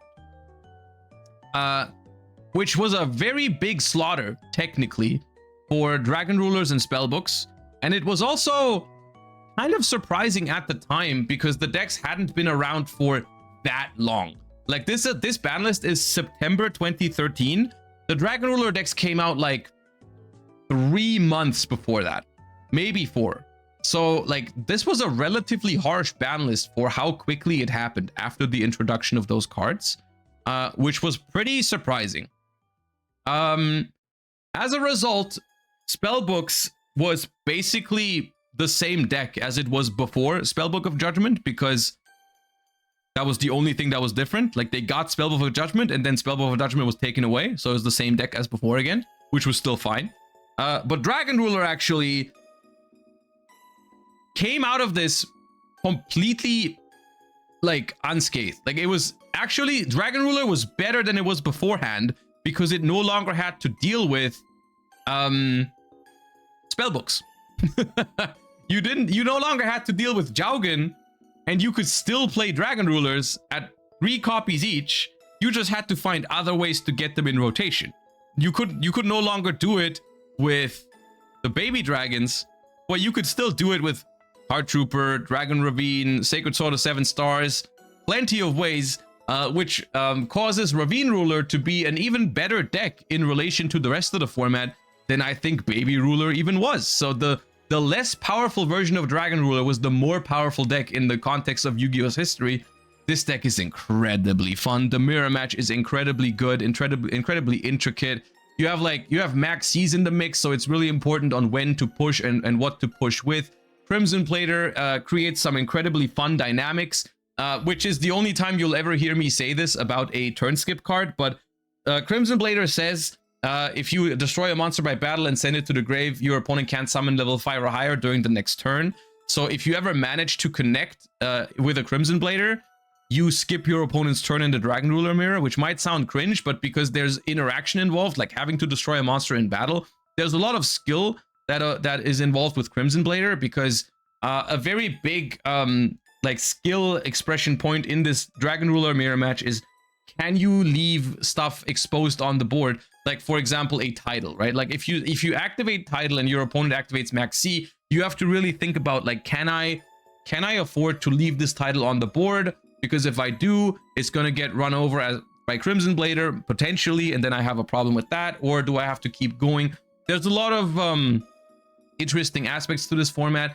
The main thing that makes this format so good is that it is a significant slowdown from the previous format. And as a result, because Dragon Rulers are not as consistent anymore as getting all the rulers in rotation so quickly. Spellbook isn't as explosive anymore. Vanity's Emptiness is still allowed, but it is worse now because we are going back to playing back row and we are going back to playing removal. We have MST in the format again. That's actually being main deckable because the decks play trap cards again. We have Raigeki Break. We have Phoenix Wing Wind Blast. There's a lot more going on in this format than in the previous one. That slows the format down, and as a result gives you more time to deal with Vanity's Emptiness. You have more outs in your deck for Vanity's Emptiness, so it's fine. Really cool format. There's some other cool stuff. You have Dragoonity Rulers, which is an iteration of Dragon Rulers, but for the most part, if you're going to revisit this format, you are mostly playing Dragon Ruler mirror matches, but those Dragon Ruler mirror matches, in my opinion, are very good. Also, this is probably the format in Yu-Gi-Oh's history where the old field spell rules are the most important. So for those that didn't know, because you only started playing recently, field spells worked differently back in the day. There could only be one field spell on the field at any given time. So if you had a field spell and then your opponent played a field spell, it would kick your field spell off the board. Unless you had Mystical Space Typhoon. Because if your opponent activates a field spell, it doesn't immediately override your field spell. It only destroys it if their field spell resolves properly. So if you have a Ravine and they activate Ravine, if you Space Typhoon it, your Ravine stays. If you don't Space Typhoon it, your Ravine dies. This was a really important aspect of this format because Dragon Ravine is the best way to keep the flow of Dragon Rulers going. There's so much skill involved in this format about when to leave your Dragon Ravine on the board and when not to. Because a really important card here is Ancient Fairy Dragon. Usually what you'll do on the first turn is you like activate Ravine, dump some Dragon Rulers, summon Debris Dragon, summon back Trigon, make Ancient Fairy Dragon, pop your Dragon Ravine to search another Dragon Ravine, and then you have the decision to make of like, do I activate this Dragon Ravine and expose it to my opponent's Dragon Ravine, or do I not activate it because I want to have a counter for my opponent's Dragon Ravine next turn. Also, if you have Dragon Ravine on the board, your opponent can Ancient Fairy Dragon it to search their own. Lots of fun aspects of back and forth in this Dragon Ruler mirror match. It's an awesome format. It does not make for a top tier retro format, I think, because it is quote unquote just mirror matches, but it's a very good retro format. I loved the format back then, and I still love it to this day. And I think Ravine Ruler mirrors are, if you're trying to experience the most skillful Dragon Ruler mirror match, it's definitely Ravine Ruler and not Baby Rulers. So yeah.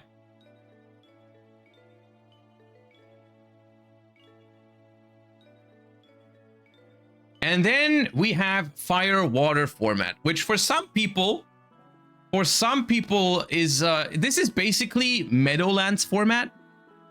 Because the funny thing is, like, the whole 2013 was so dominated by Dragon Rulers that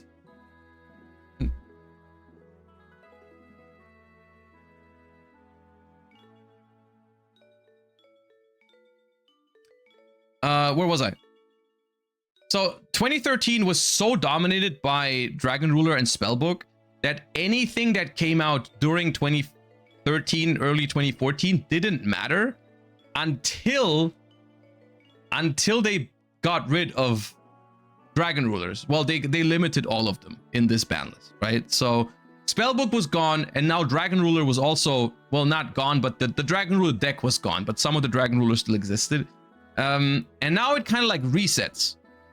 The power level just like resets from, well, this super high power Dragon Ruler deck back to kind of the things we had previously, right? We've got Fire Fist, we've got Mermail, we've got Spellbook. These decks are not completely unhit here. Like for Mermail, for example, you only have one copy of Atlantean Dragoon. You have the one copy of Tidal, though, which is a buff for it. Oops.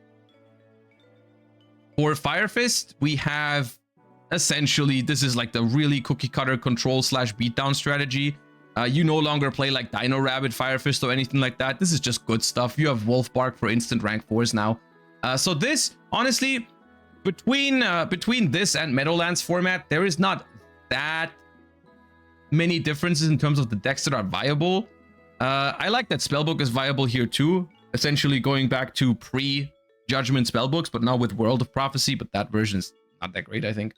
But yeah, I personally prefer Meadowlands, but I think this is also really good. I think Fire Water is also a top tier format, or like a very good format. I both personal preference between Meadowlands and Fire Water, but I like both of these formats relatively equally. I would always pick Meadowlands because it's more nostalgic to me. The first full power Mermail format, basically. I like that one more than having the more clunky version in Fire Water format, but they're both really good in my opinion. And then we have Vegas format, which I'm not sure what exactly was introduced between these two. I guess we can check set releases by day. We are in 2014 now. We have April 2014. What do we have? Legacy of the Valiant was in January. Star Pack, Premium Gold, Fire Fist Special Edition is in April. Dragons of Legends is soon. That's the next one. Dragons of Legends is the next one because that's going to be hat format. So this one is just Gigant X, I suppose. I don't see how this is much different from the previous one. Oh, this is just further ban list hits. Okay. I don't think this is more products, actually. This might just be more ban list hits. Yeah, this is limiting Wolfbark, limiting Abyss Gund, limiting Rekindling. Okay, this is like somewhat of the same, but like this is Fire Water format, but with less fire and less water.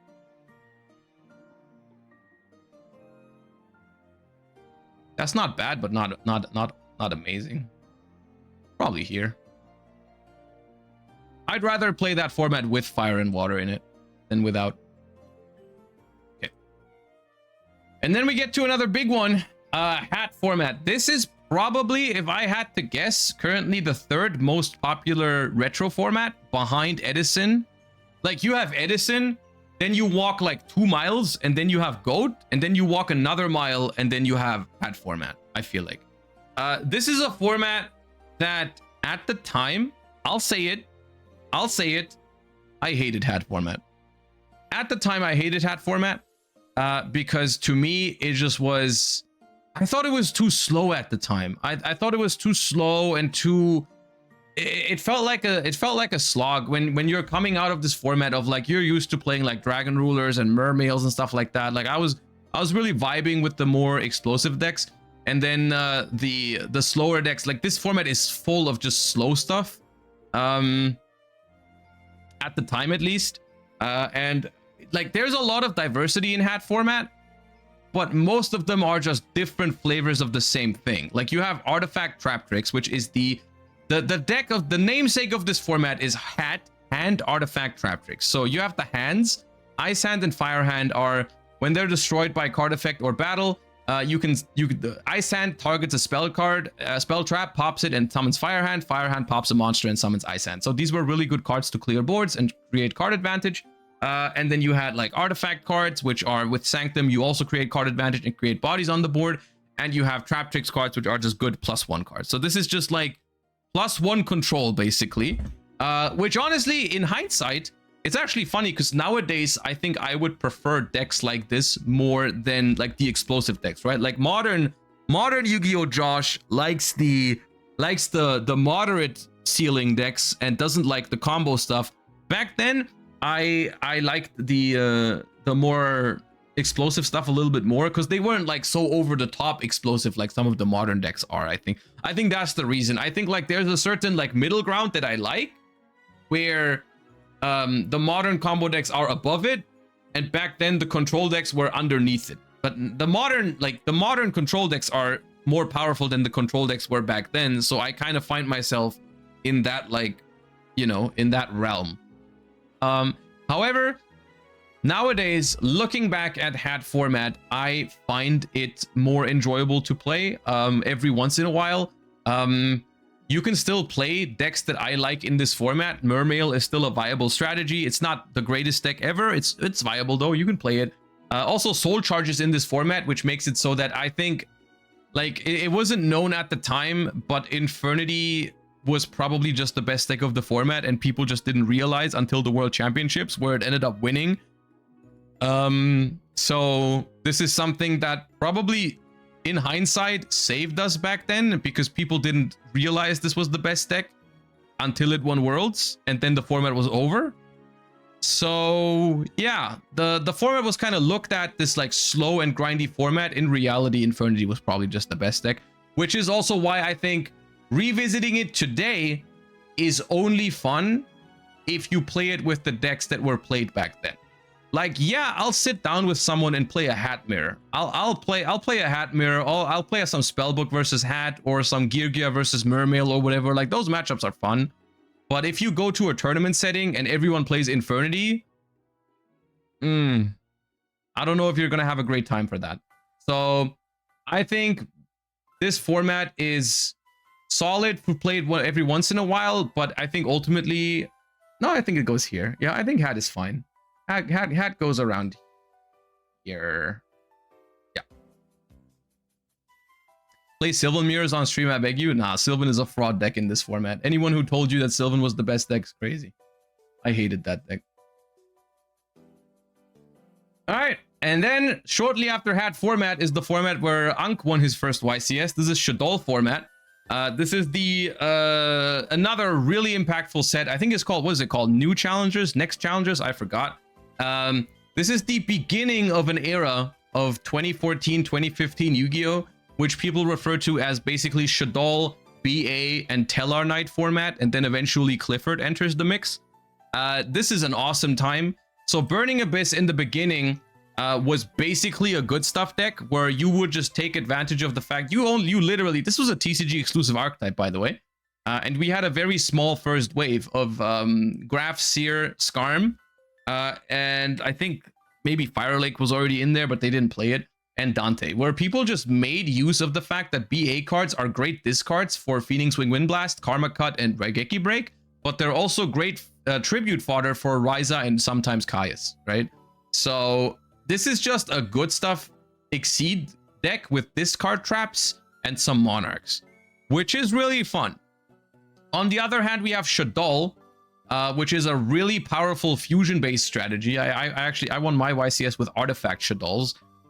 So we all know what Shaddolls do, I suppose, but just for the people that don't know what exactly they started with, it was a fusion deck. The biggest problem of Shaddolls that you only had Shaddoll Fusion. That was the only good way to fuse.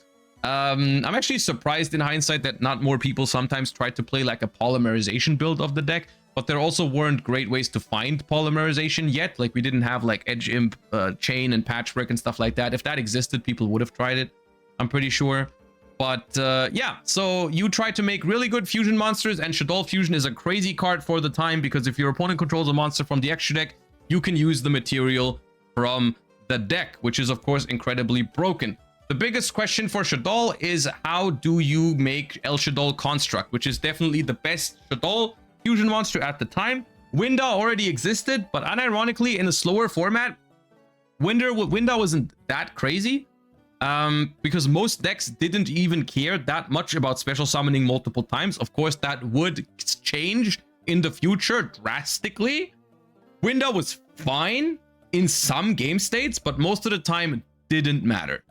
The one that mattered is Shaddoll Construct, because on summon, you send another Shaddoll card from deck to grave, which basically means you print another card, because all Shaddolls have grave effects. If it battles a special summon monster, you destroy it, and then if it goes to grave, you add the Shaddoll Fusion back to your hand, so insanely strong. The big problem is you need a light monster to make it, and Shaddoll doesn't have light monsters. So, or didn't back then.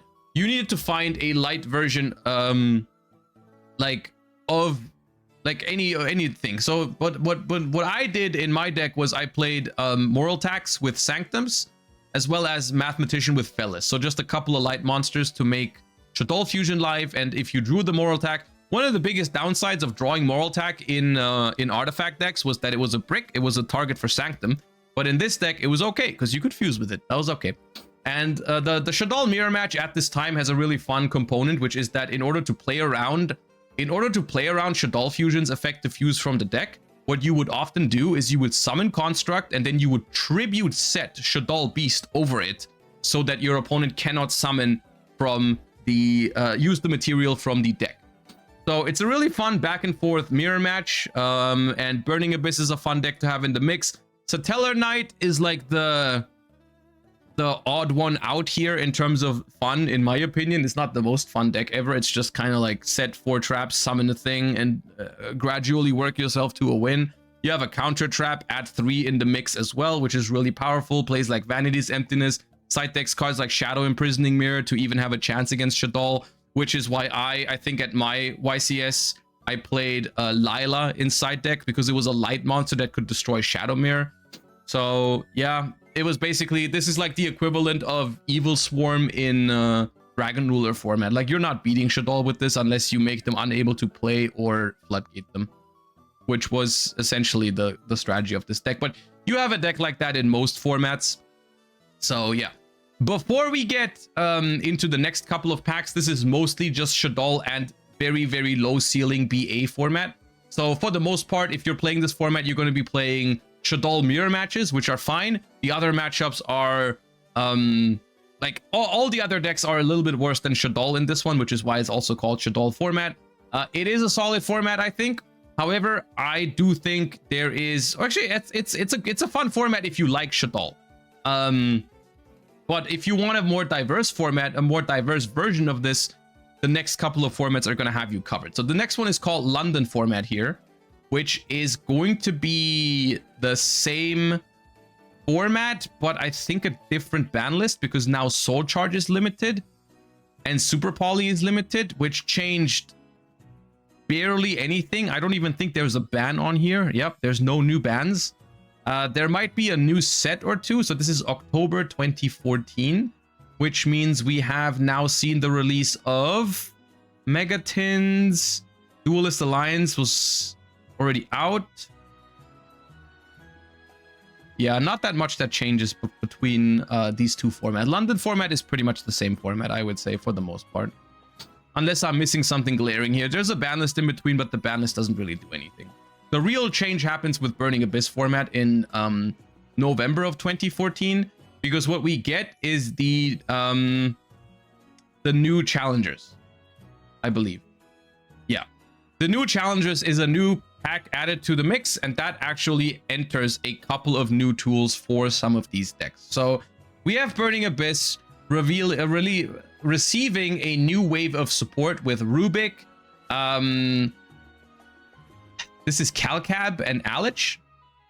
And also, I think Fire Lake came out here, which now Burning Abyss was playable as a deck on its own. It no longer needed to do like the, oh, I'm going to summon a Monarch thing to win the game. You could now win the game on its own. Fire Lake was a crazy card in the grind game.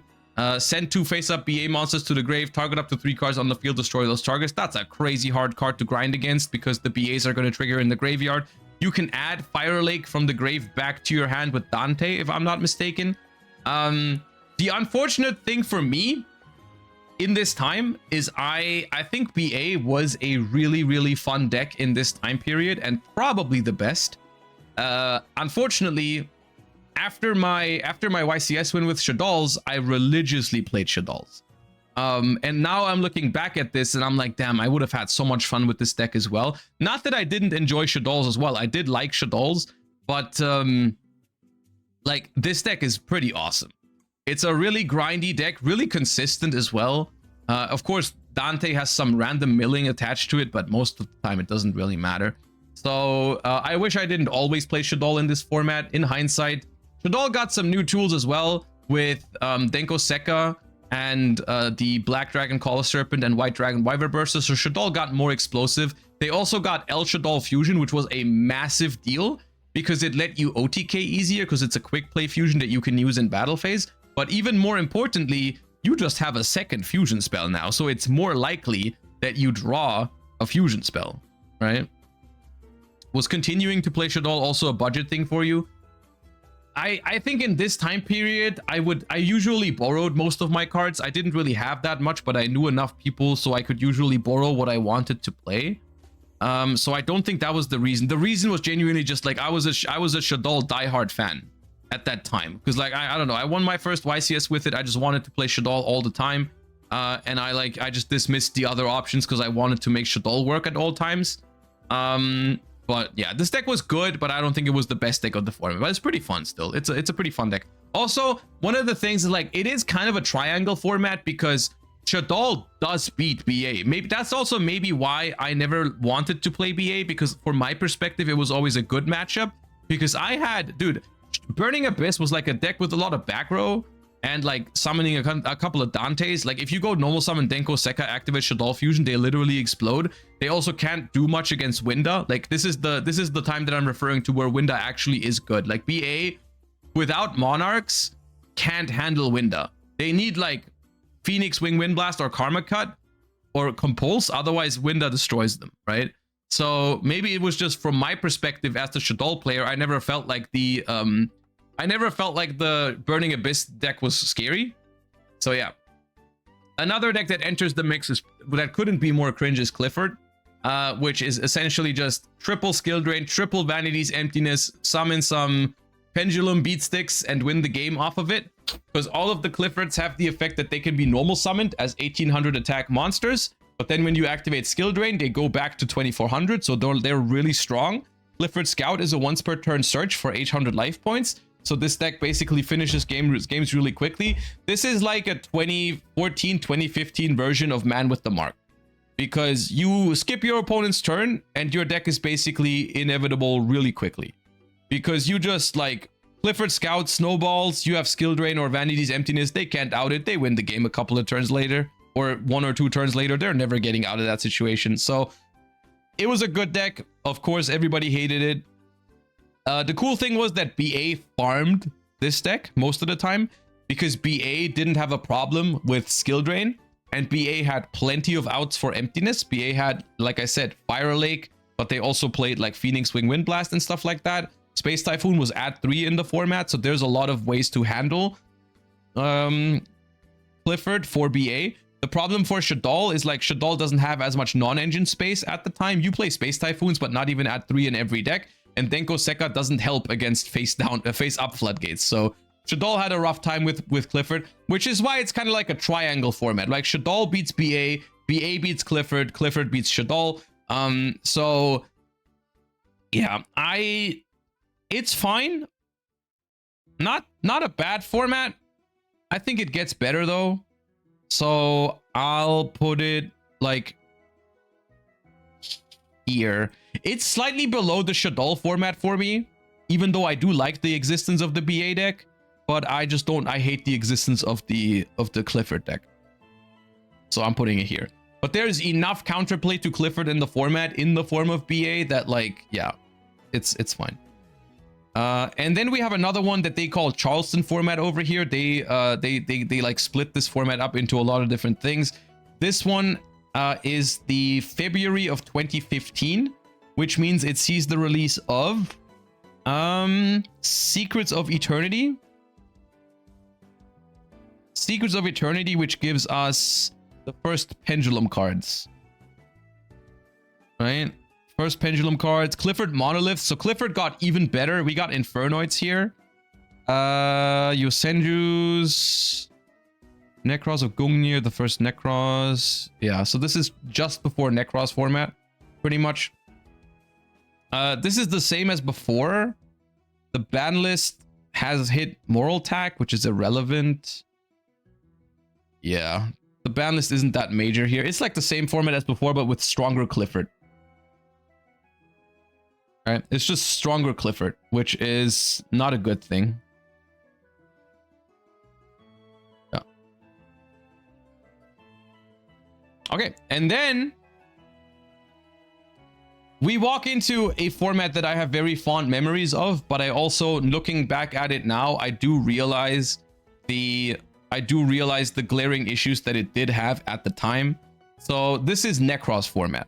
And Necros, for those of you that don't know, is one of my favorite archetypes of all time. Because when it came out, it was basically a whole new power level. So this is by far the best deck in the format. And Necros had something which no deck really had before that, except for maybe Dragon Rulers, which was that it could search basically everything in the deck at an incredible consistency. But you still had to make like meaningful decisions every time you made a search. You didn't always search the same cards. So this deck was explosive in a way that was really interesting to me and really skillful, because you could take it so many different routes. Like you can go, this deck can OTK, this deck can go for Trishula plays, this deck can go for really strong setups. And the most interesting part in this entire thing is Necros of Trishula. So Necros of Trishula is a card that is exactly like the name would suggest, a ritual version of Trishula, which banishes a card from your opponent's hand, field, and graveyard. The thing with Necros of Trishula, which is also different than the Synchro counterpart, is that you have to banish one each from hand, field, and graveyard. And this is a very minor thing, you might think, that actually opens it up to a lot of different like counterplay. Because if you didn't have a card on the field or in the hand, you couldn't resolve Trishula, which opens up for two routes maneuvering around this card. Because this is the like center point of this format, is Necros of Trishula resolving or not resolving. Super, super important card because it's so powerful. However, what you would do essentially in the Necros mirror match is, first of all, you would blind second most of the time. And you would tribute your, if you were going first, you would tribute your entire board with Necros of Valkyrus to draw cards. Necros of Valkyrus also makes it so when an opponent's monster declares an attack, banish a Necros from your grave and discard this card, negate the attack, end the battle phase. This makes it so you can pass on an open board and not have, you can't get Trished because you have no board, but you also can't get OTK'd because you have Necros of Valkyrus access in your hand, right? So the idea is basically Necros is like this back and forth gameplay where every turn players try to clear their own board, which is hilarious if you think about it. But when you play it, it's super intricate because of this like back and forth, like I'm going to try to pass with an empty board at all times, which is really, really weird, but really fun as well. Two problems, major problems that make this format basically unplayable as a retro format unless you're playing with friends. Number one, Jin, the releaser of rituals. When you ritual summon a ritual monster, you can remove from play this card from your grave as one of the monsters required. While the monster ritual summoned is face up on the field, your opponent cannot special summon. This card is so giga toxic when you consider the fact that Necros is all rituals and basically cannot play if they can't special summon. So this card was easily accessible for Necros by sending it to the graveyard from the deck with Lavalval Chain, and then you would ritual summon anything with it, usually Colossus because they have the same level, and then your opponent can't special summon. This forces the players in the format to play a lot of really bad cards just to not get FTK'd.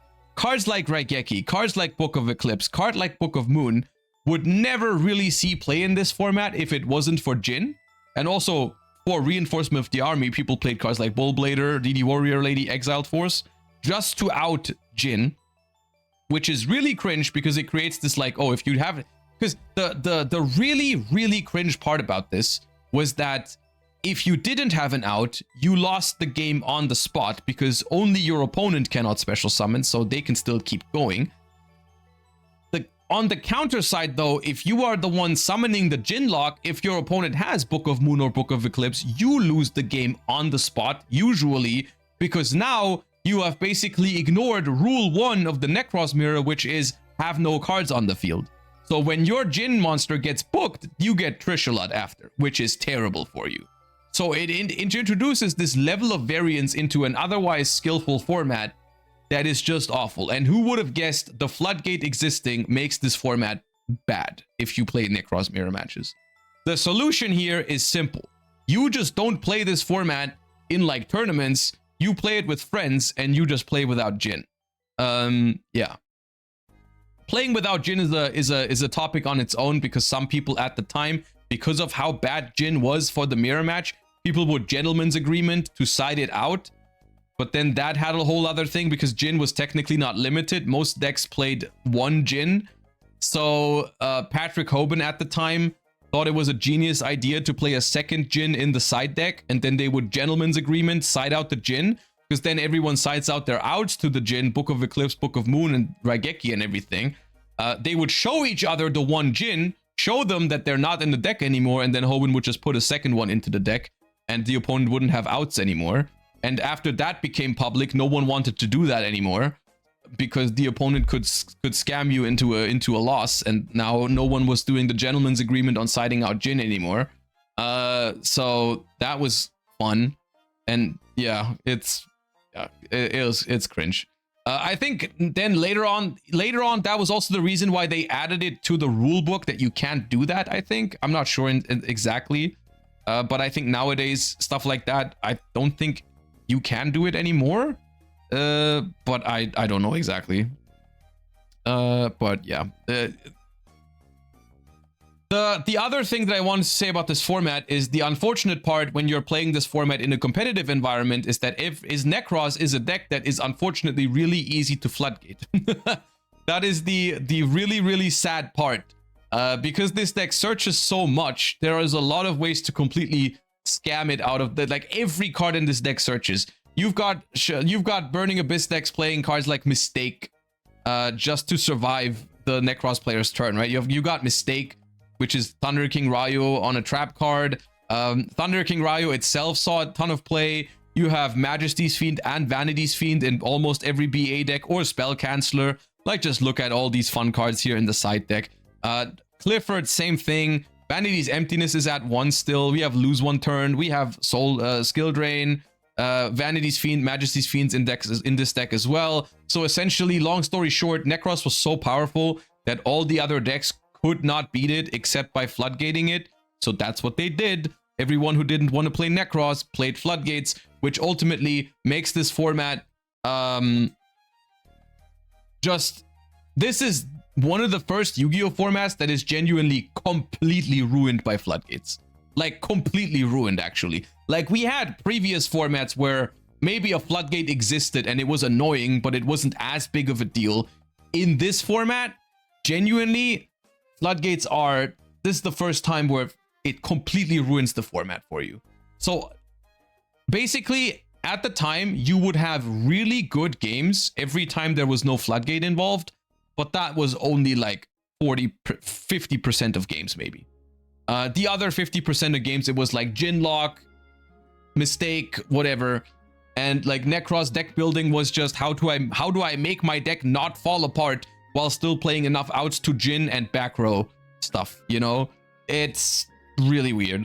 And yeah, that makes it for something you can definitely revisit with your friends and simply play without floodgates. But if we're just evaluating the format for what it was, I think it could have been literally one of the best formats ever if it wasn't for the floodgates. And that is going to be a recurring theme for some of the future like formats as well, but that's definitely the case for the first Necros format. And if you think it can't get worse, then I present to you Clown Necros format, which essentially, like, okay, this is not strictly worse, I will say, because Jin, the releaser of Rituals, is banned now, which was a very obvious thing they should have done beforehand already. They should have done this before Necros format, but they didn't, and that was bad. But then they did it in July 2015, which was after, like, slightly after the European Championship of that year. They got rid of Jin, which was good. So now, and Laval Chain for that matter. So we could play Necros without Jin, which was something that everyone was looking forward to. Problem number one. All the other decks still rely on floodgates to beat Necros, pretty much. It still is a whole bunch of Mistake and whatever else. This is also a format where Droll and Lockbird sees play relatively consistently in other decks, or sometimes even in Necros.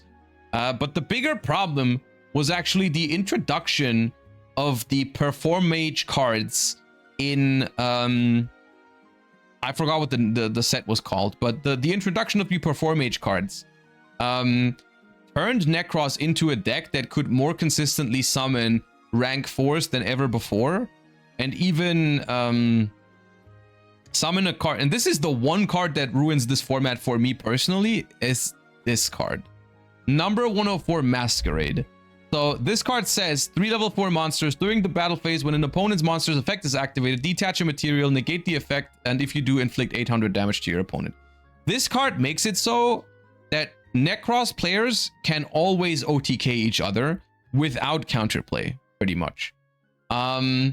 So it was either you make a board and you get destroyed by Trishula, or you pass with an open board and you get OTK'd by Masquerade, because Necros could basically always do this. This is like YCS Rimini format 2015 is where this happened. Which is really sad, because I'm just like realizing we never had, this is one of my favorite decks of all time, and we never had a good like Necros format that wasn't ruined by either floodgating or OTKing with no counterplay, right? So once again, if you want to go back to a peak Necros format without Jhin, definitely going to be this one. Unfortunately, though, I think in order to create good gameplay here, you do need to gentleman's agreement out of Masquerade. Yeah. It's worth noting that this is the printing of the only ever created healthy pendulum card, which is an important milestone in Yu-Gi-Oh's history. It's Archfiend Eccentric.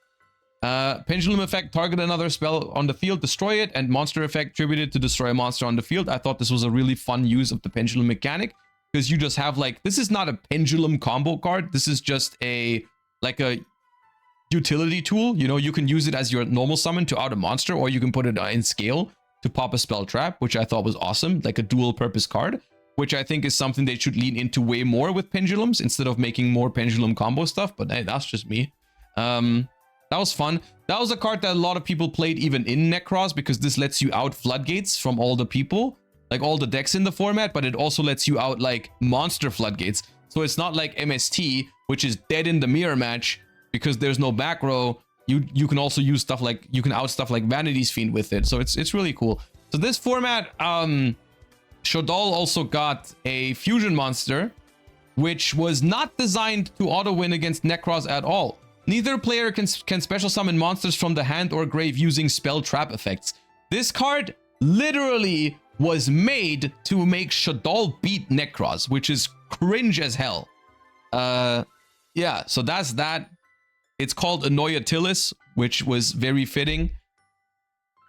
Dude, with all the Necros formats, the thing that annoys me the most is when I look back at them and I think like what they could have been. Now, I will say, I'm looking back at these and I'm realizing all of their issues, but still, when I played them at the time, I had a good time.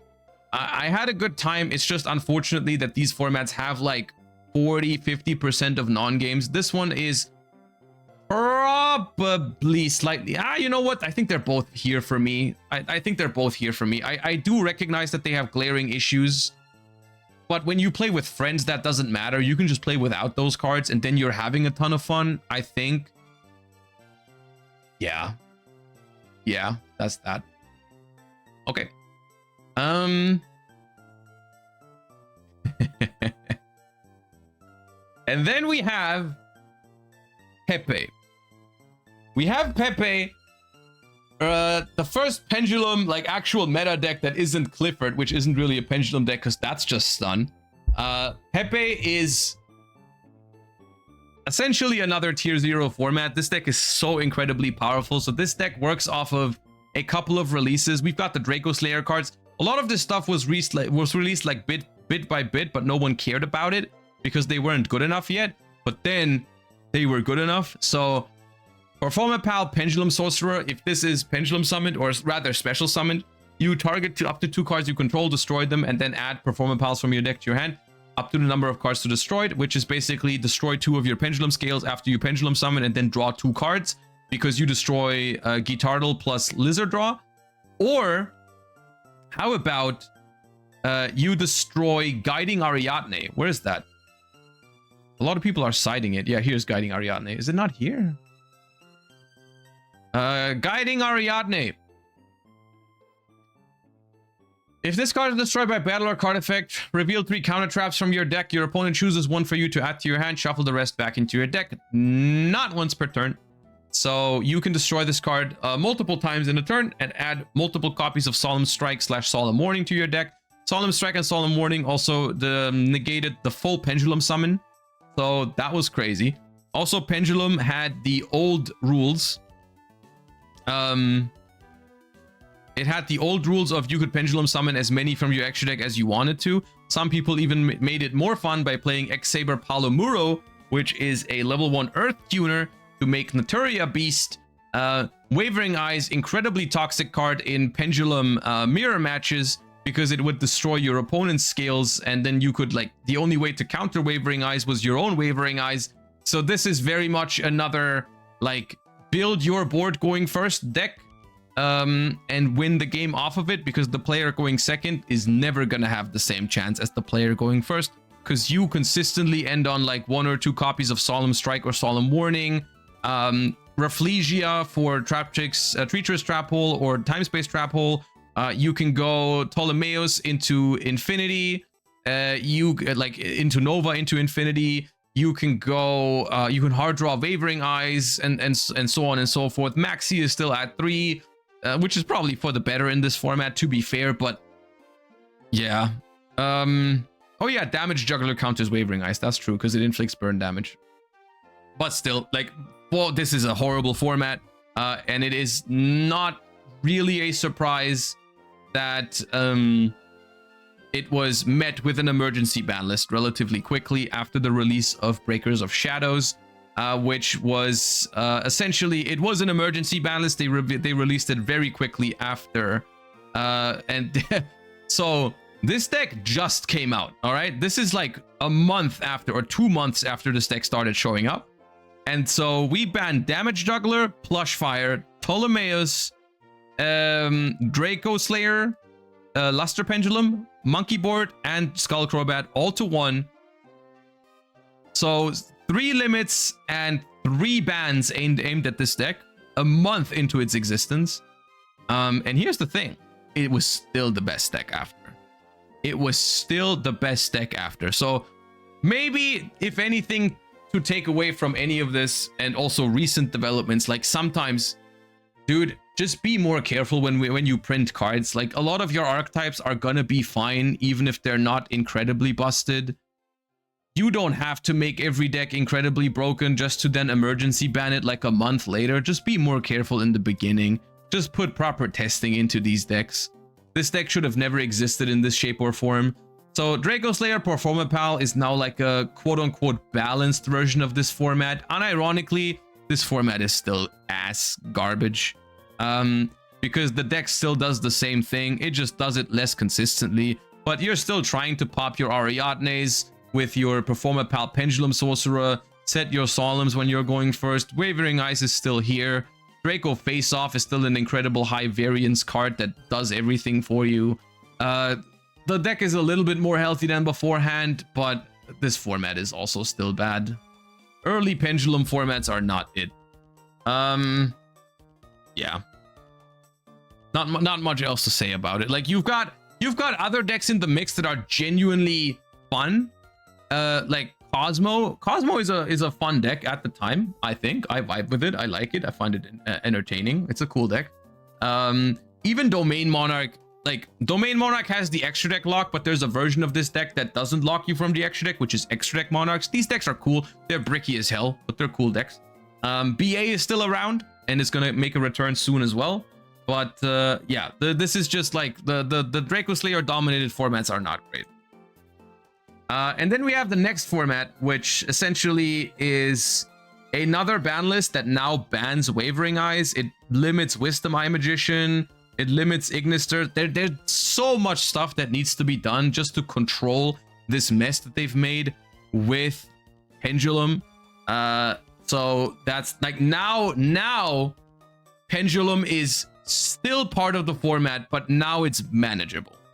So this is like the first Pendulum format that is actually playable. ignore, like, okay, technically Clifford is already a pendulum format, but you know what I mean. Like the first format where an actual pendulum deck is part of the format, but it is not awful. So this is a good format. This has Phantom Knight, Burning Abyss. With the release of the Phantom Knight cards and Terror Top, Burning Abyss makes a resurgence in the metagame with some new tools, which is pretty fun. Still has a very similar playstyle from before. Is being played less as a trap deck now. Biggest problem of this format is this card right here, probably Anti-Spell Fragrance, which is a card that was previously never really a problem because it didn't have the toxic interactions that it had with pendulum decks. Because the way this card worked against pendulum decks is you just couldn't activate your pendulum cards, so immediately completely invalidating your entire deck. I'm honestly surprised in hindsight that they never banned this card during the pendulum formats, because you would think like, hey, new mechanic, we want to promote the new mechanic, let's get rid of the card that completely floodgates our new mechanic. They never did that, which was weird. But yeah, Anti-Spell ruined every pendulum player's day, which in the beginning maybe you would consider a good thing, but now where pendulum decks are actually kind of fair, it's pretty bad that Anti-Spell existed. And of course, Anti-Spell has aged even worse from then, because nowadays it's even good against every Yu-Gi-Oh deck, not just pendulum decks, because turn skipping your opponent's spell cards is just an auto win most of the time. So yeah, that was pretty awful. Anyways, BAPK other than Anti-Spell is a really fun deck. Cosmo in this format is a really fun deck. Some people are even playing Fire King Cosmo, which is also really cool. Then we have Domain Monarch, which is the cringe version of Monarch because of the extra deck lock, but yeah. Extra deck Monarch is bricky but fun. Fire King Cosmo is down here. Odd Eyes Draco Slayer Performa Pal is a like balanced version of the pendulum deck now. They can still do the Ariadne and counter trap thing, and some people even did Secret Village. I thought those were not optimal to do.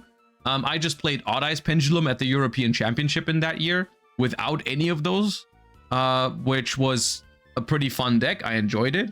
So overall, this is a format. It still has issues with like Domain and Anti-Spell and Guiding Ariadne with Solemns.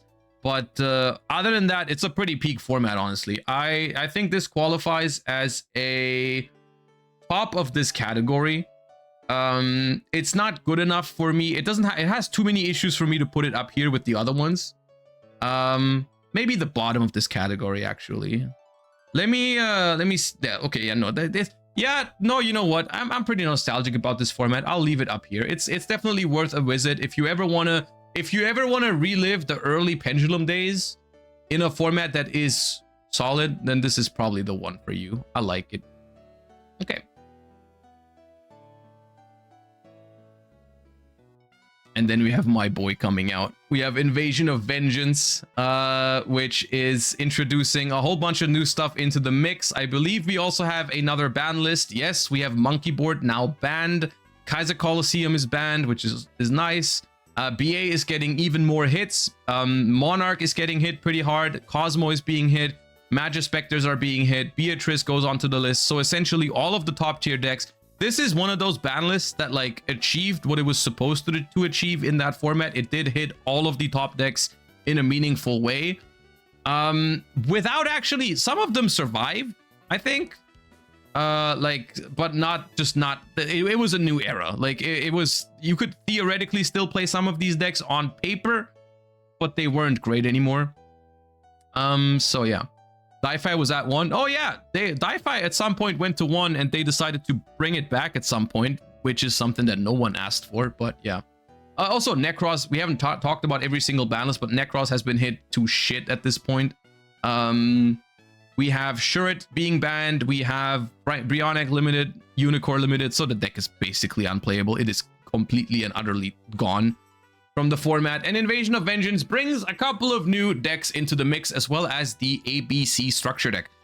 We have Paleo Frog, yours truly's favorite deck, ABC's Metal Foes, and some other stuff. It's called Awesome Hero. However, this is a misleading name because this deck is not awesome. It just spams Omni Negates with Bahamut Shark into Totally Awesome, and it also plays Mass Change to summon Dark Law. So it is very much the opposite of what the name would suggest.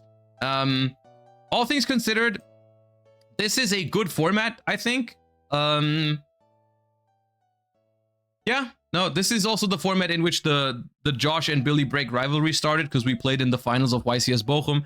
It was Paleo Frog versus Metal Foes, which if you're ever revisiting the format, this is by far the most fun matchup in the format. It is it's Paleo versus Metal Foes.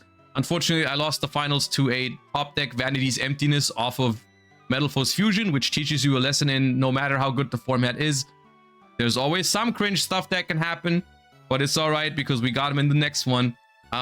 Metal Foes is an awesome Yu-Gi-Oh meta deck. Can I just say shout outs to Metal Foes? This deck is awesome. Actually a cool pendulum deck. I didn't like it at the time and I still don't think it's that good, but it's a fun deck. It's cool. It's pretty balanced in terms of its end board and everything around it, like a super well-rounded deck to have in the format. Like just the fact that this deck was viable, I think shows that this format was pretty healthy. ABC to me is the odd one out in this format because this is like the bricky over-the-top combo deck that if it draws playable, it's really hard to beat. But if it doesn't draw playable, it does like very much nothing. So you play like Brilliant Fusion with Garnet. You have a bunch of engine requirements in the deck. If you don't draw Union Hanger, you have a miserable time. Not a huge fan of this deck, but it is strong at the time. All things considered, I think this format is good. However, I think it pales in comparison to what happens next, which is why even if you want to enjoy Paleo gameplay, I would recommend you play the format after. But it still is a solid format to play every once in a while. 2016 Invasion of Vengeance, for sure. Yeah. Was this the first time Brilliant Fusion showed up? No, the first time Brilliant Fusion showed up was during Extra Deck Monarchs. We looked at it a second ago. That deck already had Brilliant Fusion. All right. And then we have a really, really powerful set releasing in Raging Tempest, I believe is what it's called, which brings us Zodiacs. And Zodiacs was expected to be another tier 0 format, pretty much.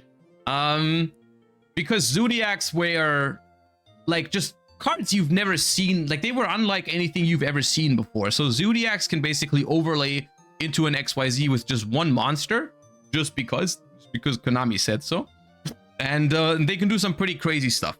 And this is one iteration of the deck that was being played in the beginning, in the early days of Zodiac, after they immediately, relatively quickly semi-limited Zodiac Rat Pier. It may have even been on release. I'm not actually, no, that's not true. They was at 3 for a second.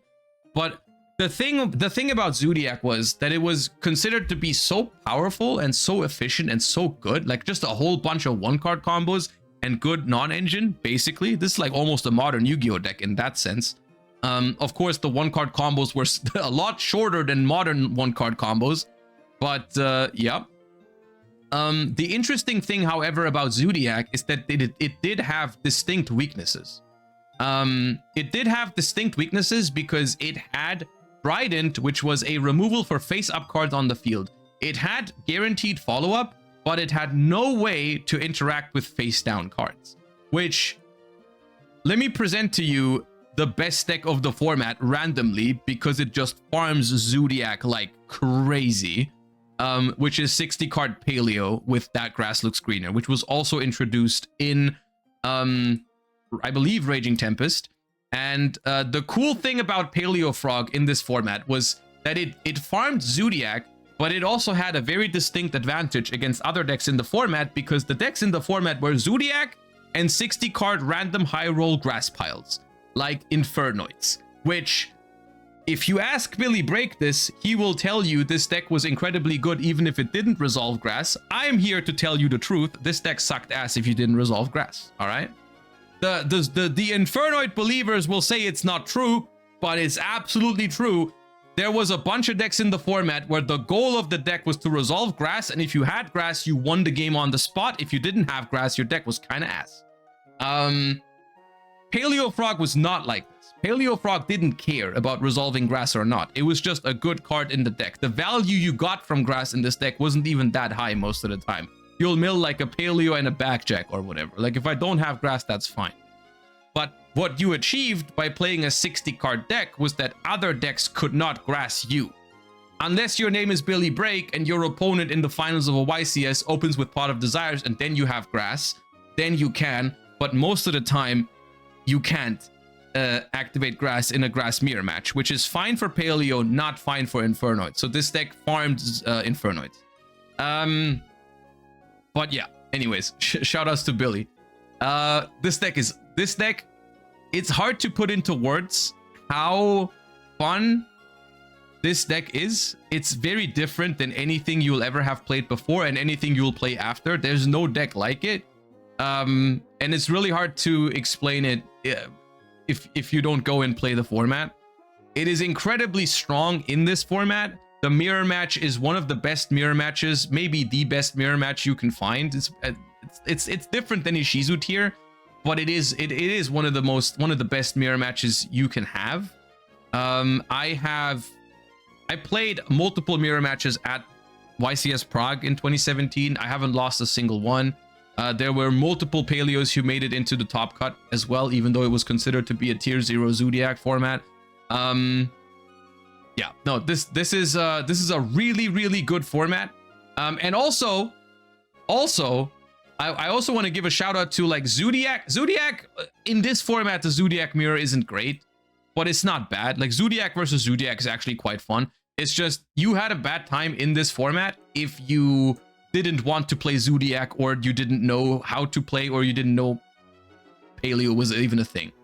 Right? Like it was very much a format that forced you to play Zodiac or Paleo or a grass deck. If you're not happy with those three options, that's tough luck, right? So it's not good in a diverse sense. You know, it's not a diverse format, but it still is a good format. And of course, I cannot put it lower than this because of my burning love for the Paleozoic deck, right? Like I just cannot put it lower. So yeah, I recommend you go and try some Paleo mirrors. It's going to be very confusing in the beginning, but genuinely it is a top tier format. All right.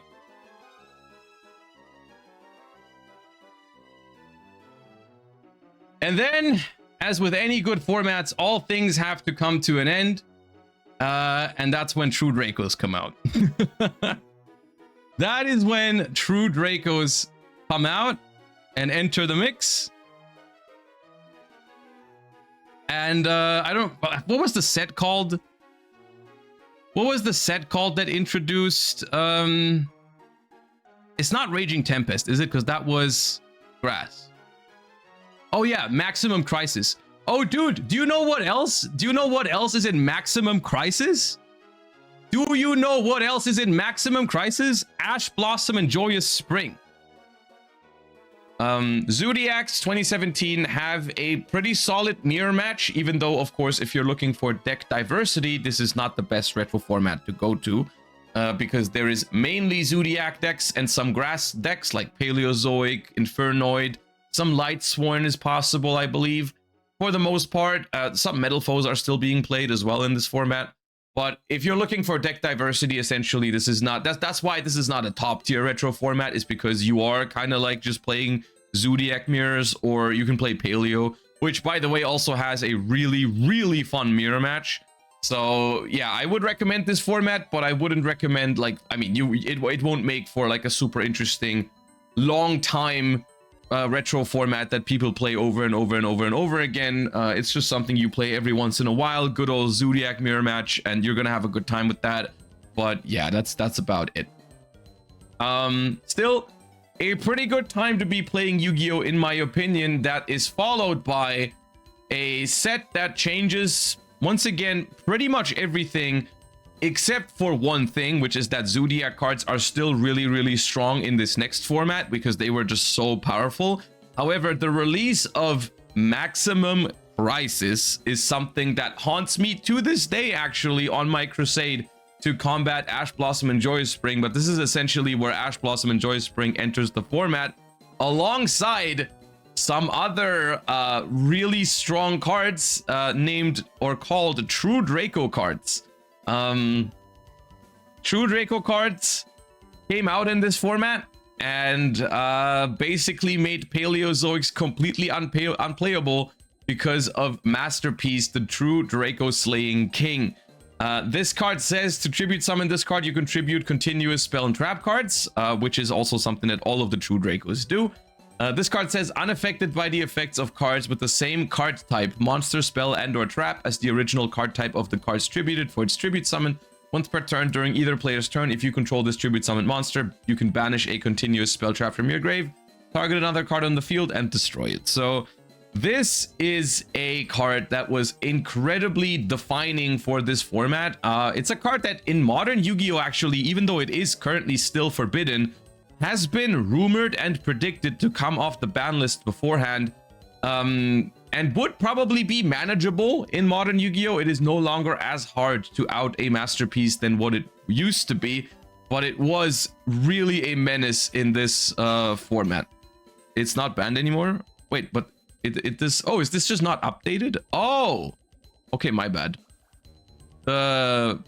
See, that's how insignificant it is that it came back, but the website apparently hasn't been updated since September 24. So I was yeah, I didn't even, I just looked at this and I took it for granted. But yeah, no masterpiece. Is it at 1 or is it at 3? Did they immediately put it back at 3? It is at 3. Interesting. I mean, yeah, okay. I guess it just confirms what I just said in some way, because yes, in modern Yu-Gi-Oh! This card is in fact not a problem anymore, but back then it was. Back then it was really, really hard to out a masterpiece. And here's the thing, even if you did out it, it still created a lot of card advantage in the meantime, because it does get the quick effect to destroy a card once per turn. So when you summon it, you're gonna pop a card. On the opponent's turn, when they try to out it, you pop another card. So at the very minimum, this is going to take 2 cards down with it. And it does also simply gain some effects, usually by tributing the cards, because the entire True Draco deck, of course, is built around this mechanic. So there's a couple of cards that are meant to be tributed, like all the True Draco spells and traps. The spells give you a spell trap pop when they're tributed. The traps give you a monster pop when they're tributed. And they have other effects that generate card advantage off of cards being tributed. So Masterpiece typically is a relatively easy to summon card in this deck that's going to pose a huge threat to the opponent. If you can't out it, it wins the game. And even if you can out it, it typically trades favorably. Besides Masterpiece, I actually do think that the True Draco cards are really, really fun and were really, really fun to play with. I actually did enjoy the True Draco deck quite a bit. I actually brought it to a couple of tournaments in later formats, which is because the main deck True Dracos that are not Masterpiece are actually quite the fun mechanic, in my opinion, because they say, once per turn during either player's turn, when your opponent activates a card or effect while you control this tribute summon monster, you can take a True Draco or True King Continuous trap from your deck and either activate it or add it to your hand. They all do this in different shapes and forms. Like Majesty Maiden does the same thing but with monsters, and Ignis Heat does the same thing but with spells. So essentially the way this deck interacts with the opponent when it doesn't have Masterpiece or when it doesn't have Floodgates is pretty fun. The problem is that is a pretty big if, because like essentially this deck has 2 modes. Mode number 1 is you can play with Ignis Heat and Dynamite Knight, the True Draco Slayer, and Majesty Maiden, and like when your opponent plays into your board, you get more cards and you use the traps to tribute summon on the opponent's turn, which then gives you the pop effect of the trap, and then you can use the spells. If you tribute those, you get spell trap removal, but they also draw you cards. So it's got a really interesting grind game to it. But mode number 2 is just summon Masterpiece and win the game, or flip Skill Drain and win the game. So, or the Monarch's Erupt, which is another card that like some versions of this deck simply didn't play an extra deck, and then there's basically was more copies of Skill Drain. So this deck is one of the examples of a deck that is actually pretty cool, but unfortunately has very strong inherent synergies with Floodgates, which is a little bit weird. It's a little bit weird because on the one hand, I always liked how this deck worked and how this deck played, like half the time. And then the other half, you know, people activate Skill Drain and activate the Monarch's Erupt, which we could turn this into a discussion of, is this the fault of the True Draco cards or is this the fault of the Floodgates existing? That's a whole debate on its own. As at the end of the day, for this format, it doesn't really matter because that is just simply what the deck works. what the deck does rather. So as a result, there is a pretty toxic aspect to True Draco in general. True Draco was even being played in other decks. The cards were relatively splashable, actually. There was a True Draco Zodiac variation where you literally just played small True Draco packages with Dragonic Diagram and such to actually just tutor out Masterpiece because the card was so powerful.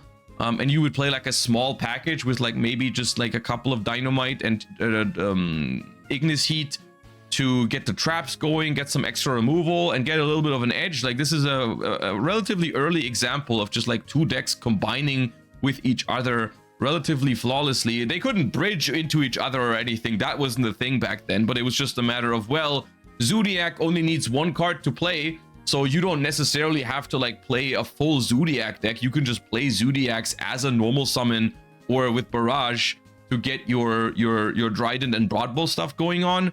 And then you still have like, you know, you're not very restricted, so you can just play more other engines in the deck that synergize with it. And as a result, this deck was pretty strong. For me personally, the release of Maximum Crisis did make things worse. Like I said, I am a fan of the pure True Draco deck if no floodgates are involved, but it unfortunately also meant that my favorite deck of the format in Paleozoics got completely destroyed because Paleozoic now was getting completely obliterated by True Draco. It was, by the way, it is not just Masterpiece that ruins Paleozoic's day, which is, I think, commonly people think like, oh, or this is the big problem for Paleozoics. And yes, it is a big problem for Paleozoics, but that's kind of true for every deck.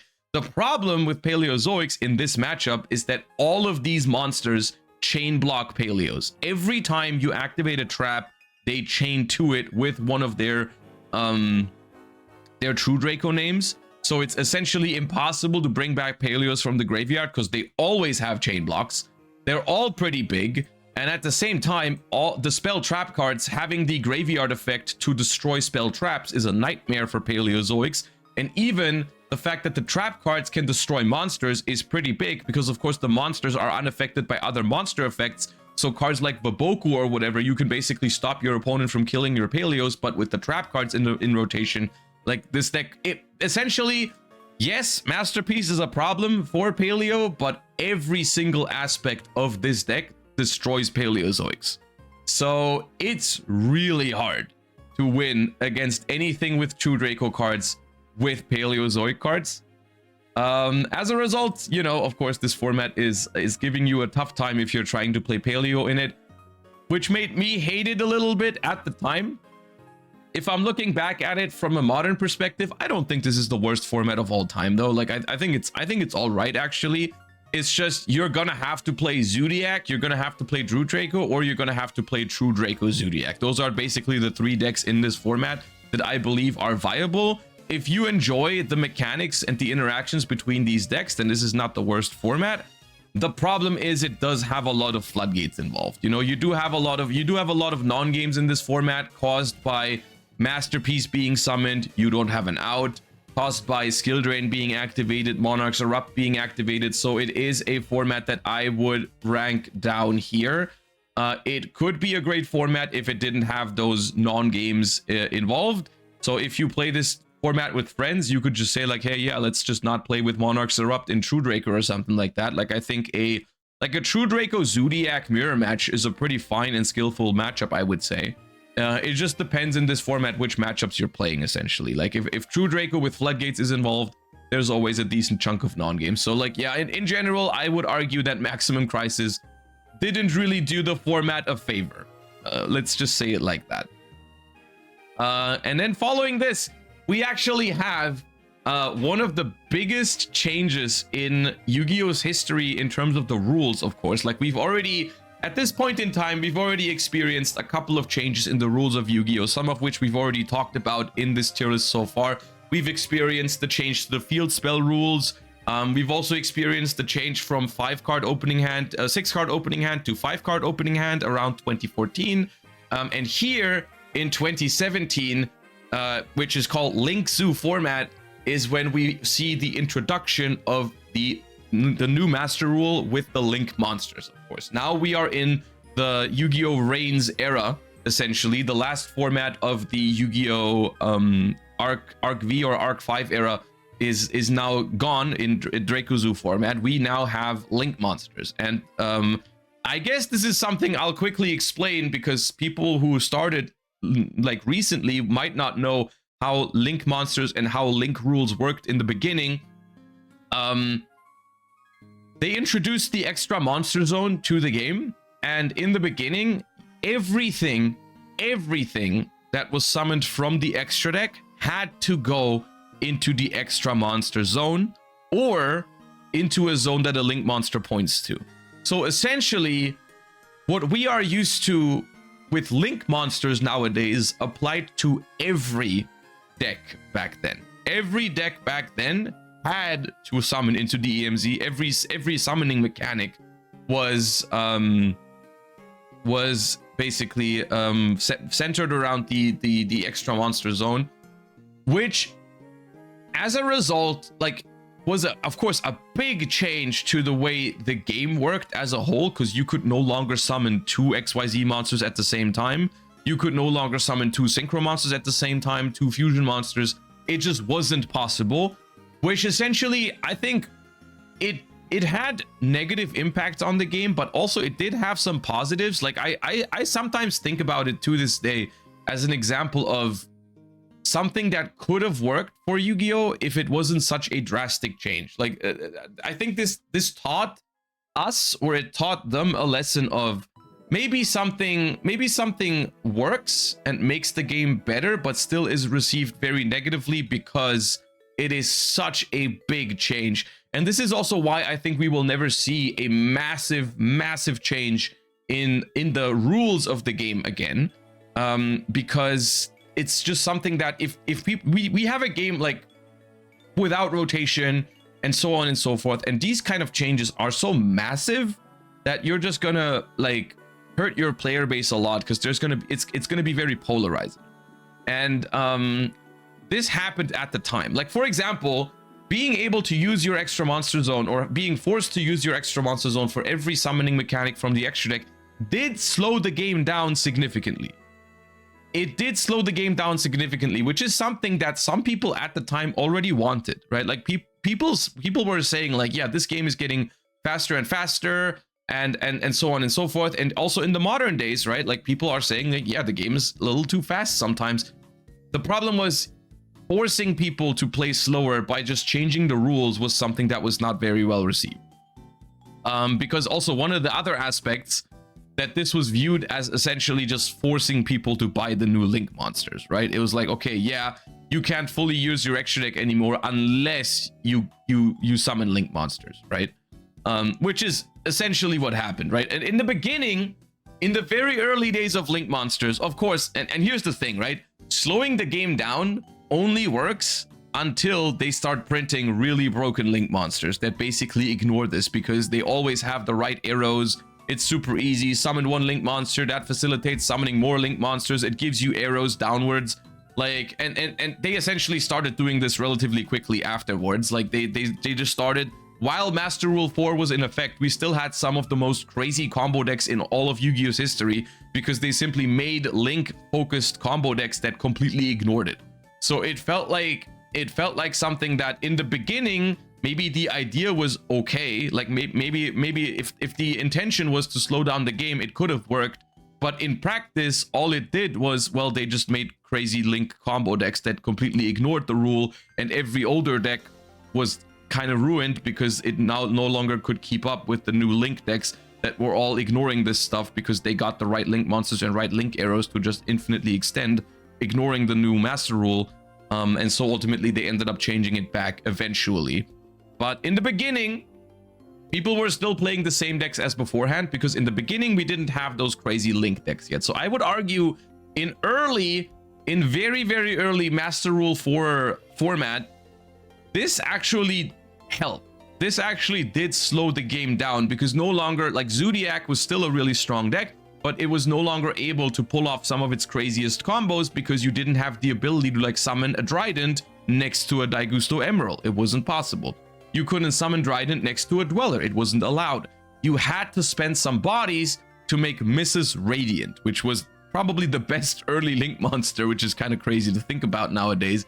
But just because Mrs. Radiant went into the EMZ, and that enabled you to summon a Dryden next to an Daiguster Emerald, or a Dryden next to an Abyss Dweller.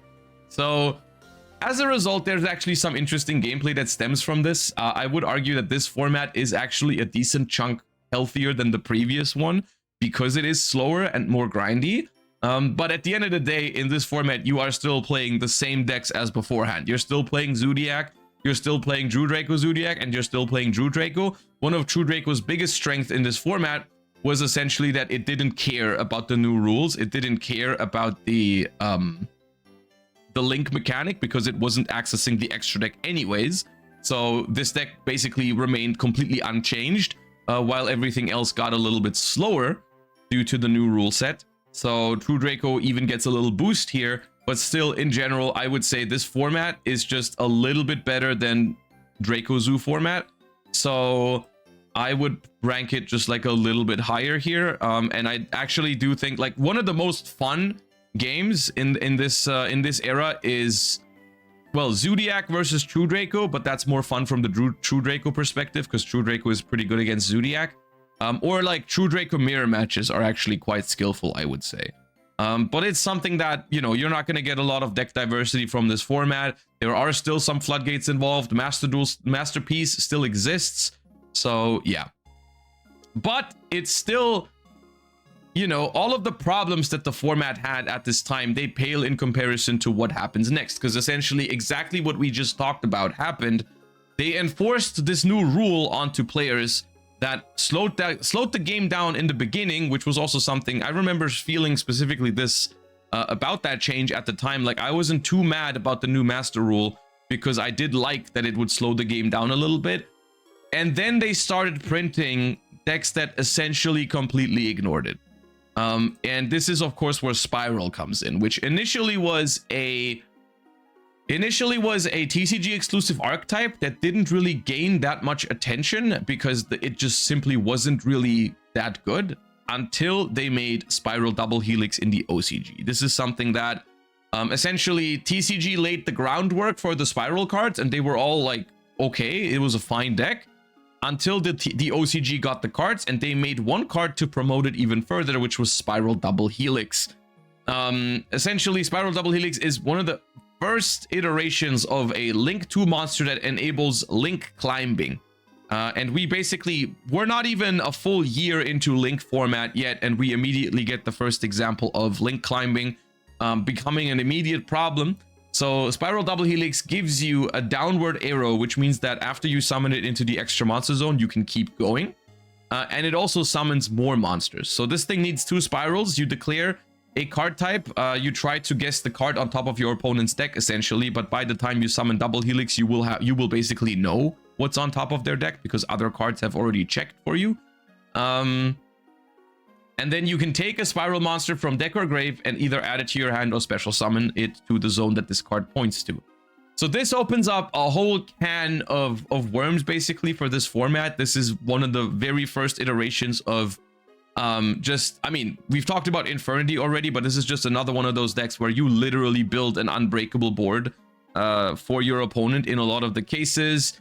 We have a lot of generic, we have a lot of negation in here. We have a lot of removal. We have Tri-Gate Wizard, which is essentially an Omni-Negate. This is like the Baron de Fleur of this format. Every single Spiral combo ends on a triple co-linked Tri-Gate Wizard. We have Firewall Dragon making its first appearance.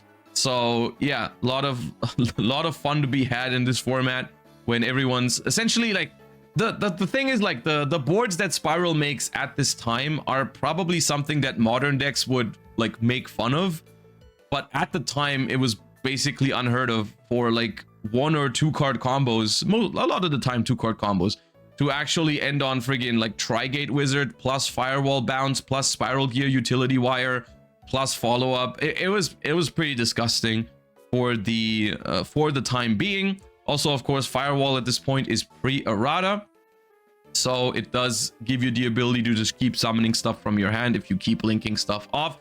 So essentially exactly what I said earlier happened immediately. Like the new master rule slowed down the game for everyone, except if you were playing Spiral. So it's like, essentially they made a new rule and then they immediately made a deck that broke that rule, which was pretty toxic because essentially Spiral was the most powerful deck in the format. The only thing that counteracted the going first a little bit was the introduction of another little card that I think Raphael also used to win YCS Prague, the second YCS Prague of the year, in Spirals. I think we used the same deck list here. Yeah, I lost in top 4 of that event, but I think we used the same deck list. So they printed, at this point, of course, Yu-Gi-Oh already had this idea of going first is too strong. So Konami started printing Band-Aid fixes around this time, and even a little bit before that. They started printing Band-Aid fixes for the player going second not having a chance, right? And in this format, there's actually a development of, well, if everyone tries to go first and combo into Oblivion, there was a world where, you know, they started making cards like Evenly Matched. They started making cards like Ghost Reaper and Winter Cherries. They started making cards like Cyframe Gear Gamma and also Ash Blossom. And so basically the idea of blind second Spiral, you know, came into existence, because at that time, you know, if you would Ghost Reaper a Spiral Double Helix, Spiral had a problem. If you Gamma'd a Spiral Double Helix, Spiral had a problem. So essentially in the early days, yes, combo decks started spiraling out of control at this point. Okay, no pun intended. But they did still have like really important choke points. They still had these sort of like instances where if you did manage to get rid of this one card that was enabling all of this, then you would actually have a pretty good time against Spiral. And so that's why, you know, cards like Cherries, cards like Gamma existed. And also, the reason why we only played 2 copies of Evenly Matched and not more, we sided into the third one, was that of course other decks were also playing. Like there was a lot of blind second Spiral in the format, and so with cards like Cherries or Gamma, if they sent you first and you open those cards, you can just pass, but Evenly is pretty useless. So yeah, it's basically, this deck can do some pretty disgusting combos, but we decided to go second instead and take advantage of cards like Reaper and Gamma and Evenly, which you might think that this is a good thing for Yu-Gi-Oh when people are choosing second. You know, oh, this game where going first is normally so strong, all of a sudden people are choosing second. To an extent, I get it. To an extent, I agree with you, but you also have to realize that the gameplay that happens from this is not that good. Like, unironically, the idea of this deck was go second and activate a super strong silver bullet to basically auto win the game. And one of the biggest reasons to go second was to not get hit with those cards by your opponent. So like you wanted to be just the first one to resolve like a Winter Cherries or a Gamma or an Evenly to essentially auto win the game on the back of that.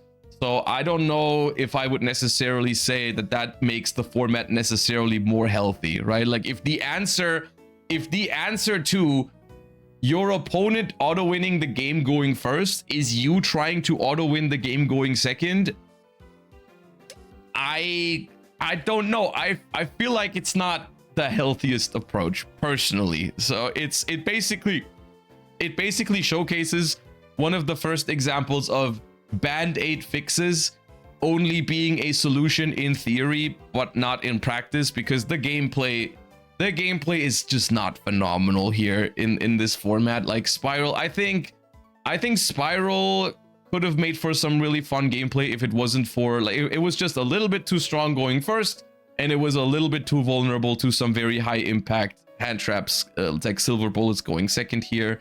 It's funny because at this YCS you can see it makes me really nostalgic reading all these names, because this is at the time where I was in a team called Complexity Card Gaming, and I see a lot of us here in this top cut with the same exact deck list. Raphael, of course, won the event. I got top 4. Lorenzo Santoni got top 8 with the same exact deck. I see Robin here in top 16 with the same exact deck. Good times, man. Good times. Yeah. So yeah, they basically it was a format that at the time there was some innovation to be done. You know, everyone thought like, oh, going first with Spiral is the way to go. And then we did find a way, or like players found a way to win going second that was somewhat reliable. So there was still some like discoveries being made in the format, but I still think if you go back to it nowadays, not the greatest format. Not the greatest format. I'll probably put it down here. 2017 Spiral. I'm not the biggest fan of early Link era formats. There's gonna be a couple ones that we're gonna be talking about now. Like there's a string of Link monsters arguably didn't do the greatest thing to the health of the game, especially early on. So yeah. That is the first iteration of Spiral format. And it is being hit with, I want to say, a pretty harsh ban list. Let me see. What do we get? Gofu gets banned. Firewall Dragon gets limited, which is crazy. This is awesome. They didn't hit Spiral very much, unless I'm missing something. They banned Max C here in the TCG, which is awesome. Yeah, okay. I'm just thinking about why like Spiral wasn't here anymore if they didn't hit it on a ban list, because I know they eventually, I think it comes back because of that.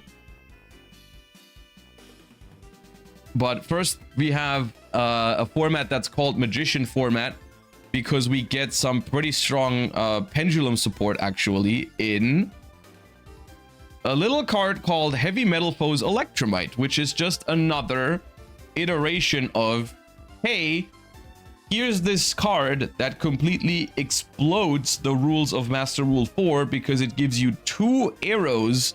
Of course, Pendulum is one of the decks that suffered the most from Master Rule 4. I should have said that earlier, I suppose, because Pendulum was all about filling your extra deck and then being able to special all of that out, right?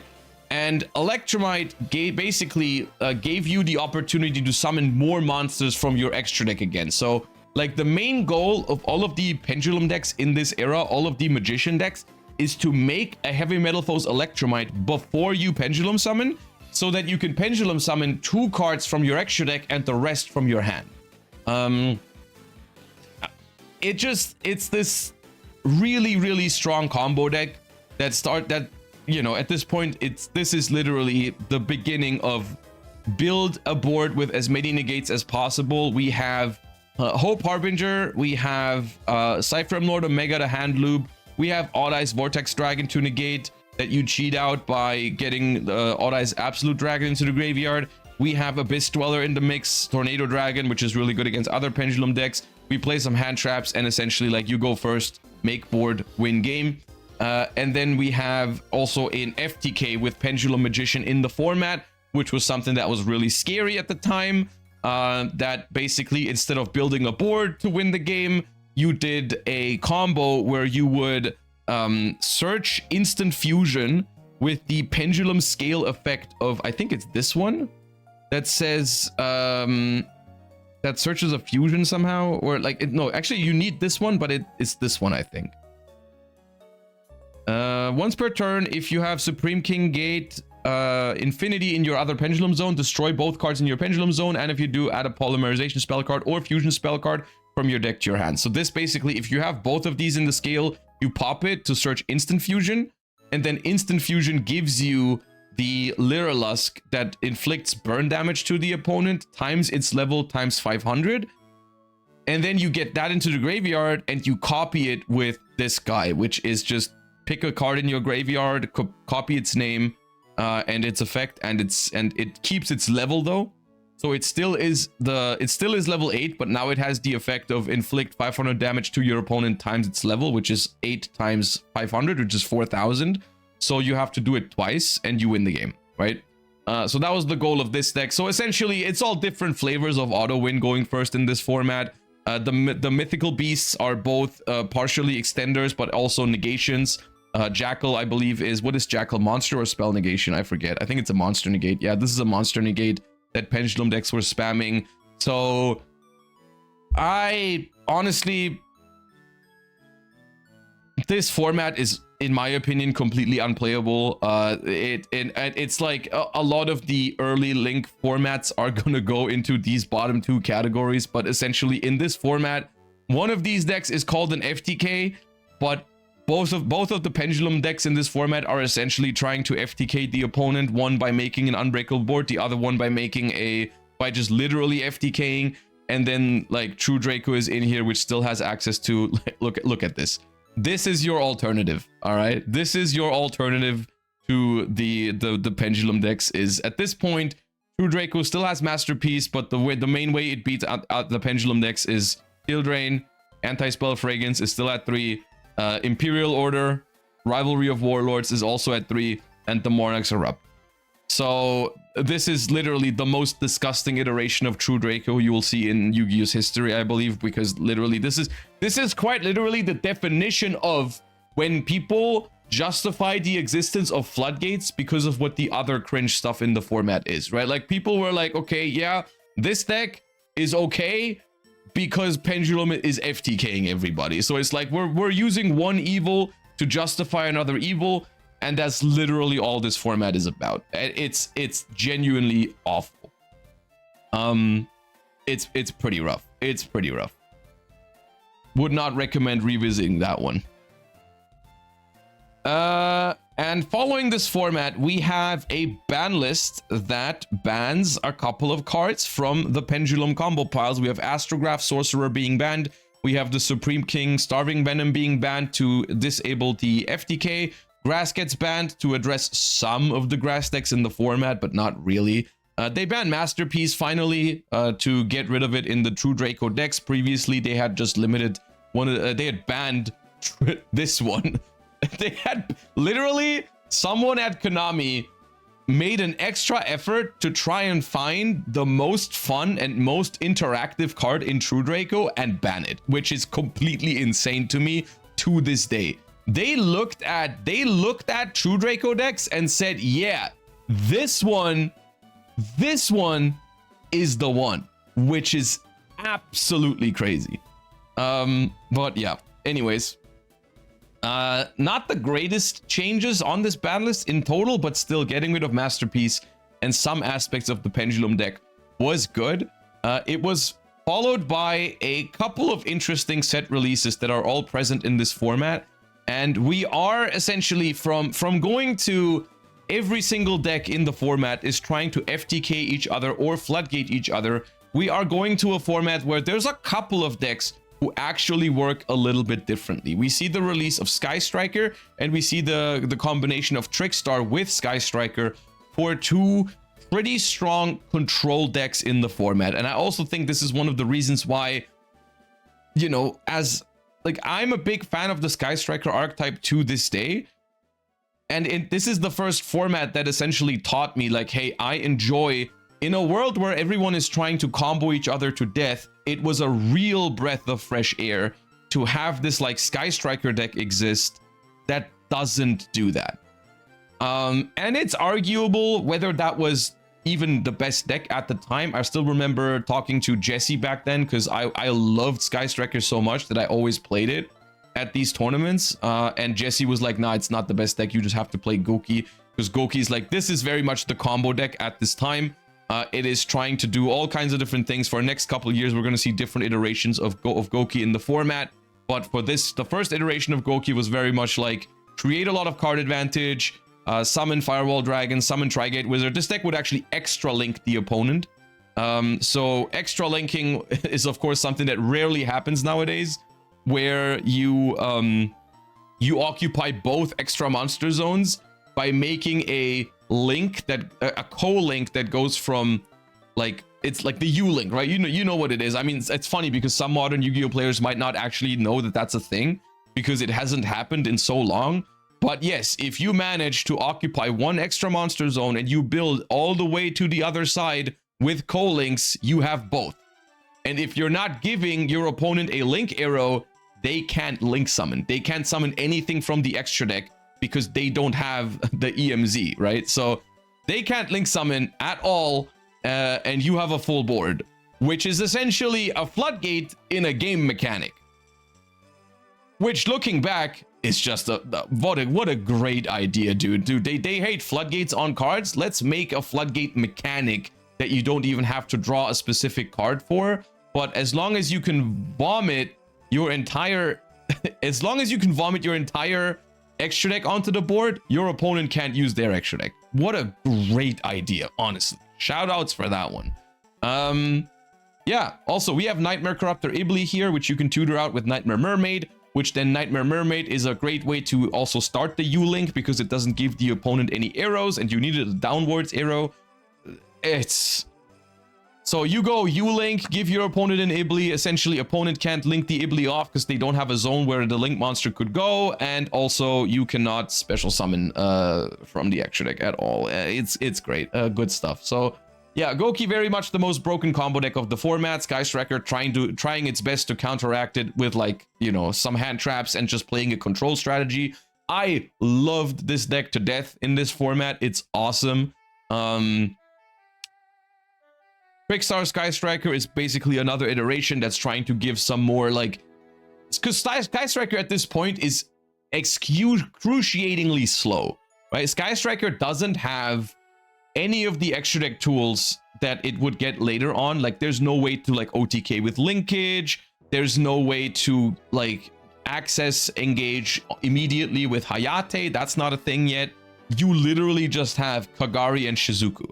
And if you don't open engage, you literally go Shizuku pass to have an engage next turn, right? It's really, really hard to finish games with Sky Striker. It is very much a control deck.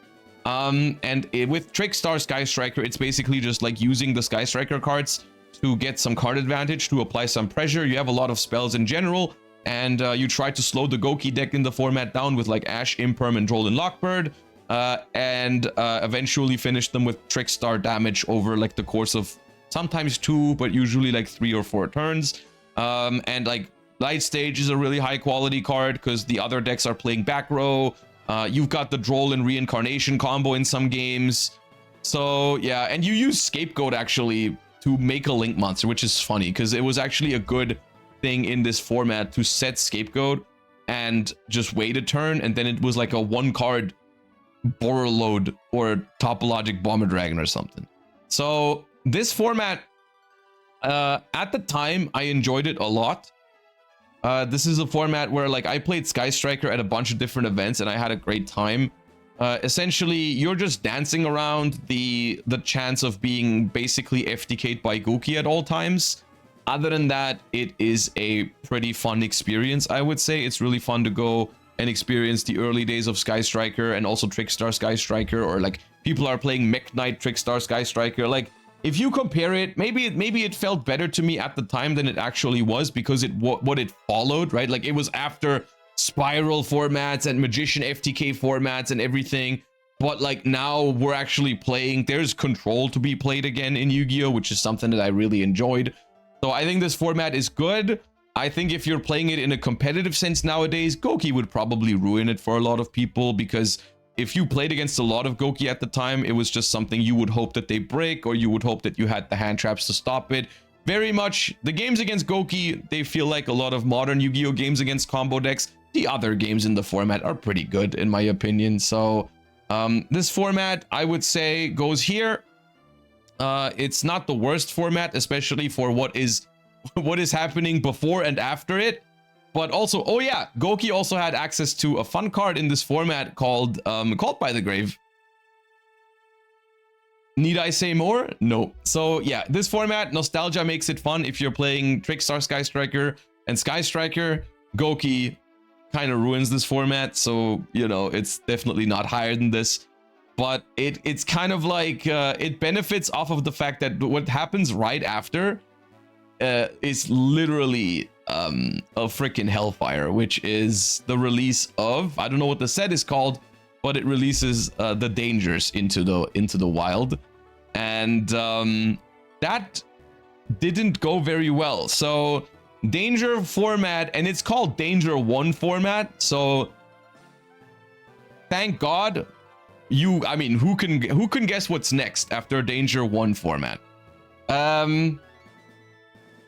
This is basically an eternal fight between Sky Striker and other control decks like Altergeist, trying to combat the hell that is Goki, and eventually the discovery of like how good the danger cards were. So we got the first wave of danger support in Danger 1 format, which resulted in decks just using those cards because they were solid, right? This Thunder Dragon deck actually doesn't. Where's an example of this? I think Goki sometimes use dangers. Let me see. Danger Dark World is an example of a deck that existed. So in the beginning, the thing with dangers is like they were really high quality at the time. But people were looking for a way to essentially use those cards. So Goki gets nerfed here a little bit because they ban Nightmare Goblin, which was a very important card for all the Goki combos, because it gave you a second normal summon, which was really important because Goki was searching more monsters to the hand. You could circumvent this, however, because of Firewall Dragon before essentially you know, the errata. You can just keep summoning monsters from hand with Firewall Dragon, which in the beginning of the format, it seemed like a step up from previous formats because now Goki was less powerful and little less oppressive, and you could still play like Sky Striker, but I think Sky Striker was hit in some way as well. Or not yet, I'm not sure. Hornet Drones was limited. They semi-limited Scapegoat. Halt by the Grave was now semi'd. That was big. And they banned Samsara Lotus for some FTK shenanigans. Yeah, okay. Assault Core Limited is so far. Oh yeah. Wait, what? Assault Core? I forgot about this. Who looked at the previous format and thought that we had to limit Assault Core? This was because of Firewall. It was for some Firewall FTK. Oh, okay. Well, I mean, okay, good job then, because definitely we're not going to look at like 4 different variations of Firewall FTKs now. So I think it was towards the end of this format where a deck was discovered around the danger cards, right? And the way the danger cards work is that statistically, I don't even know if this is the danger FTK necessarily yet, but dangers made it exceptionally easy to draw your entire deck because they were all non-once per turn, and you would just reveal one danger after another, get bodies onto the board, draw cards, pair it with Dark Worlds that were good when you discard them, and then you would just draw through your entire deck, and you would abuse a mechanic. Let me see if there's an example deck here.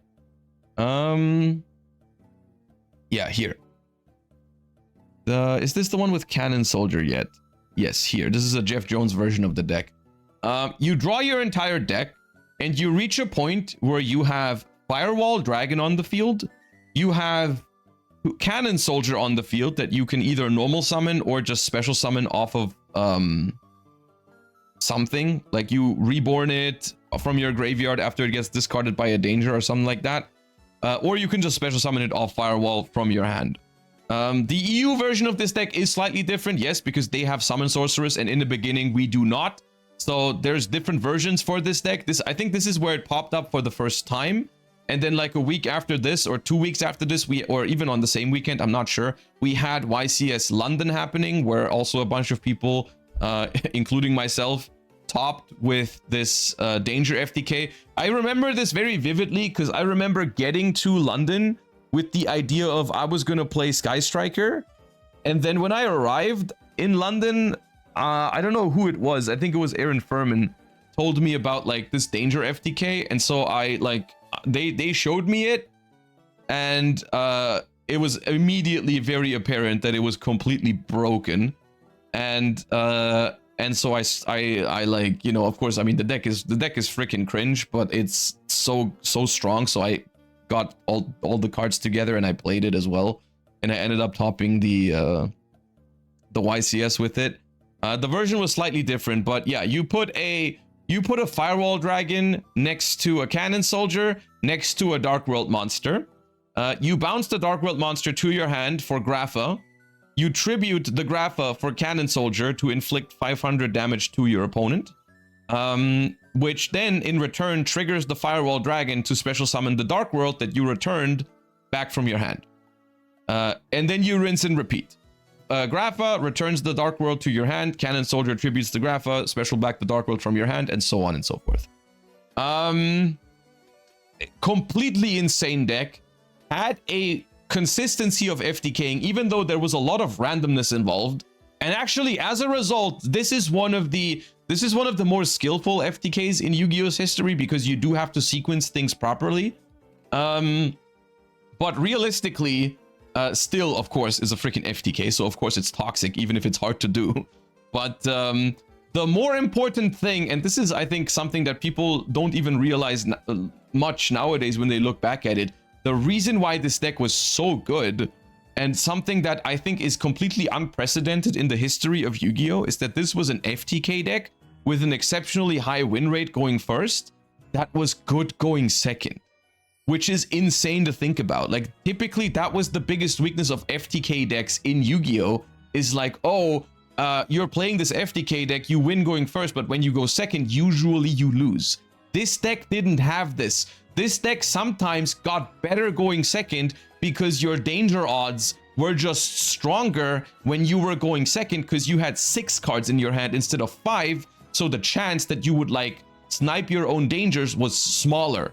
And so you would just like reveal danger after danger after danger after danger going second, summon big monsters, and often just OTK. Because your opponent was playing like Sky Striker, summon a Shizuku and pass. And you're over there summoning Dogman, Bigfoot, Nessie, Mothman, and you're moving into the battle phase and they die. On top of that, you have like the mechanic that makes this deck FTK is the Dark World cards, which are also good discards for the danger effects. So like they were not only here for FTKing, they were not bricks, so to speak, to FTK the opponent, they were also engine. Except for Cannon Soldier, which was the only essential brick in the deck is Cannon Soldier. Everything else is not. So this deck is completely absurd, completely broken. In hindsight, definitely the best deck of the format. And also one of the most successful decks at the format, even though very few people even knew about it at the time and played it actively, right? So completely crazy. In hindsight, this format could have been good if they just banned Firewall. Literally every single problem in this format goes down to Firewall Dragon. We'll talk about that in a second. But yeah, this deck had a crazy conversion rate from people who played it to people that top with it, essentially. Yeah, but still, format is, besides that, decent. But in hindsight, if you go back and play this retro format, it's gonna suck. It's gonna suck ass if you play this in retro sense, because everyone's gonna play Goki and Firewall FTK. So yeah. And so they reluctantly did something that they clearly didn't want to do for a while, because Firewall Dragon, this is not the first time that Firewall Dragon is a problem. So it's been a problem in Goki for a long time. It's even been a problem in Spiral already. They should have banned Firewall Dragon years ago at this point.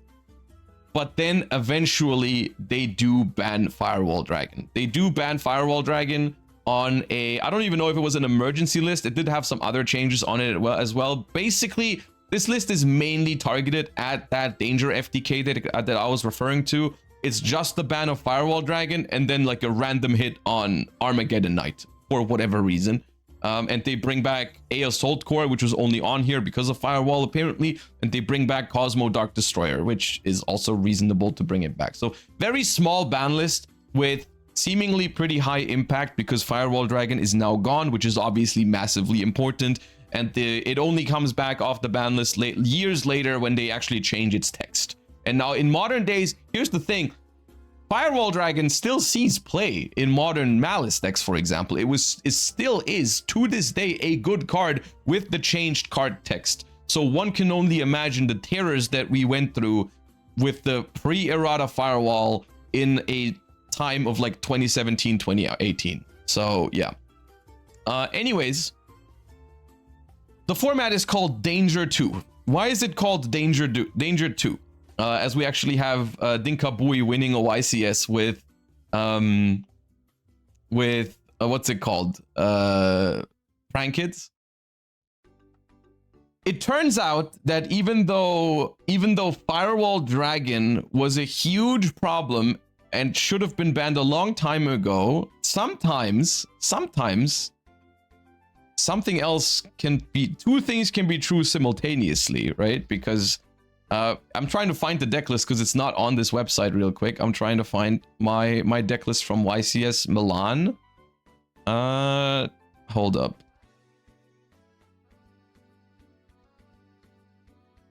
I am trying to find my deck list from YCS Milan. This might be my deck list. It's uploaded from someone else, but this might be my deck list. It's also in a weird ordering. So I am not going to claim that I was the inventor of this, because I wasn't.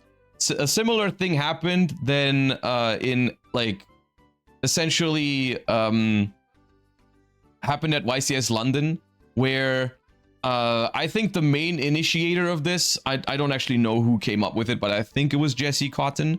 But I know there was like a group of players who were trying to make a Danger FTK work even without Firewall Dragon. And this, to this day, this is, it's funny. I have mixed feelings about this deck, because on the one hand, it is an FTK, which I hate. On the other hand, this is probably the most fun FTK you'll ever play. This is, because, okay, so hear me out. Okay, hear me out. And this deck sounds completely absurd, and you would never think that it would work. If I explained you how it FTKs, but it's kind of peak. So this FTK revolves around Slash Draw, which is a card that says this card, a card, send cards from the top of your deck to the graveyard equal to the number of cards your opponent controls, and then you draw one card and show it. If that card is Slash Draw, you send it to the graveyard, destroy all the cards on the field, and then inflict 2000 damage to your opponent for each card destroyed. If the card you draw is not Slash Draw, you shuffle the cards from your grave into the deck equal to the cards sent to the grave by this effect. So essentially, this card FTKs your opponent if you randomly draw a Slash Draw after milling a certain number of cards that are currently present on your opponent's side of the field. So if your opponent has 2 cards on the field, you mill 2 cards, then you show 1 card. If that's Slash Draw, you win the game if there is 4 cards on the field, because 4 cards are destroyed, 8000 damage is inflicted. And so in theory, this card has a lot of randomness to it, and you never know exactly when you're going to hit Slash Draw with it. So in theory, it's technically just a bad Yu-Gi-Oh card, right? So the way that this deck works is that you essentially, you use the Danger's ability to draw your entire deck, paired with Saryuja Skuldred, which is not hard once per turn. It's a 3-of in this deck, where you draw 4 cards and place 3 cards from your hand at the bottom of the deck, right? So we have a couple of cards in this deck that shuffle your deck, notably Jackalope to summon from deck, Nessie to search, and Emergency Teleport. You try to use those cards early, and at a certain point, you only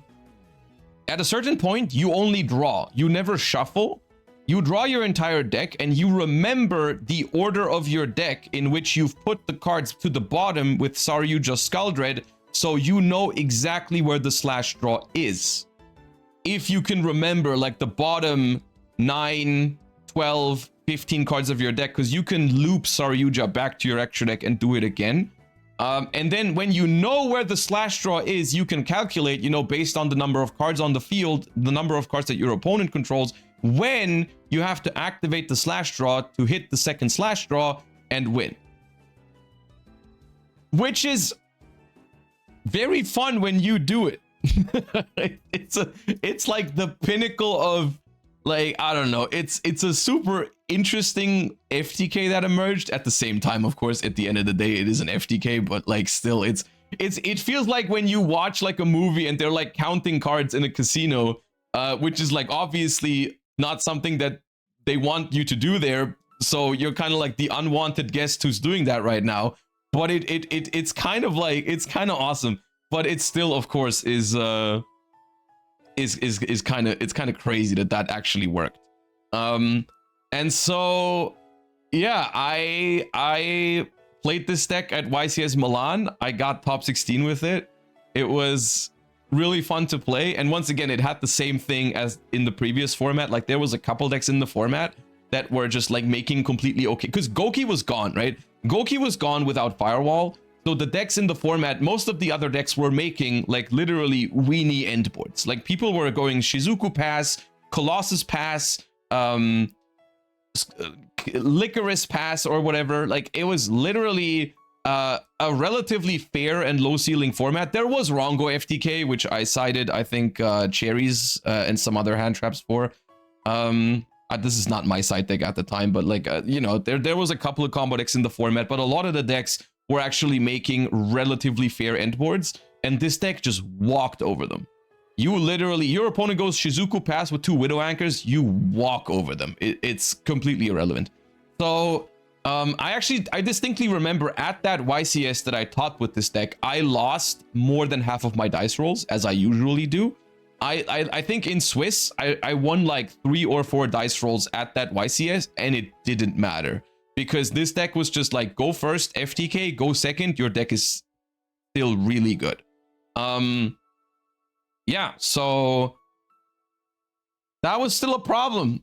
And as a result, this format is probably a little bit better than the previous format because Goki is gone, but there still is a lot of toxic stuff happening, so it also doesn't rank very highly in the grand scheme of things. I mean, like, literally, you have fun this format. You have fun this format if you play the Danger FTK and no one else is playing the Danger FTK, which is exactly what happened to me at that one YCS. So I did have fun at that one YCS because no one knew about it yet, or basically no one knew about it yet. But then, you know, after it became known, it was just like, now that's a very awkward situation. Have you ever gambat slash draw and won going second in that event? I think one time. I think there was one game where I had like it was like a 50% chance to hit slash draw because I was drawing cards until I had 2 cards left in the deck. Like, I was my slash draw was milling. It was like 6 cards left in the deck.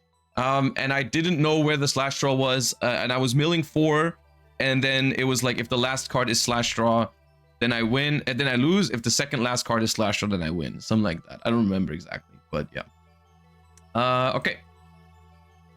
And then, after all those danger formats, we get a ban list at which we get rid of a lot of problematic cards in early Link format. We get rid of Topologic Gumblar Dragon, which is hand looping in Goki decks or other decks. We get rid of Rongo, which is an FTK in Dark Warrior at the time. We get rid of Galaxy Tomahawk, which creates 5 tokens in Link format. We get rid of Fairy Tail Snow from the Thunder Dragon decks. We get rid of Grinder Golem from all of the Danger FTKs. We get rid of Soul Charge, which is still legal at the time before this ban list, which is crazy to think about. And we limit Slash Draw. So the Slash Draw FTK is no longer possible because you can no longer hit another Slash Draw with Slash Draw. So a lot of impactful hits here to a lot of the combo slop in the format and FTKs and all so on and so forth. So honestly, overall, this is a pretty awesome ban list because it leaves a lot of the fairer decks in the format around.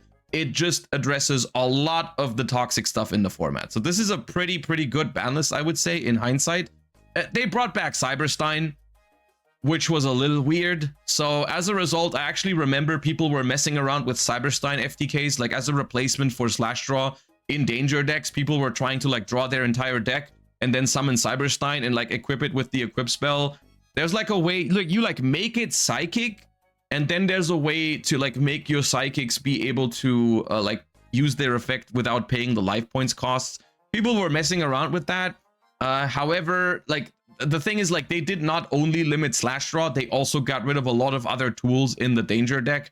We got rid of Tomahawk, we got rid of Grinder Golem. Like, those are a Soul Charge as well. Those are very important cards in those decks.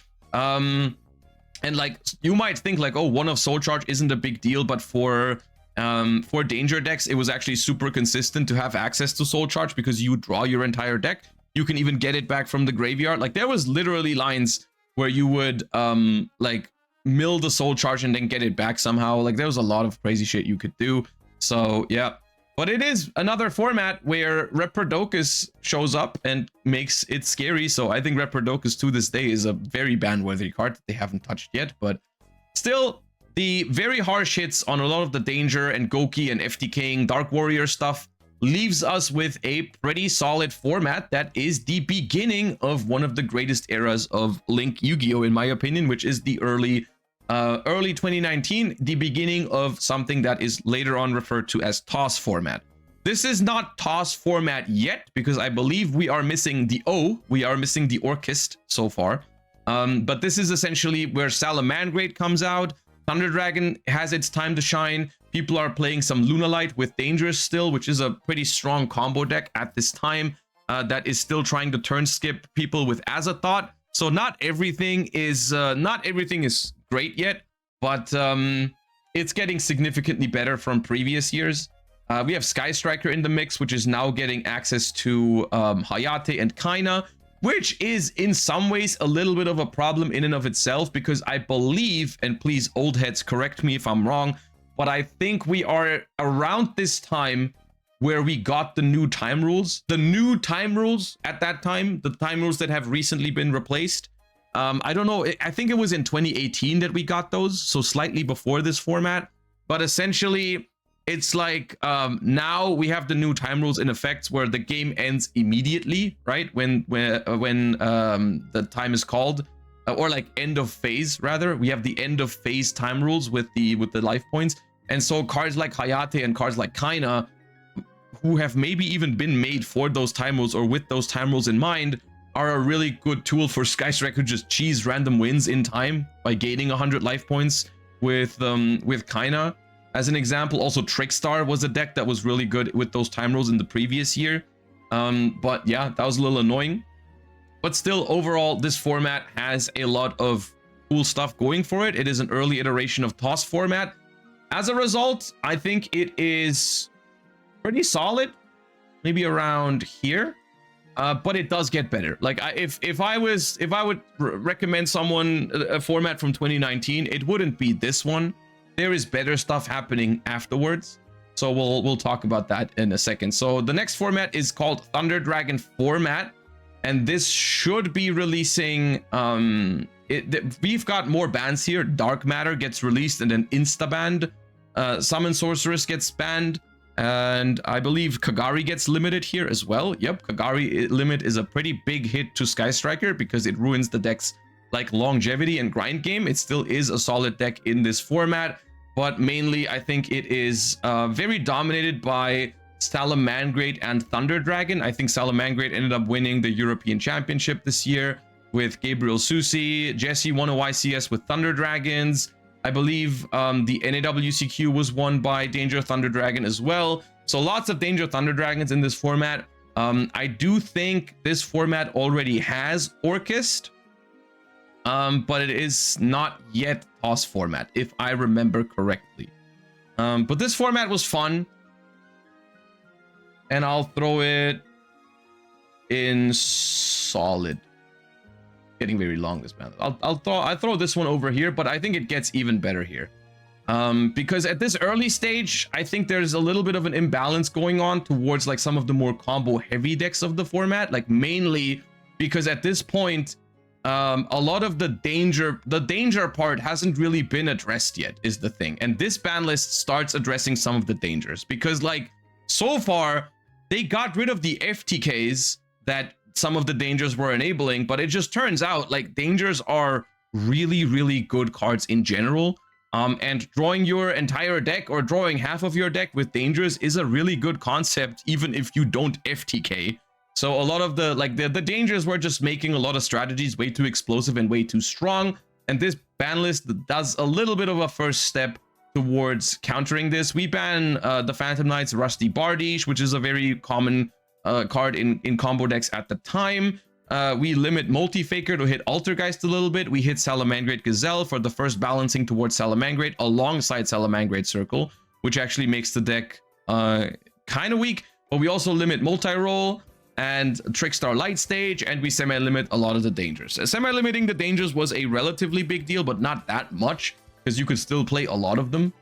So as a result, in this first format, I think danger-centered combo decks play a pretty big role. They definitely won YCS Ghent in, like, it was like a danger Luna Light deck.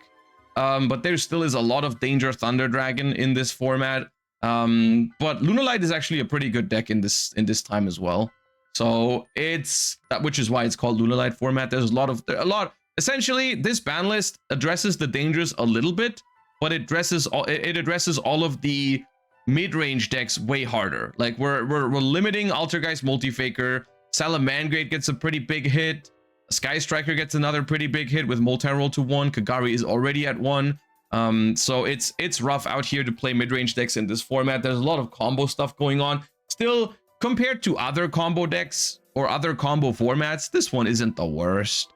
It does okay. So I'll put it like here.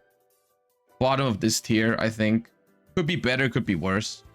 And then it's followed by people's favorite format from 2019 for the most part, which is Toss format. So Toss format follows a ban list that does the following things. We hit Guard Dragon Agripane, which is one of the most outrageous combo pieces that decks had at the time because it allowed you to summon any dragon from the extra deck.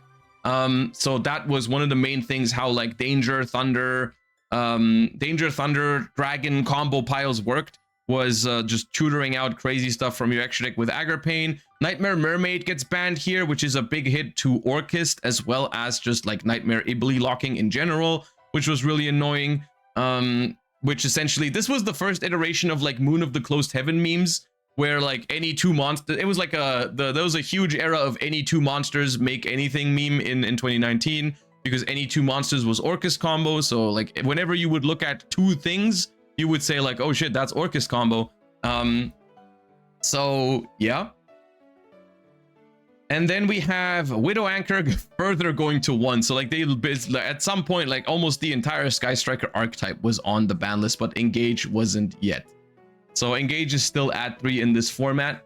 As a result, Toss format has a pretty wide variety of different decks because everything has been hit to a degree without killing them, right? Sky Striker is still playable. Orchist is playable without Nightmare Mermaid. It is slightly less consistent and less explosive, but still good. You have combinations in Sky Striker Orchist. You have Salamangrate, which is still doing fine. Of course, you need other consistency tools in Salamangrate at the time because Gazelle and Circle are both limited. So people are playing cards like Lady Debug, which is at 1, but also Signet Mining is a common staple in this deck. Flame Buffalo to draw cards by discarding Cyberse monsters. So this is basically the mid-range deck of this format alongside Sky Striker. You've got those two. Then you have also Mystic Mind starts entering the format. To be fair, I don't know, I think this happens in this format that Mystic Mind starts seeing play. Funnily enough, at the time, I think people haven't quite realized yet how ubiquitous and how strong Mystic Mind was gonna be. So at this time, it still is somewhat reserved to like decks like Sky Striker, who play with very few monsters and are very spell heavy.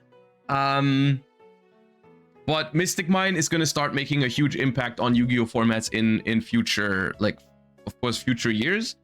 Orchist is a relatively mid-rangey is maybe the wrong word because it does have higher power level and higher explosiveness than decks like Sky Striker, but it is a little bit more low to the ground. You know, try to set up your board on the first turn that isn't anything too outrageous, but you have like a orchestrated Babel with an IP Masker Reina that can go into a Nightmare Unicorn, and then on the opponent's turn you can bring back Dingirsu with Symbol Skeleton and interrupt that way. Sometimes you summon Topologic Bomber Dragon and play into its zone on your opponent's turn by like using Skeleton to bring something back, and that wipes the board, right? The most toxic thing that this deck could do was instant fusion summon Winda to then protect it when it would be destroyed in the end phase. With Dingirsu, which is something that this deck can sometimes do, which is kind of cringe. But other than that, it is a pretty healthy low to the ground deck, I would say. And then like the Thunder Dragon deck at the time is going back a little bit to a purer Thunder Dragon deck. I don't actually remember Shifter being a thing yet, but it must have been because Nibiru was already in the format, so Shifter was too, but not everyone was playing Shifter everywhere at the time. But this deck can play a limited Dimensional Fissure. So would you know it, 7 years ago, Dimensional Fissure was already at 1, and at some point, some genius thought it would be a good idea to bring it back. But anyways, yeah, this deck was Colossus Turbo. In some matchups, Colossus wasn't that good, so you had to actually grind with them with like cards like Thunder Dragon Titan. But yeah, this is also the release date of, or the release year of Appaloosa, the Bow of the Goddess, which is a card that at the time is already good and people already play it, but it is not quite as easy to just summon it. We will see an increase in decks that just get a bunch of bodies soon. So Appaloosa will see more and more play moving forward, but in this particular format, I wouldn't say Appaloosa is a massive problem because decks can't really make it that efficiently. So as a result, this is a format with a couple of problems. I wouldn't call it a perfect format, but still the dynamic between these decks in the format is pretty cool. You know, like Colossus is a cringe card in the format, but like the only deck that gets really hurt by Colossus is Sky Striker. And Sky Striker also has ways to answer Colossus, so it's not the end of the world. But it's like, this is the period in time that I would recommend people to go play if they want to experience 2019 Yu-Gi-Oh! You have a lot of decks that are at similar power levels and with some pretty cool interactions. Just avoid playing against Mystic Mindburn if you can, or you have to prepare for it pretty well if you're entering tournaments, I suppose, in this retro format. But TOS format, I think, has the potential to be a pretty good... Dude, this tier list is too long now. I'd say TOS format is up here. It's a very good retro format, especially if you want to experience something that is... It is a retro format, but it's obviously not quite as retro. Yeah. Okay, let me close some of these tabs. They've been building up.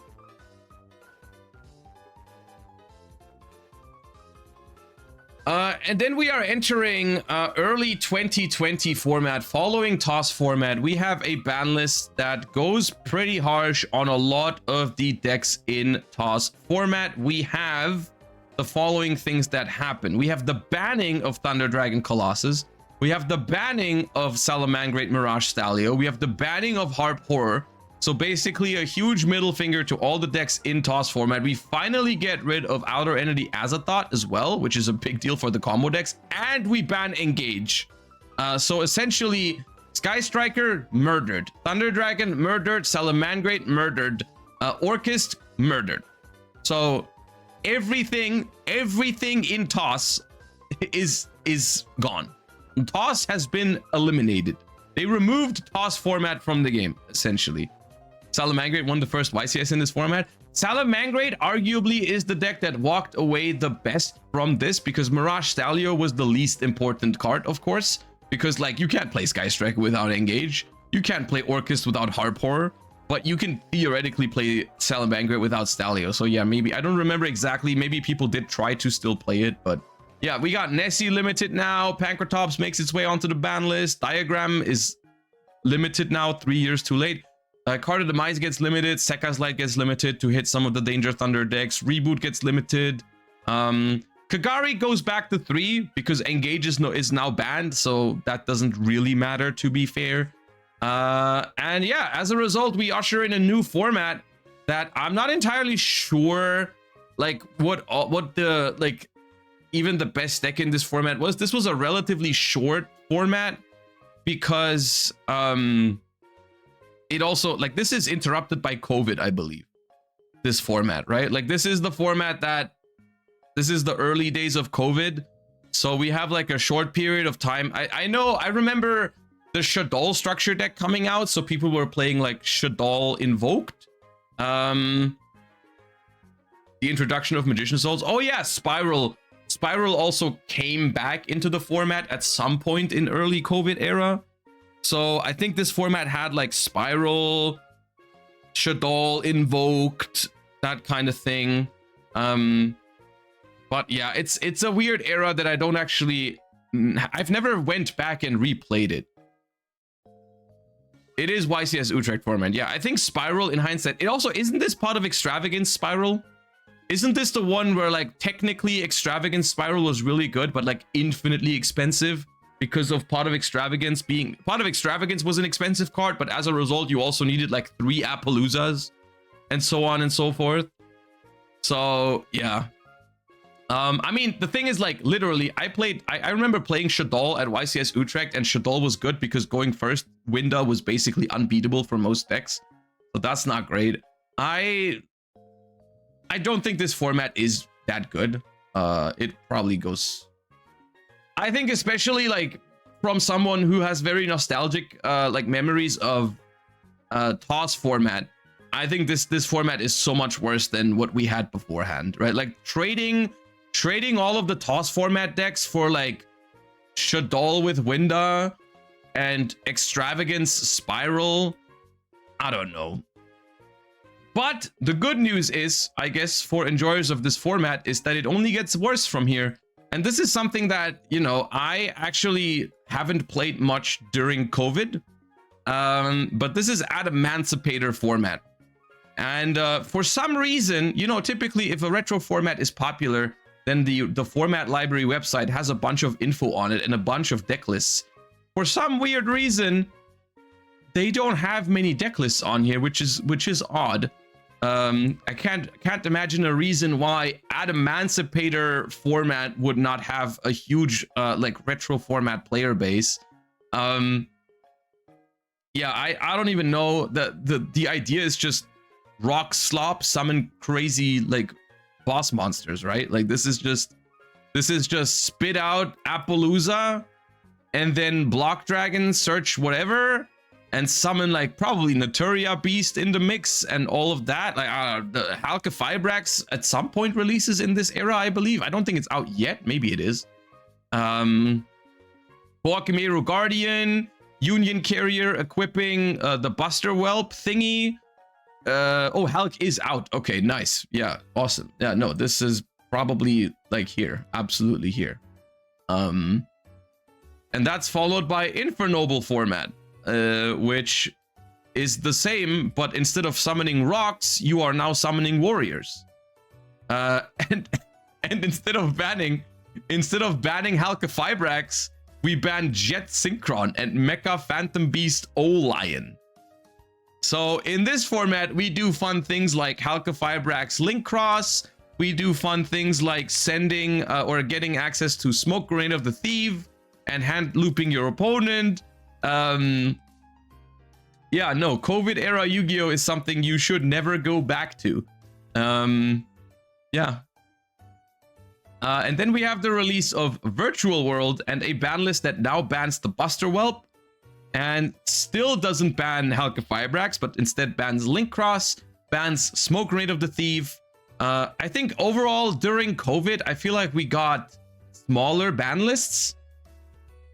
Because, I don't know what the reason for it was, but because people, I guess because people weren't playing IRL at this time, it felt weird to like ban cards that people didn't even have a chance to play with yet. So they went relatively light, I would say, on a lot of the cards in this format, and also they had very little data, I suppose, on what the game was, because a lot of it was happening online and in remote duels, and they weren't happening as frequently as normally we would have events.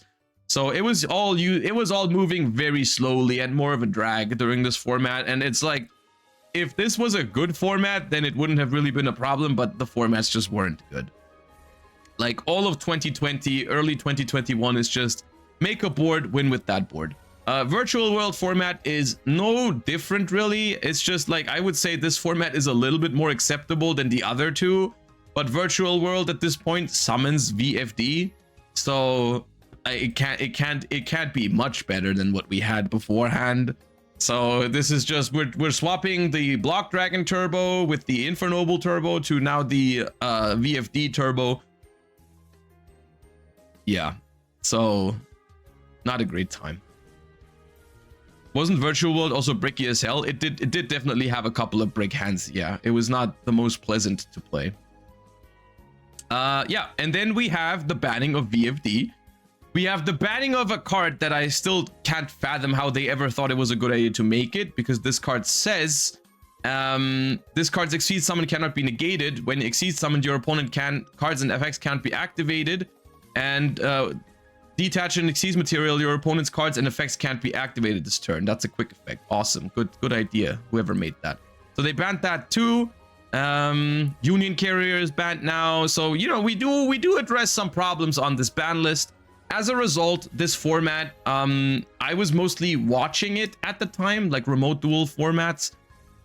It seemed a little bit better than beforehand, because the decks were still combo heavy. Like, this is still very much, I would say, like a modern Yu-Gi-Oh format. It still has some pretty cringe stuff in the format, like we limited Benton, but Drytron is still here. So it's just a little bit better than its predecessors, I would say. But at this point, like, Yu-Gi-Oh is just like starting to really switch its identity. We talked about this yesterday, where like modern Yu-Gi-Oh is very much a game of player 1 builds a board and player 2 tries to break that board. A lot of the COVID era Yu-Gi-Oh is that format already, but the problem is the boards aren't breakable in a lot of cases. And Drytron and Dragon Link are like, Dragon Link is probably the more base deck in this format out of all the options. We are slowly but surely getting more acceptable. You know, we're getting from down here to up here to now like here, to a format with a couple of problems, but could actually be somewhat enjoyable if you just play like, I don't know, Dragon Link. But it's still by no means we have really figured out how to balance Yu-Gi-Oh decks yet. Like, literally, we still have a problem with balancing Yu-Gi-Oh boards in 2026. And yeah, it was much worse in this era still. And then finally, oh wait, there's decks again on the website. People are actually playing this format. I wonder why. Well, that's because we actually have some decks in the format that actually feel like you're playing Yu-Gi-Oh with your opponent again, which is a ban list, following a ban list that bans Zodiac Trident, oddly, bans LP from the Dragon Link decks, brings back Engage to 1, Mirage Stallion. So essentially, some of the toss format decks are coming back, except for Orchest, and Thunder Dragon Colossus is still on here, but we get the two S's back. We get Salamangreat and Sky Striker back into the format. Well, I mean, Salamangreat didn't really take off, but Sky Striker was good again.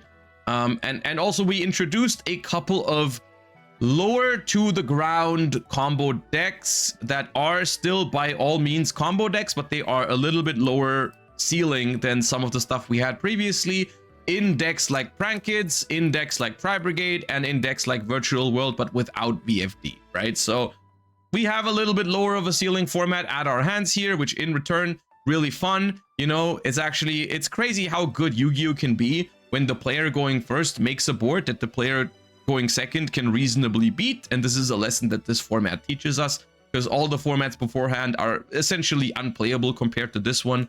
There still is problems in this format, but you know, the introduction of Tri Brigade cards, which are relatively low to the ground, revolve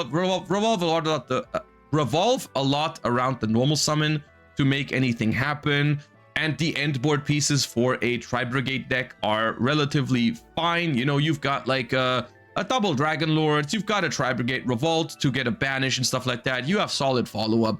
It's a pretty solid format overall. Imperial Order is here for whatever reason. Don't ask me why. That card was in this format. It seems like one of the biggest factors of frustration in this one.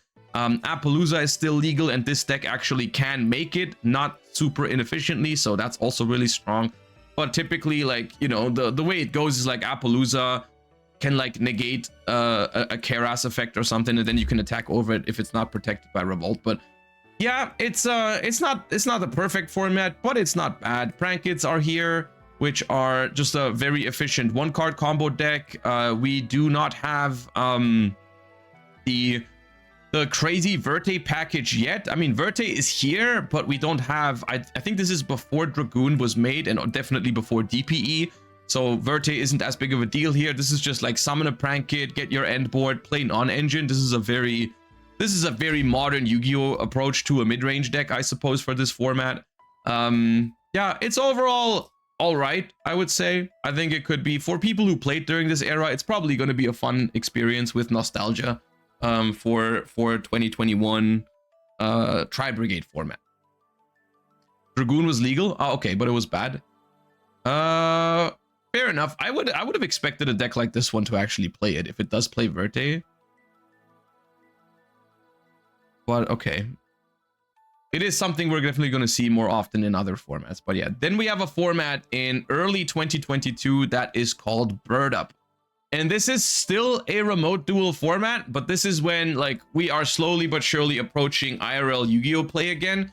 And we see the release of some pretty some balanced decks here, some not so balanced decks here, but we do have Sword Soul entering the fray, which I think is one of the things that people are going to remember very fondly about this format and about 2022 in general. I would say to this day, Sword Soul, not my favorite deck or anything like that, but a pretty good example of what like a fair mid-range deck can look like in modern Yu-Gi-Oh! Of course, with the downside that Arc Nemesis Protoss was a thing, which kind of like ruins this format a little bit. But Sword Soul in general, based deck, not opposed to it. The Lyrilusk card releasing are just once again something that, you know, it tips a fair deck over the edge, because Tri-Brigade, which was a deck that I just said some positive things about in the previous format, now gets combined with Lyrilusk. And that increases the ceiling of the deck. It now plays through hand traps even better, and it can easily search Barrier Statue of the Stormwinds, because you like you banish like 4 from your grave, summon Shurake, it goes to grave, you get to search Barrier Statue, you know, or summon it with the Simorgh Bird of the whatever it's called in the end phase. Yeah, essentially like increasing the ceiling of a deck that was already good enough results in a deck that does way too much. Admiral Dippy, thank you for the 5 gift subs. I appreciate that. Thank you so much. Yep. So as a result, I would say this format is like significantly worse than the previous one, even though Sword Soul enters the mix. But Sword Soul at this point is still a Protoss deck. Eldritch also comes out, which once again is in a very similar situation than the True Draco deck that we've talked about previously. And I'll say it, and I'll say it again, and I'll say it louder for the people in the back. Orcust, no, not Orcust. Eldritch is a pretty fun and grindy archetype. The problem with Eldritch is that it has synergy with Floodgates, which the Floodgates are the problem, in my opinion, but it ruins the experience when you're playing against this deck, of course, when in this format, we have 3 copies of Anti-Spell, 3 copies of Rivalry, Skill Drain is legal, Imperial Order is legal, and this deck is essentially just like, activate Floodgates, stop your opponent from playing, and then out-grind them because your deck is good in the grind game.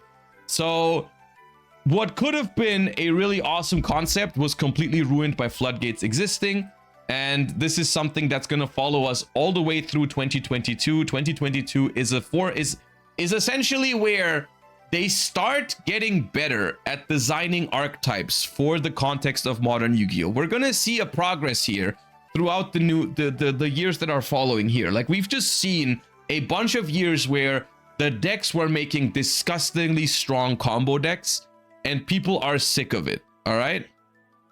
And so we start seeing some fairer decks in the format, and these formats are, as a result, better. But there's a lot of other things that are still wrong with cards that exist from like literally 20 years ago, like in Eldritch, Rivalry of Warlords, and all of those Floodgates, except for basically Skill Drain and Imperial Order, are all running rampant at 3. Sky Striker has access to there can only be 1 at 3 copies.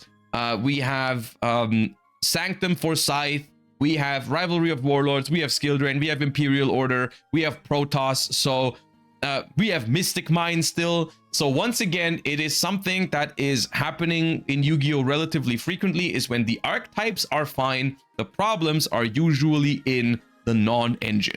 And the non-engine in this format is very dominated by Floodgates, which is something that they took way too long to address, and still a lot of the cards haven't even addressed to this day, which is cringe.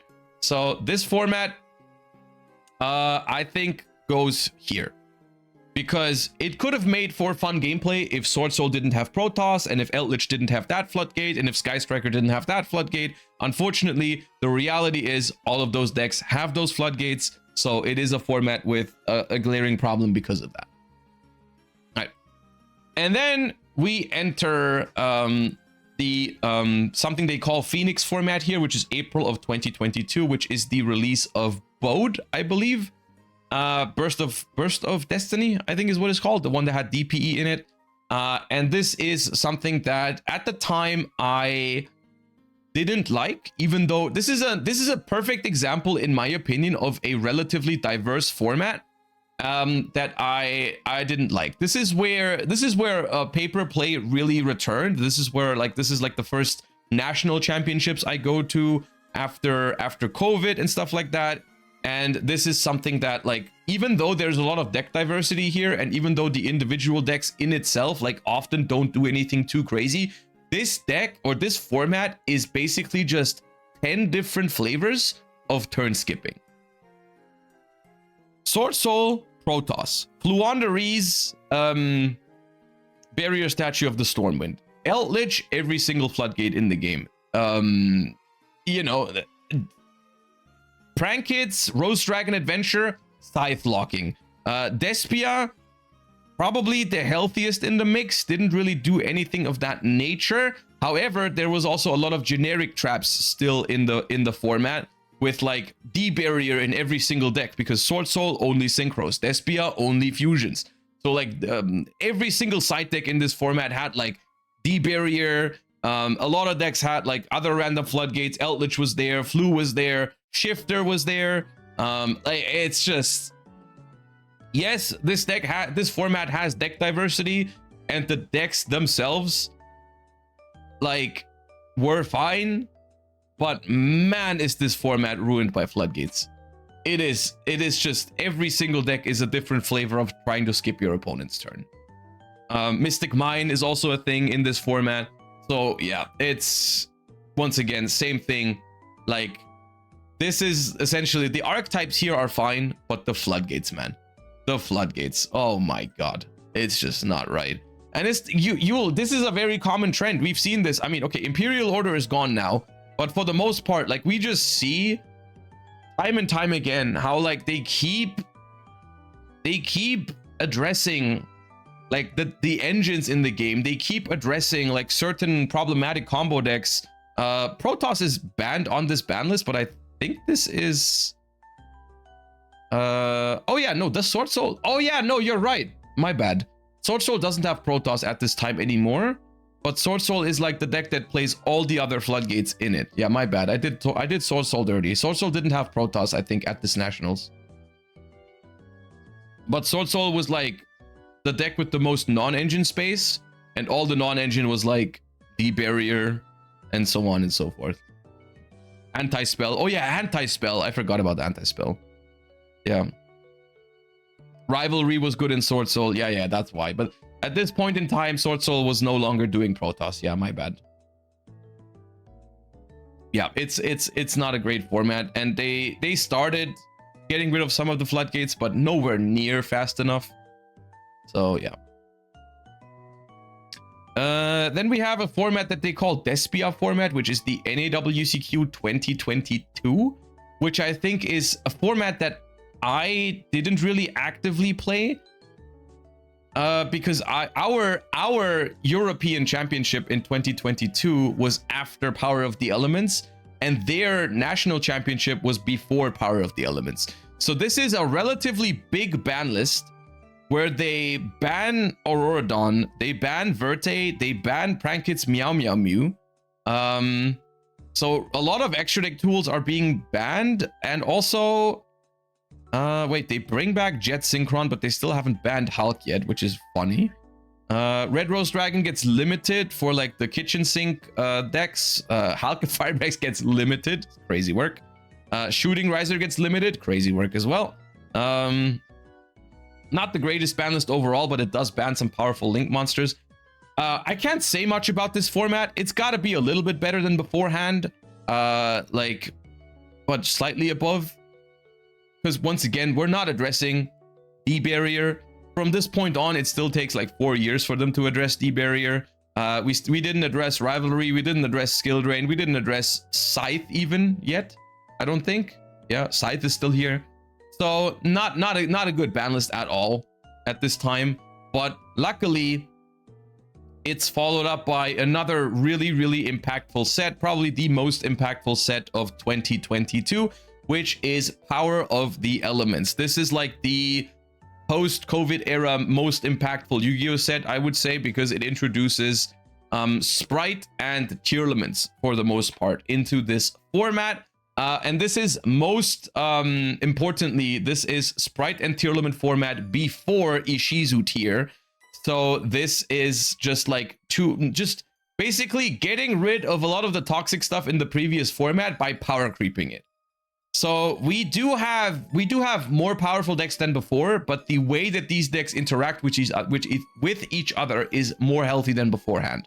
We have Sprite variations in the format, which was predicted at the time to be the best deck in the format, because it was the best deck in the OCG. But then in the TCG, we figured out a lot of things about Tearlaments that were really good. One of the main things that made Tearlaments stronger for us than it was in the OCG was that we got Garura as a TCG exclusive, which was really, really important for Tearlaments, which was very strong in this format.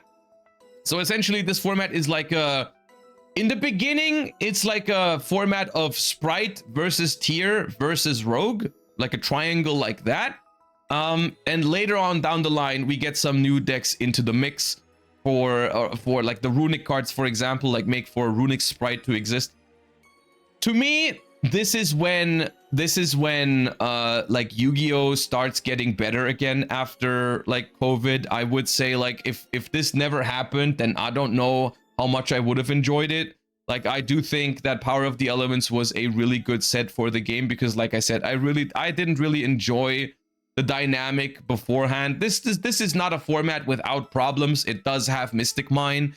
It does have like Scythe still theoretically. It does have Shifter at 3.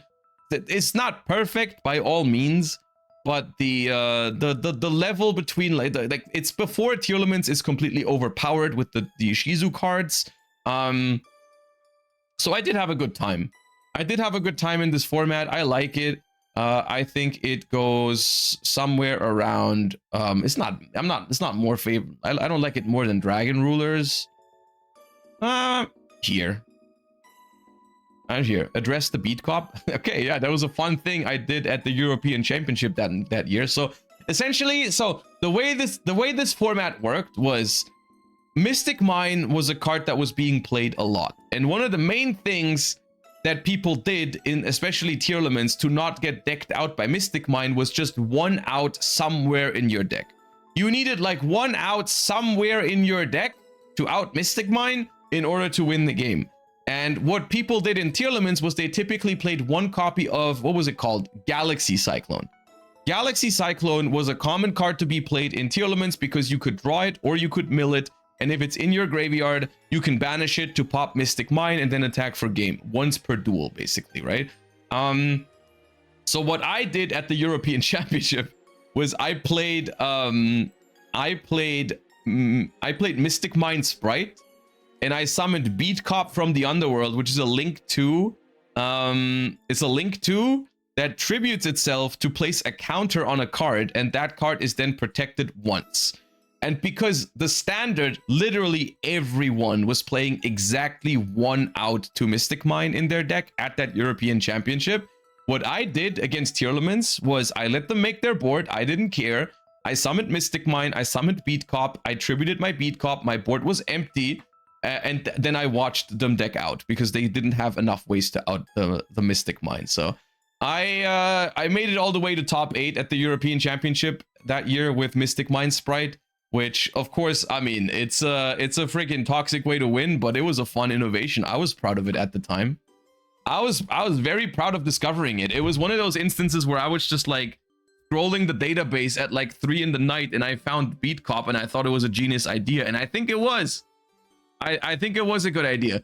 The thing is, like, the format developed after this because people figured out that there was better ways to out Mystic Mine than Cosmic Galaxy Cyclone. Because Mystic Mine destroys itself if the board is completely empty in the end phase. So people started playing cards like Vivid Tail, which you can just bounce your own monster with Vivid Tail to make the Mystic Mine destroy itself, which that works more than once, because then your what's it called? Your board is empty, so the Mystic Mine will, you know, destroy itself over and over and over again, so you can't protect it. So there was ways to solve that beat cop problem, but at the European Championship, no one was doing that, so yep. Yeah, this format is good. Mystic Mine is essentially the only problem in this format, but it does... wait, this is the wrong one. This is the one after... Oh, I already ranked it. Never mind. The one after this introduces Bestials, I think. Just Bestials. And it does now have, what, no red reboot. Steam goes back because we ban Halka Fibrax finally. Chaos Ruler gets banned, which is a nerf to some versions of Tier Elements. Ronin Totem gets banned, which is a big nerf to Sprite. And we get back Substitute, which is the worst trade deal in the history of trade deals. So essentially this list, I think this list was a mistake because it did one thing very poorly, which was it didn't properly, like, there was some level of balance between Sprite and Tier Elements before this ban list. And they hit Sprite way harder than Tier. Because like Ronin Totem was really important for Tier Elements. Does this have one for Tactical Masters? No, I'm thinking the same thing right now, because this format is essentially, it's very different if you look at it before Tactical Masters or after, because Runic Sprite, if we're including Runic Sprite in the format, for no particular reason, I think if Runic Sprite is included, then it's definitely up here. Here, literally. Now, you know what? I'll put it here. If it's with Tactical Masters, then it's up here. I think this is Tactical Masters. I mean, yeah, it's including Runic Sprite, so it must be, right? So yeah, I'll put it here. Yeah, Runic Sprite, awesome deck. If you disagree, well, you're wrong. And then we have this ban list. If we have this ban list that hits Sprite relatively hard, doesn't hit Tier Element quite as hard, but introduces the Bestials into the format, which are of course crazy silver bullets to Tier Elements. Because Tier Element is, of course, very reliant on the graveyard and fusing from the graveyard. The Bestials are really good. Also, Darkwing Blast releases more really good support for Sprite and Tier Elements, with Tier Elements Rule Colossus, but also Tier Elements Scream, and also Sprite Sprint. And now, don't get me wrong, Sprite Sprint might be called Sprite, but that little guy is a Tier Element card. All right, Sprite Sprint is probably the most important support card for Tier Element in this set. It is arguably way better for Tier Elements than it is for Sprite. So as a result, this format, first of all, it increases in power level, but it also increases in, like, there's an imbalance now between Tier Elements and Sprites, because Tier Elements are so much better now than Sprites. And people are playing Bestials as like silver bullets. Magnaboot is at 3. Dragon Link emerges as basically a counter deck to Tier Elements because it plays all the Bestials. And Fluandereeze also emerges again as just an anti-meta deck, quote unquote, for the lack of a better word. Because if everyone is playing Tier Elements, well, Dimension Shifter becomes a pretty strong card. Previously, if you played Flu in Tier and Sprite format, it was good against Tier but bad against Sprite. Now, if there was mostly Tier Elements, then, well, Shifter is basically good every time. So, yeah. And also, I think at some of these formats, they gave us back, I don't know if it's here yet, but they give us back Dimensional Fissure 2-3 soon to combat Tier Elements, which is a crazy thing to think about. But yeah, this format, in my opinion, is a little bit worse than the previous one. I think it gets worse in a lot of aspects. It's still not terrible. I think it's a format that you can go back to and reasonably have some fun in. I don't hate it. I think here is a good place for it. And then if I said that there was an imbalance between tier and sprite in the beginning, now is where it gets completely insane because of the release of the Ishizu card. So this is I think they give us Dimensional Fissure back to 3 here, which is crazy work because they're like, hey, here's this incredibly broken tier 0 Tearlaments deck, but hey, here's a Floodgate against it. Good stuff, isn't it? And Macrocosmos literally probably goes down as one of the worst ban lists in Yu-Gi-Oh history because literally nothing changes here. Literally nothing changes except here's Floodgates against the best deck in the format. This is like saying like, hey, yeah, we're not ready yet to hit Tearlaments because we need people to play that deck to sell the cards, but the best we can do is give you Floodgates against it, which is so cringe. Even the fact that they banned Mystic Mine doesn't really make up for this in the long run, I think. Like, yeah, banning Mystic Mine was good, banning Curious was good, these cards need to be banned, but bro, like, we're still suffering from Dimensional Fissure now 4 years later, because they decided like, hey, yeah, we can't hit tier properly yet, so we'll give them Dimensional Fissure to beat it. Insane behavior. Yeah, could not have thought of a worse way to handle Tearlaments on this ban list, pretty much. Still, you might be surprised to hear that I think this is a good format. And it's a good format for one reason and one reason only, which is that the Ishizu tier mirror match is one of the best mirror matches that Yu-Gi-Oh has ever seen in its history. No doubt, this is a tier 0 format. Ishizu Tearlament is the most powerful deck we have had in Yu-Gi-Oh's history ever. Of course, you know, the reason for this is that Kelbeck and Agido are both, when they are sent from hand or deck to the graveyard, they mill 5 cards for both players. As a result, if you were not playing a graveyard-centric deck, if the Tearlament player resolved this card, it was completely insane. They can mill each other, you can mill more cards. You have complete control over the graveyard with the graveyard shufflers in Mudora and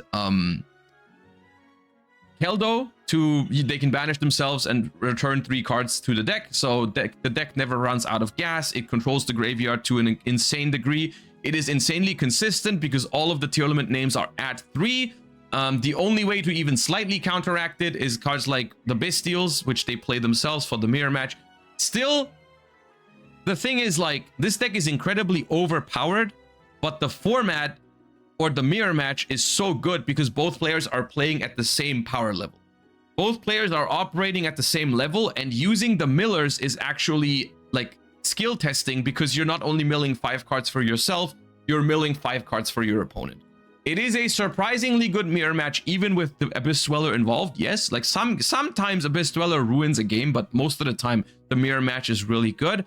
Of course, the problem is that every other deck in the format is completely terrible compared to Ishizu tier. So the only way for any other deck to compete was Bestials and Floodgates. So as a result, like, the second best deck in this format is probably Flu because it gets to play Shifter and Di-Fi and shit like that. And yeah, it's... my recommendation, if you want to experience this mirror match, because it is really fun, I do really recommend that anyone who hasn't played this format goes and plays some Ishizu tier mirror matches. They are really good, they are really fun, but you can't really, I wouldn't say it's a good retro format. Like, it's weird to me because, like, you have to go back and just play Ishizu tier mirrors. You know, do not play against Flu in this format. You're gonna have a miserable time. And also, there is literally 0 diversity in this format. So you wouldn't really want to go and play like tournaments for it. Like, I can't really see anyone like saying like, yeah, let's enter a Ishizu tier format public event where, like, I'm gonna play like 6 Ishizu mirrors in a row and then maybe a Flu on the Reese, right? So I don't think it makes for a good, like, official retro format like a lot of the other formats do, but it's like a game in itself, right? It's like, if you want to learn something about parsing incredibly complex game states and playing a really high power level mirror match, I think it's really good for this. Like, multiple times a year, I will sit down with someone and just play in a Shizu tier mirror. And if you haven't done it in a while, it's incredibly fun. It's incredibly fun to play in a Shizu tier mirror every once in a while.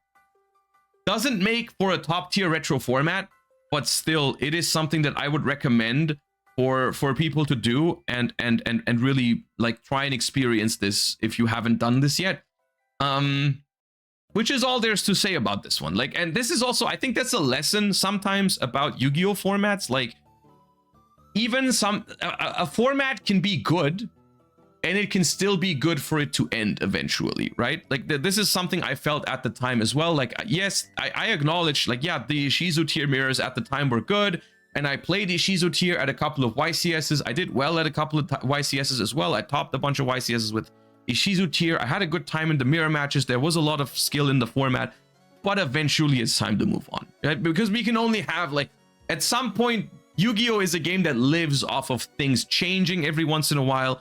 And it also is a game that does live off of some level of diversity, because not everyone wants to play Ishizu tier, and that's fair enough, you know? Even if the format was very high skill and the deck was very high skill, eventually we needed to move on, and that's what we did. And we start entering a format that is called Cash Tira format, because, and this is almost, I feel like this is almost a response to Tier Elements. They made Cash Tira. And the Cash Tira boss monster in Cash Tira Arise Heart is basically a card that reads, you win against Tier Elements. Because this card is Macrocosmos on legs. And this was, I think, a direct response to Tier Elements when they designed it. And it was very clearly overtuned, because every single card in this deck was really high quality. You have the field spell that searches Fenrir and Unicorn, both cards incredible one-card starters, making a Rise Hard really, really powerful. Yeah, Cash Tira format you have to look at in 2 stages, however, in my opinion.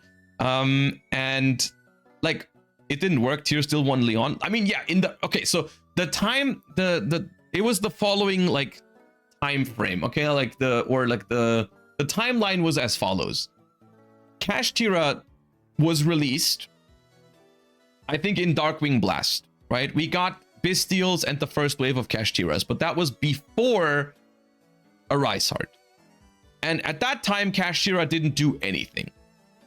Then we got the second wave of Cash Tira support in, I don't know what the set was called, that had a Rise Heart in it, but the next set had the second wave of Cash Tira.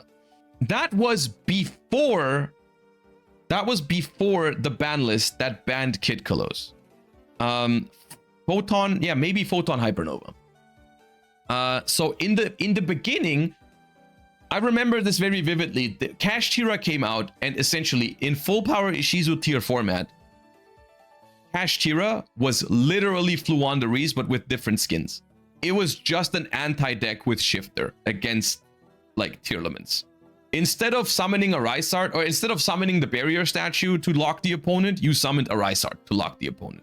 Pretty much is how it works. Because it has nothing compared to Ishizu tier in power level. Like, literally nothing. There was a ban list towards the end of Ishizu tier format that banned Kid Kalos. It's not this ban list, it's the ban list before this one. They haven't split this up very well on this website. I remember YCS Leon was a YCS that had, the ban list had already been announced. Everyone already knew that Cash Tira, that Tier Elements Kid Kalos was going to be banned, but it was still legal for that event. As a result, Ishizu tier was still the best deck at that YCS, but Cash Tira was there, and it had Shifter, and it was doing pretty well. Fun fact, that is not fun at all. I lost in top 16 or top 32 of that YCS because I got shifted by Cash Tira. Awesome stuff. It was a good time. So it was just another anti-meta deck in Tier Element format. Then the ban list went into effect that banned Tier Elements. As a result, Cash Tira was now not just an anti-meta deck anymore. It was actually like the highest power deck in the format. I'm gonna say something controversial now, that you can let me know if you played at the time, if you agreed with it or not. But I thought Cash Tira was incredibly annoying, but the fact that it didn't have any Omni Negates actually makes this format not that bad.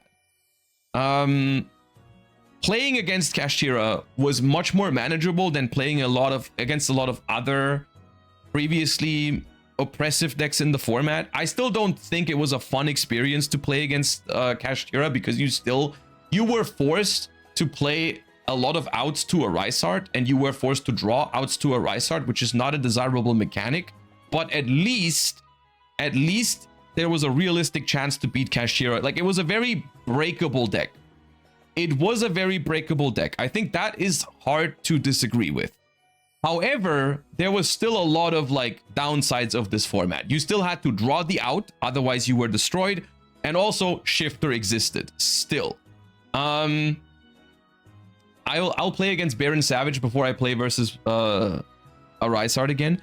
I don't agree with that, but I understand that point. I think that's fair enough. I understand that. I personally disagree. I'd rather play against a Rysart than Savage Baron, but I think that's fair enough. I can see that standpoint. Anyways, the biggest problem of the early iteration of Kashtira was that, like, they had triple Rysart and they had a zone lock using Diablosis, which got addressed relatively quickly. Like, this ban list happened relatively fast after Kashtira was the best deck in the format, where they limited a Rysart and they banned Diablosis, which is a good way, because like Diablosis was a card that enabled Kashtira to zone lock you into Oblivion, which was basically, it's like you couldn't board break it because they would just lock all of your spell trap zones, so you couldn't even activate your outs to a Rysart, which was incredibly toxic. The limit of a Rysart didn't matter because it's the first Rysart that gets you, not the second one. So the Rysart limit you can ignore, but the big deal of this ban list was that it did get rid of the zone lock. It did get rid of the zone lock, and as a result, in this format, Kashtira was actually something that you could counter. So as a result, in this format, I never played Kashtira. A lot of people did always play Kashtira in this format, and it was probably the best deck. But there was, like, Kashtira was a best deck in not the same fashion as Ishizu Tier was the best deck. Like, Ishizu Tier was the best deck to a point where if you didn't play Ishizu Tier, you were actively trolling. Like, it basically pushed every other deck out of the format except Ishizu Tier. Kashtira was the best deck, but you were not forced to play Kashtira. You could play other decks because Kashtira was beatable. As long as you had like talents and other stuff in your deck, and like people were playing like Book of Moon, Book of Eclipse, Enemy Controller, Runic Flashing Fire, Runic Freezing Curses, as long as you had those answers to Kashtira or Rysart, your matchup into Kashtira was actually playable. Dark Ruler, Kurikara, whatever. People experimented with a bunch of different outs to a Rysart. Still, of course, the main deck in the format was Summoning a Floodgate, so I don't think this format goes down as like the best in history or anything. But at the time, I enjoyed the ability to play like the runic decks, basically, like the runic combo decks of the format. All you had to do was like Flashing Fire, Freezing Curses, Talents, the Rysart, and then you were good to go. So I didn't hate this format at the time. The dynamic that Kashtira created in a lot of cases, still, I wouldn't classify it as fun. I'll throw it here, but for me, it still absolutely does not go like down here with some of the worst formats in history. I do think it is significantly better than a lot of the stuff down here. Yeah. The one with one Rysart, no Diablosis. The one with Diablosis, I would say, is just straight up a bad format. The one without Diablosis, I think, is like around here. And I think if Shifter didn't exist, it would have been even better. Is how I feel about it. Okay, and then we have a format that happened after they did the inevitable, which was ban Kashtira or Rysart, alongside some other minor changes, actually. There wasn't, like I said, there wasn't that much wrong with the previous format, except for some generic floodgates that they once again didn't address. You know, one of the main concerns that I personally had at this time with the ban list was like, every time they made a ban list, there was some good stuff on it, but major disappointment about like, hey, here's no Shifter, here's no D-barrier, and so on and so forth, right? Like the same thing that we're experiencing nowadays with, they didn't ban Shifter again, they didn't hit Di-Fi again, They didn't hit that card again. This was also something that happened at this time already. They did ban a Rysart, which was good, but this was a ban list with literally like one change on it. Like, okay, yeah, we're limiting Chaos Space. They limited Magnamood, which was fair enough. But like in terms of relevant stuff, it was like, yeah, here's a Rysart is now banned. Cool. The stuff that came off the ban list didn't really matter. Orange Light should have never came back. That was a mistake even. So yeah, the ban list was a little bit of a nothing burger besides banning a Rysart, but it did at least do that. And as a result, we are getting into a format that is actually pretty peak. We have the release of the Rescue Ace support in Preventer, and I don't know what else. I think the what's it called? The Quick Spell Emergency, I think is what it's called. We have Unchained in the mix. We have still like watered down versions of Ishizu Tearlaments. We have Labyrinth in the mix. Monadium is a little cringe at the time. We have, I think the format also has Infernoble Knights. But this format's really fun. I am a little biased. This format is called YCS Bologna format, which is an event that I did win with my beloved Runic Bestial, so I am a little biased here. I do remember at the time feeling a little bit frustrated with the format. The reason why I played Runic Bestial at that tournament is not because I thought it was an insane meta call or whatever. I played it because I genuinely just was at a loss for what I wanted to play. So I just played the deck that I enjoyed the most, because I do think like this format is on the brink of a healthy format, but it does have like a couple of problems. Rescue Ace is not the most oppressive going first deck ever, but it does have like a bunch of bricky hands and like Resolve Turbulence set 4 to generate so much card advantage. Unchained has a very strong board. It is grindy. Like Unchained is a fun deck, but it still is a little bit more powerful than I would have liked it to be at the time. Monadium exists. Tearlaments at this point is just a non-cohesive Gamba pile, which is not very pleasant. So I just played Runic Bestial, which had a good matchup against Unchained, a good matchup against Tearlaments, and a good matchup against Labyrinth. It was not great against Rescue Ace, but you know, it is what it is. And I had a pretty solid and lucky run at YCS Bologna, and I was able to win it, and I really love that format for giving me the opportunity to do that. I still think this is not the greatest format in Yu-Gi-Oh's history. It's like, it's fine. You know, if someone has like a couple of decks from this era on them, I'll play it with them. I'll say it like, yeah, sure, let's play a couple of games in this format. I'll play my Runic Bestial deck and have some fun with it.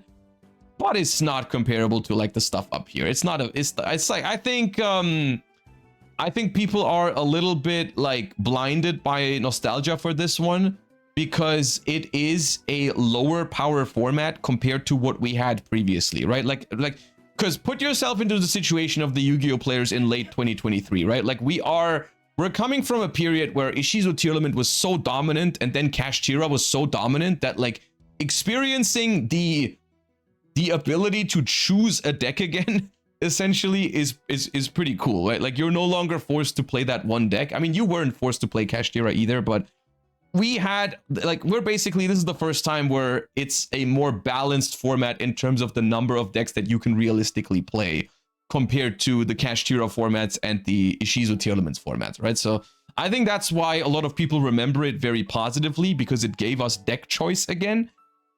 But I think the actual gameplay that happens in this format is still not the greatest ever, right? And also, I think the reason why people remember this one as a good format is because of what happened after, which to me was very disappointing at the time. You guys know this. I complained a lot in 2024 because I thought so far, like, right, like once again, it's developments and it's curves, right? Ishizu tier format, we decreased the power level to Tearlaments format, to Kashtira format. We decreased the power level to Rescue Ace format. And then we get Snake Eye Fire King. And just the Dia Bellstar lore is coming out swinging. You know, Age of Overlord is already out in the previous format, but Snake Eye isn't doing anything yet because it's missing Poplar. And then we get Poplar, and all of a sudden, everything I've just said about the power level, it goes out of the window. Snake Eye Fire King and Pure Snake Eye are the most dominant deck in the game by far. Incredibly strong end boards, incredibly hard to beat going second. you're forced to play hand trap mini games against it essentially. And yeah, it's rough. I hated this.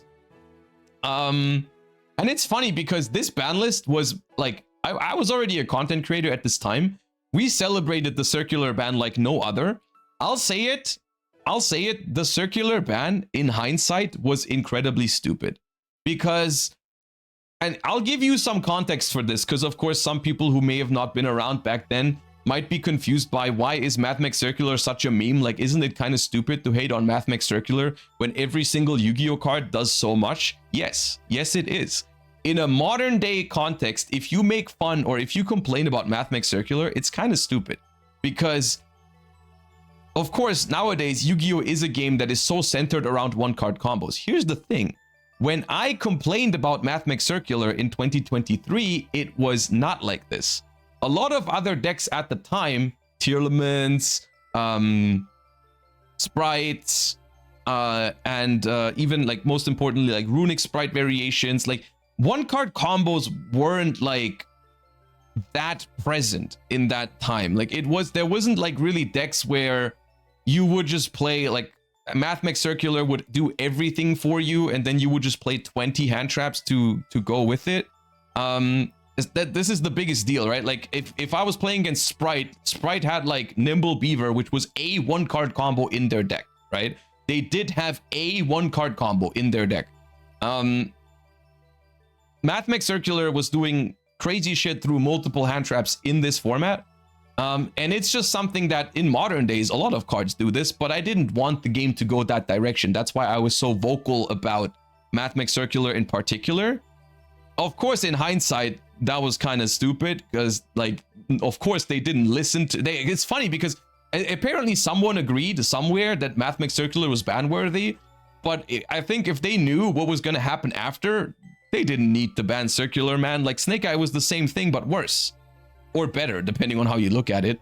Like, there was just a lot of one-card comboing going on in 2024, and yeah. So, just to give you guys some context, like, yes, in modern day, Circular is still a meme for me, but I don't think it's too powerful anymore with the context of what happened right after. It's just that in 2023, I was concerned that the game was going to go into this one-card combo direction, and I didn't want that to happen. It happened regardless. They didn't listen to what I said, of course. And yeah, I guess at this point, I've made my peace with it, but I'm not super happy about it.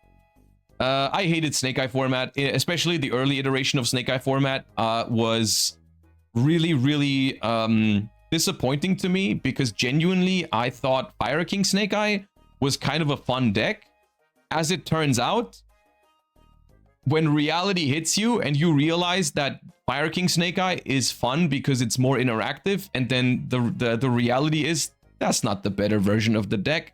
Why would you interact with your opponent when you can summon Baron and Savage and Appaloosa on your end board and IP Masquerena into SP Little Knight? Why would you do that? Why would you interact with your opponent with like Kirin Pops and so on and so forth if you can summon Baron, Savage, Appo? So yeah, here, welcome. Every one card combo in this deck does the crazy thing. If you imperm the Snake Eye Ash, they send something for Dia Bellstar, do the same thing anyways. This is the beginning of just crazy hand trap wars in modern Yu-Gi-Oh! I hate everything about it. I'm not gonna say a single positive thing about this format. I think it's god awful. It goes here for me. I hated it. And then we have a format that is slightly better. And this is something we talked about yesterday.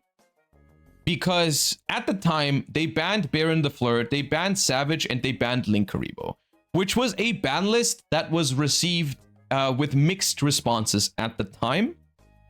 Because people were saying like, oh, well, yeah, they hit Baron and Savage, but that's not going to stop Snake Eye from being good. But one of the things that I said about this ban list back then was like, yes, this ban list is not going to fix the format immediately. Snake Eye is still going to be strong, but in the long run, we are going to be very happy about these bans because archetypes come and go, right? Generic cards are here to stay. So whenever they make the decision to ban a toxic generic card, that is something for years to make the game healthier, which is why I'm always so disappointed when they don't hit any generic cards, which also explains my disappointment with the most recent ban list. But yeah, as it turned out, Snake Eye was still the best deck in the format, but getting rid of those Omni Negates was still good, and it made the deck a little bit more breakable. There was some board breaker approaches actually at the time. I still didn't enjoy this format. Here's a couple of other things that happened. Protoss came back. This is quite literally the same thing that they did with Dimensional Fissure. They didn't want to hit Snake Eye properly yet, so they said, hey, this deck's all fire monsters. I know a floodgate that stops you from summoning fire monsters. Here's Protoss. It's frustrating, man. It's really frustrating. Oh, this deck searches a lot. Here's Colossus. It's so weird, man. It's always like 2 steps in one direction, 3 steps back, right? Ban Baron, ban Savage, good stuff. Bring back Protoss, bring back Colossus. Frustrating, really frustrating stuff. Also, Enpai Dragon released.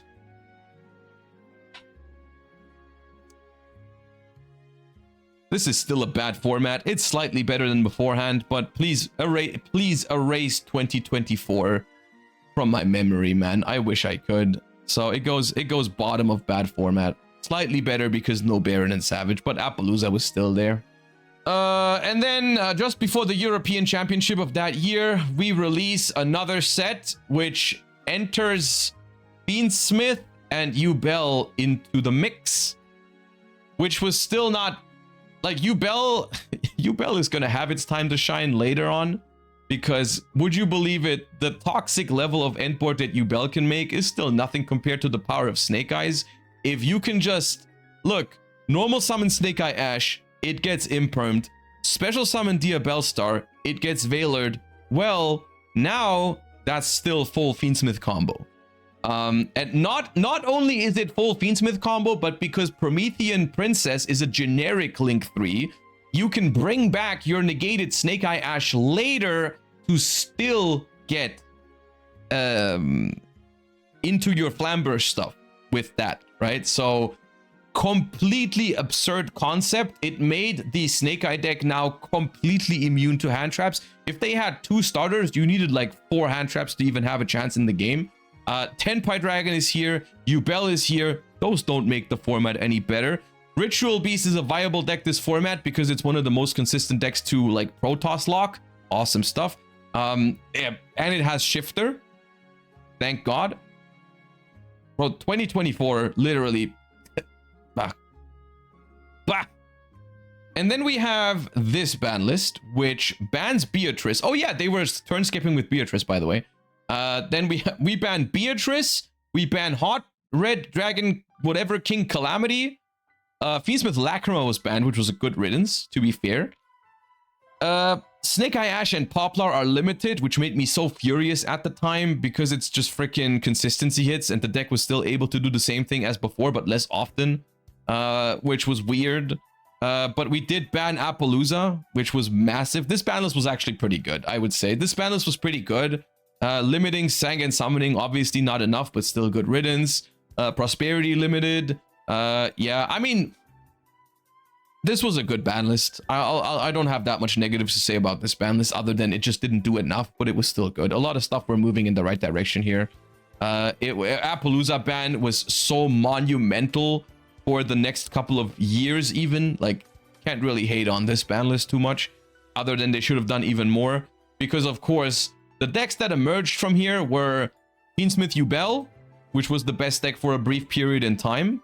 So this ban list, I would say, for the time being, it actually addressed Snake Eye properly. The problem was with Yubel, we had a deck waiting in the wings that did the exact same thing as Snake Eye, but with different artworks. So it was still a auto-win going first type format. It was made a little bit better by Molcharmi Fuwalos, but still, if you didn't have Fuwa, you were still completely owned by Yubel. They ended on Caesar, Phantom of Yubel, sometimes Desiree on top, Varudras, like literally anti-Unchained stuff, like Unchained Soul of Rage with a trap card. Completely insane end board. Really hard to stop with hand traps because Phantom of Yubel negates hand traps as well. It's giga hard to win against this deck in general. super toxic going first strategy, pretty bad going second as well, which just increased the variance of the format even further. So you just chuck hand traps at each other, and whoever plays the game first wins, which is the same thing, by the way, for Tenpai. But we also have a later iteration in this format where, luckily, Snake Eye wasn't dead for long, because we had a set that brought out Azamina cards, and Azamina cards immediately replaced the consistency that was lost by limiting Snake Eye Ash, because now we had more starters again. We have Deception, which summons out Murcielago, which gets you into your Diabell Star. Then you make Ilia Sylvia to insulate your combos from anything, because you have an Omni Negate now. And also, the lack of Appaloosa is now fixed because you have Ilia Sylvia as an endboard piece again. So as a result, Snake Eye Azamina makes its way back into the format. It was gone for like maybe 2 weeks. Awesome stuff. Dominus Impulse is another entry into the hand trap minigame. Love that for us. I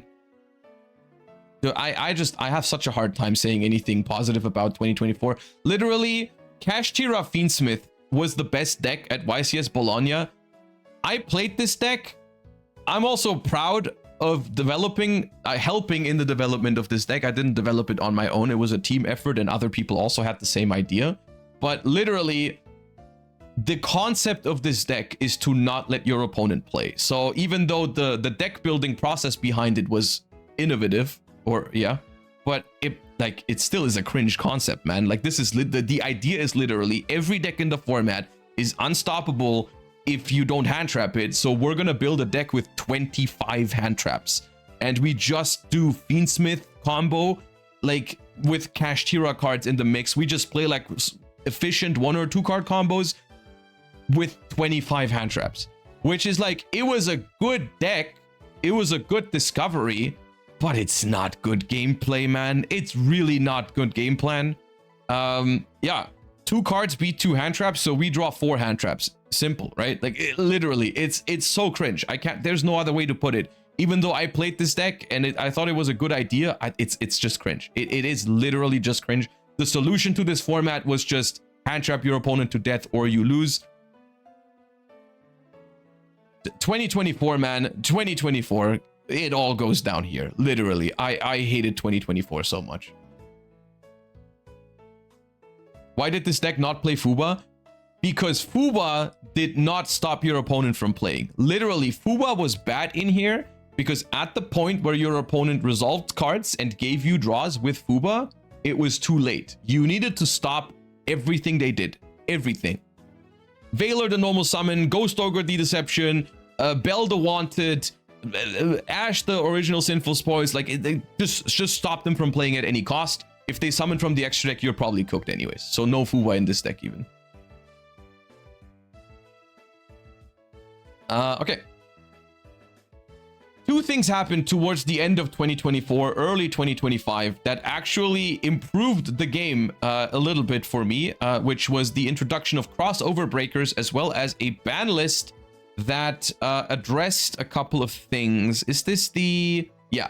The banning of original Sinful Spoils eliminated Snake Eyes. We limited Chandra, and we limited Phantom of Yubel to properly address, and Sangan Kaiman, to address Snake Eye, Tenpai, and Yubel, which are the holy trinity of toxic decks in 2024, all gotten rid of at the end of 24. And with crossover breakers, they also released Ryziel and Malice into the mix. Of course, Malice will go down as just like the next deck that I utterly hated because it was way too strong, way too much like ceiling on the board. Luckily, it was actually worse than Ryziel and Fiendsmith Ryziel in the beginning. This format is all right, you know? This format is all right. Ryziel is not weak to Shifter, which is nice. So Ryziel decks actually beat Malice decks because Detonator is a powerhouse.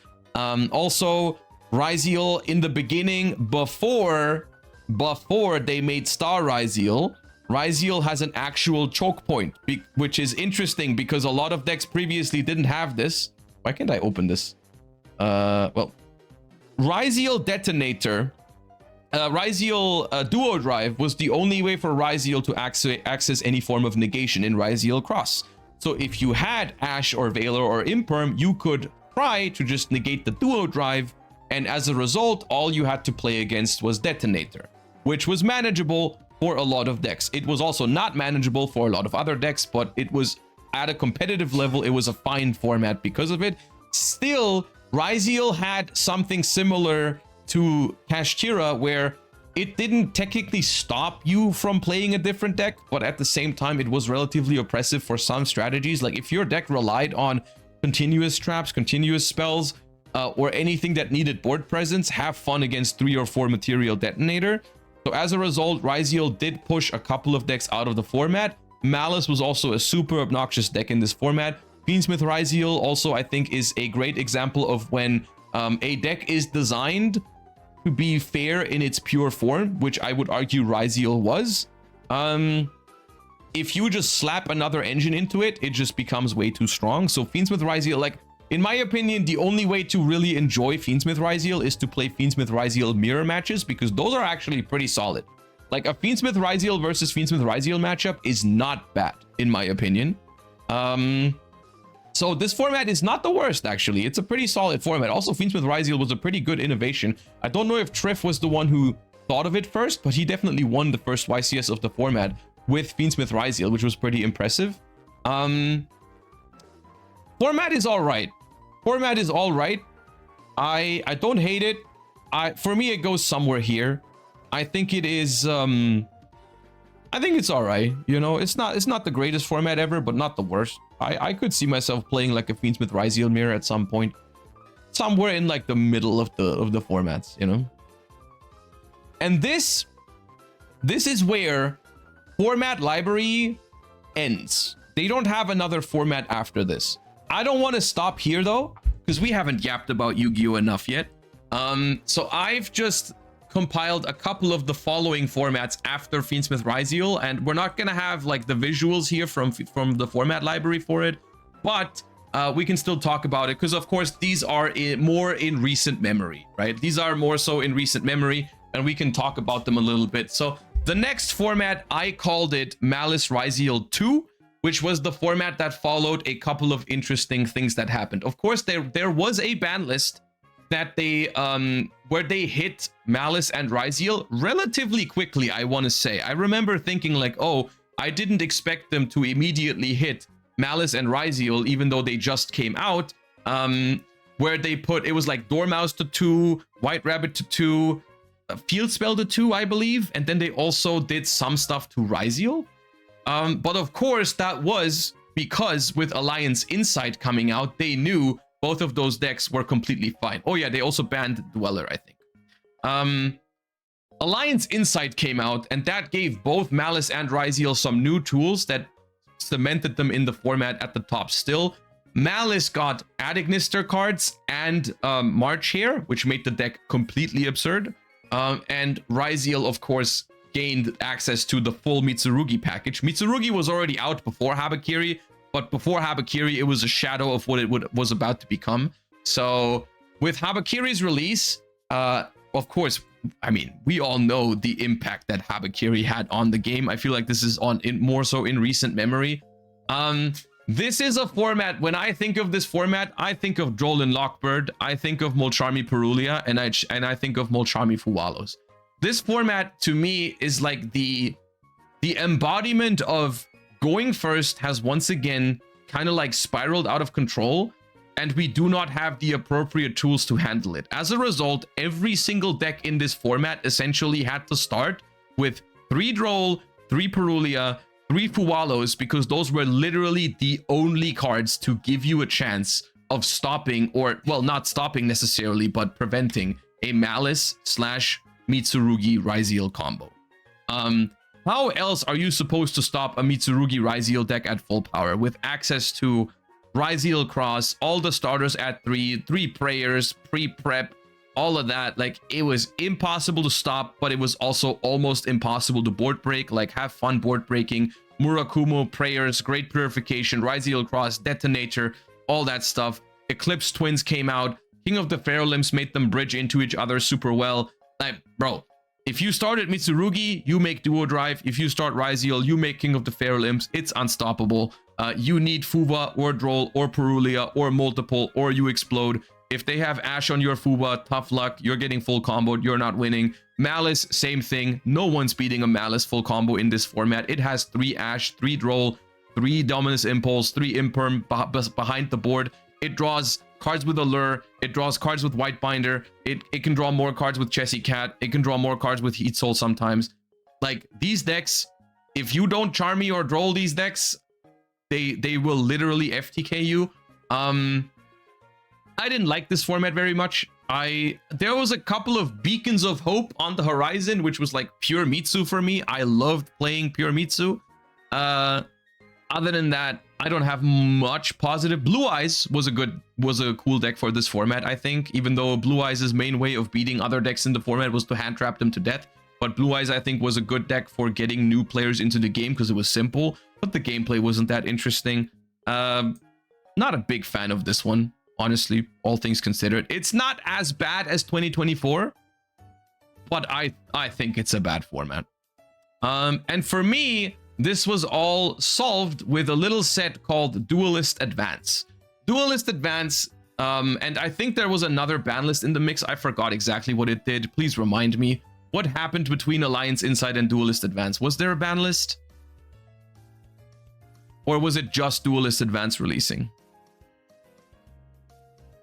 There was no ban list? Okay. Well, so the thing is, like, how would Duelist Advance make this all better?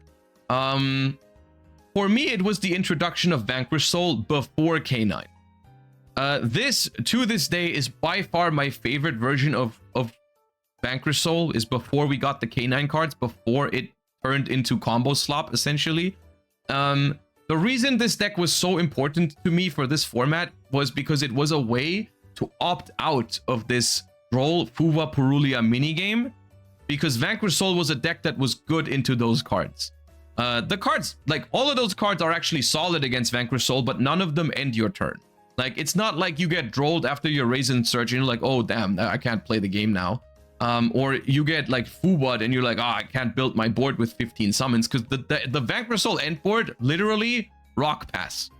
Literally Rock Pass with the Vanquish Soul trap. So it was a really interactive, really fun deck before, of course, we know what K9 is about to do to the deck just a couple of months later. I was so mad about that. But at this point in time, I love the Vanquish Soul deck.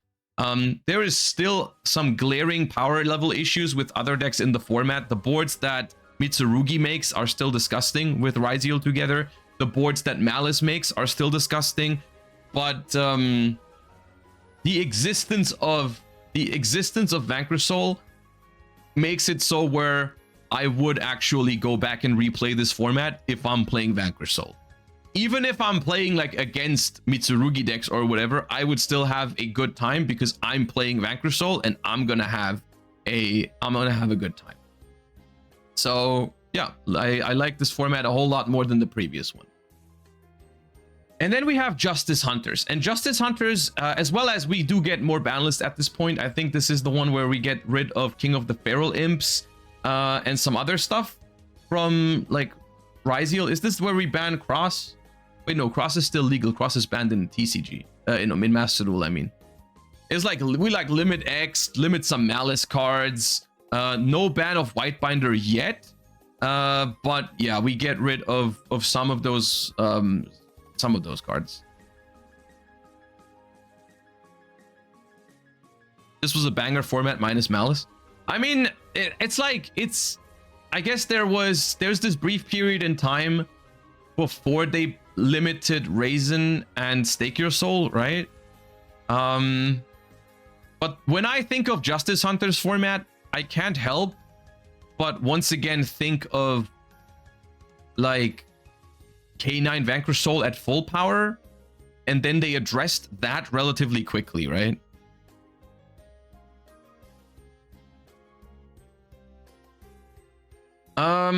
So before Doom of Dimension, Justice Hunters format for me was okay.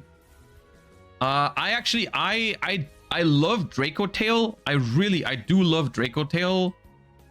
But I still think I preferred like pure Vanquish Soul before K9. That was the main thing that frustrated me at that time.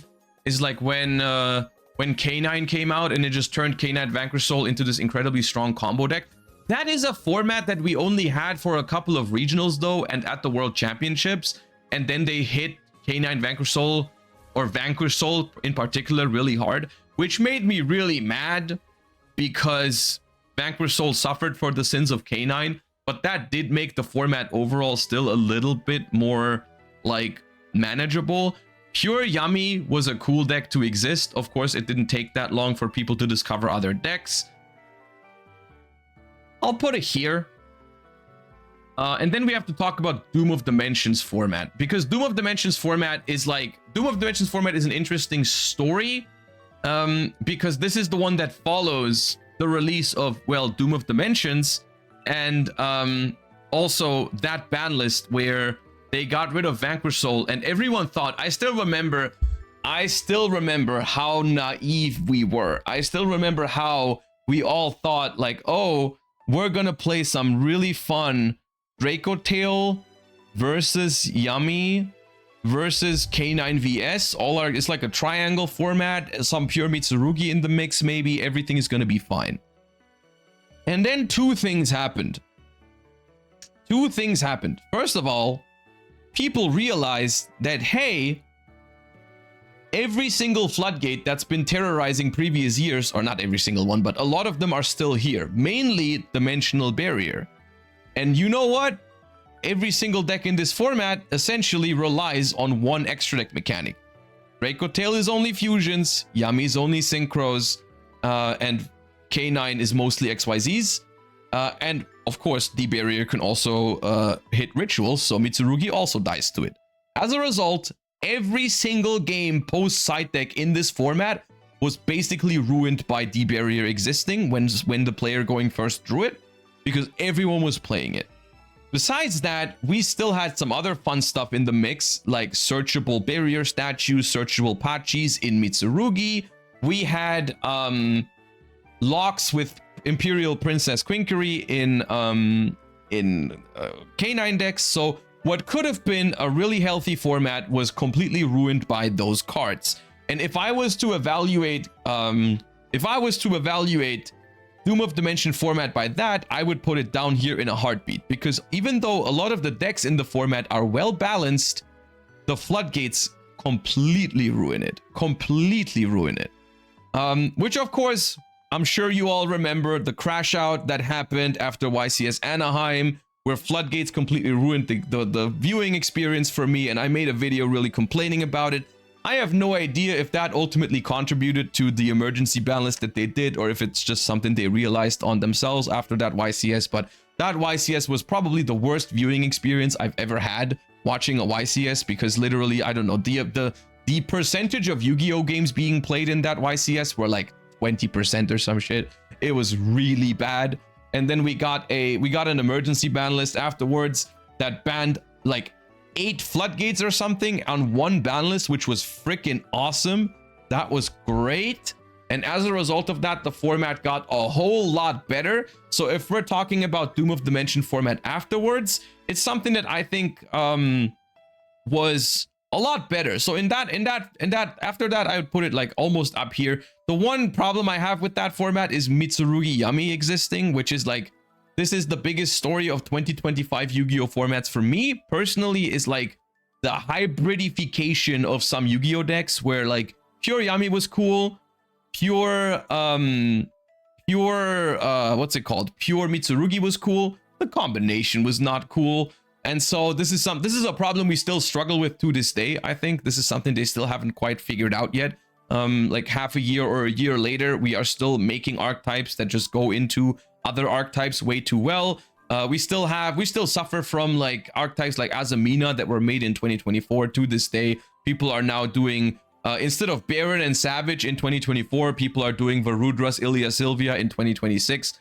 So like, I have a hard time with this, because I do think combo is an important aspect of Yu-Gi-Oh! I think combo decks should exist, but we need to talk about like how bridgeable stuff is into each other and how many Omni Negates end boards should have.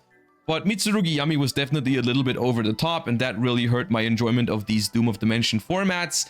So for me, it hovers depending on what you're playing against, and depending on whether you're playing pre or post emergency ban list, it hovers around here. I would say, in good faith, let's just use the post emergency ban list format. For me, it goes here. For me, it goes here. If you liked the decks in this format, the Justice Hunters decks, this is probably where you go to experience some pure Draco Tail before it was turned into an Albaz deck, pure Yummy. Like, for nostalgia reasons for Justice Hunters decks, you go into this period of time, I think. And then we're coming to a close, because at this point I find it almost hard to call anything else retro format anymore. But the last one I included was, I called it Virtuous format, because it is the basically Justice Hunters format after Emergency Ban List, but with the introduction of the Fallen and the Virtuous. And if you want to, you could even like include maybe it's like just the previous format, like with Fallen of White and Radiant Typhoon and stuff like that, right? The format where every deck is playing Fallen and the Virtuous, basically, right? So this is essentially leading up to just like YCS Dortmund, pretty much. Burst Protocol, basically previous format, right? This format that we were in previously, low-key, in my opinion, is probably the best post-COVID era format, I would say. Maybe even here. I think this is something that I could reasonably see people returning to in a couple of years. I'm pretty happy about the current format. I have my issues with it. You know, I'm pretty vocal about it when there is stuff that I don't like in the current format. You know, I do often discuss the what's it called, the issues I have with modern card design and game design sometimes. But I mean, it hardly is a retro format at this point. But I would say, just in general, with how painful 2024 was for me, and early 2025, we've gone a long way with Justice Hunters and core sets like since Duelist Advance. Essentially, we've just been getting better and better and better, and that's something I wanted to also showcase. You know, I know I do complain about things regularly, right? We do discuss game balance and we say negative things about it as well, but genuinely, after Duelist Advance, I think it's been going upward, which is good. So I would say, if I ever want to go back and replay a 2025-2026 Yu-Gi-Oh format, I would probably play YCS Dortmund format. I think that is a good format. So yeah. You think Blazing Dominion is still an upward trend? It remains to be seen. The future, this is something we're going to talk about on another day. I feel like we've yapped enough about retro Yu-Gi-Oh decks at this point, or about game balance and game design.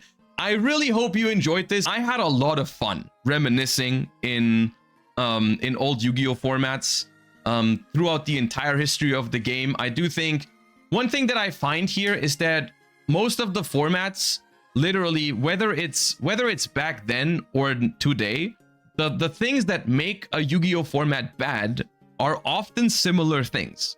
Even 20 years ago, auto wins, floodgates, crazy combos, not being able to play the game for one of the players is a recurring theme. This is not something that is exclusive to 2024 Yu-Gi-Oh or something like that, right? Like, we have these aspects in old formats as well. This is something that happens a lot.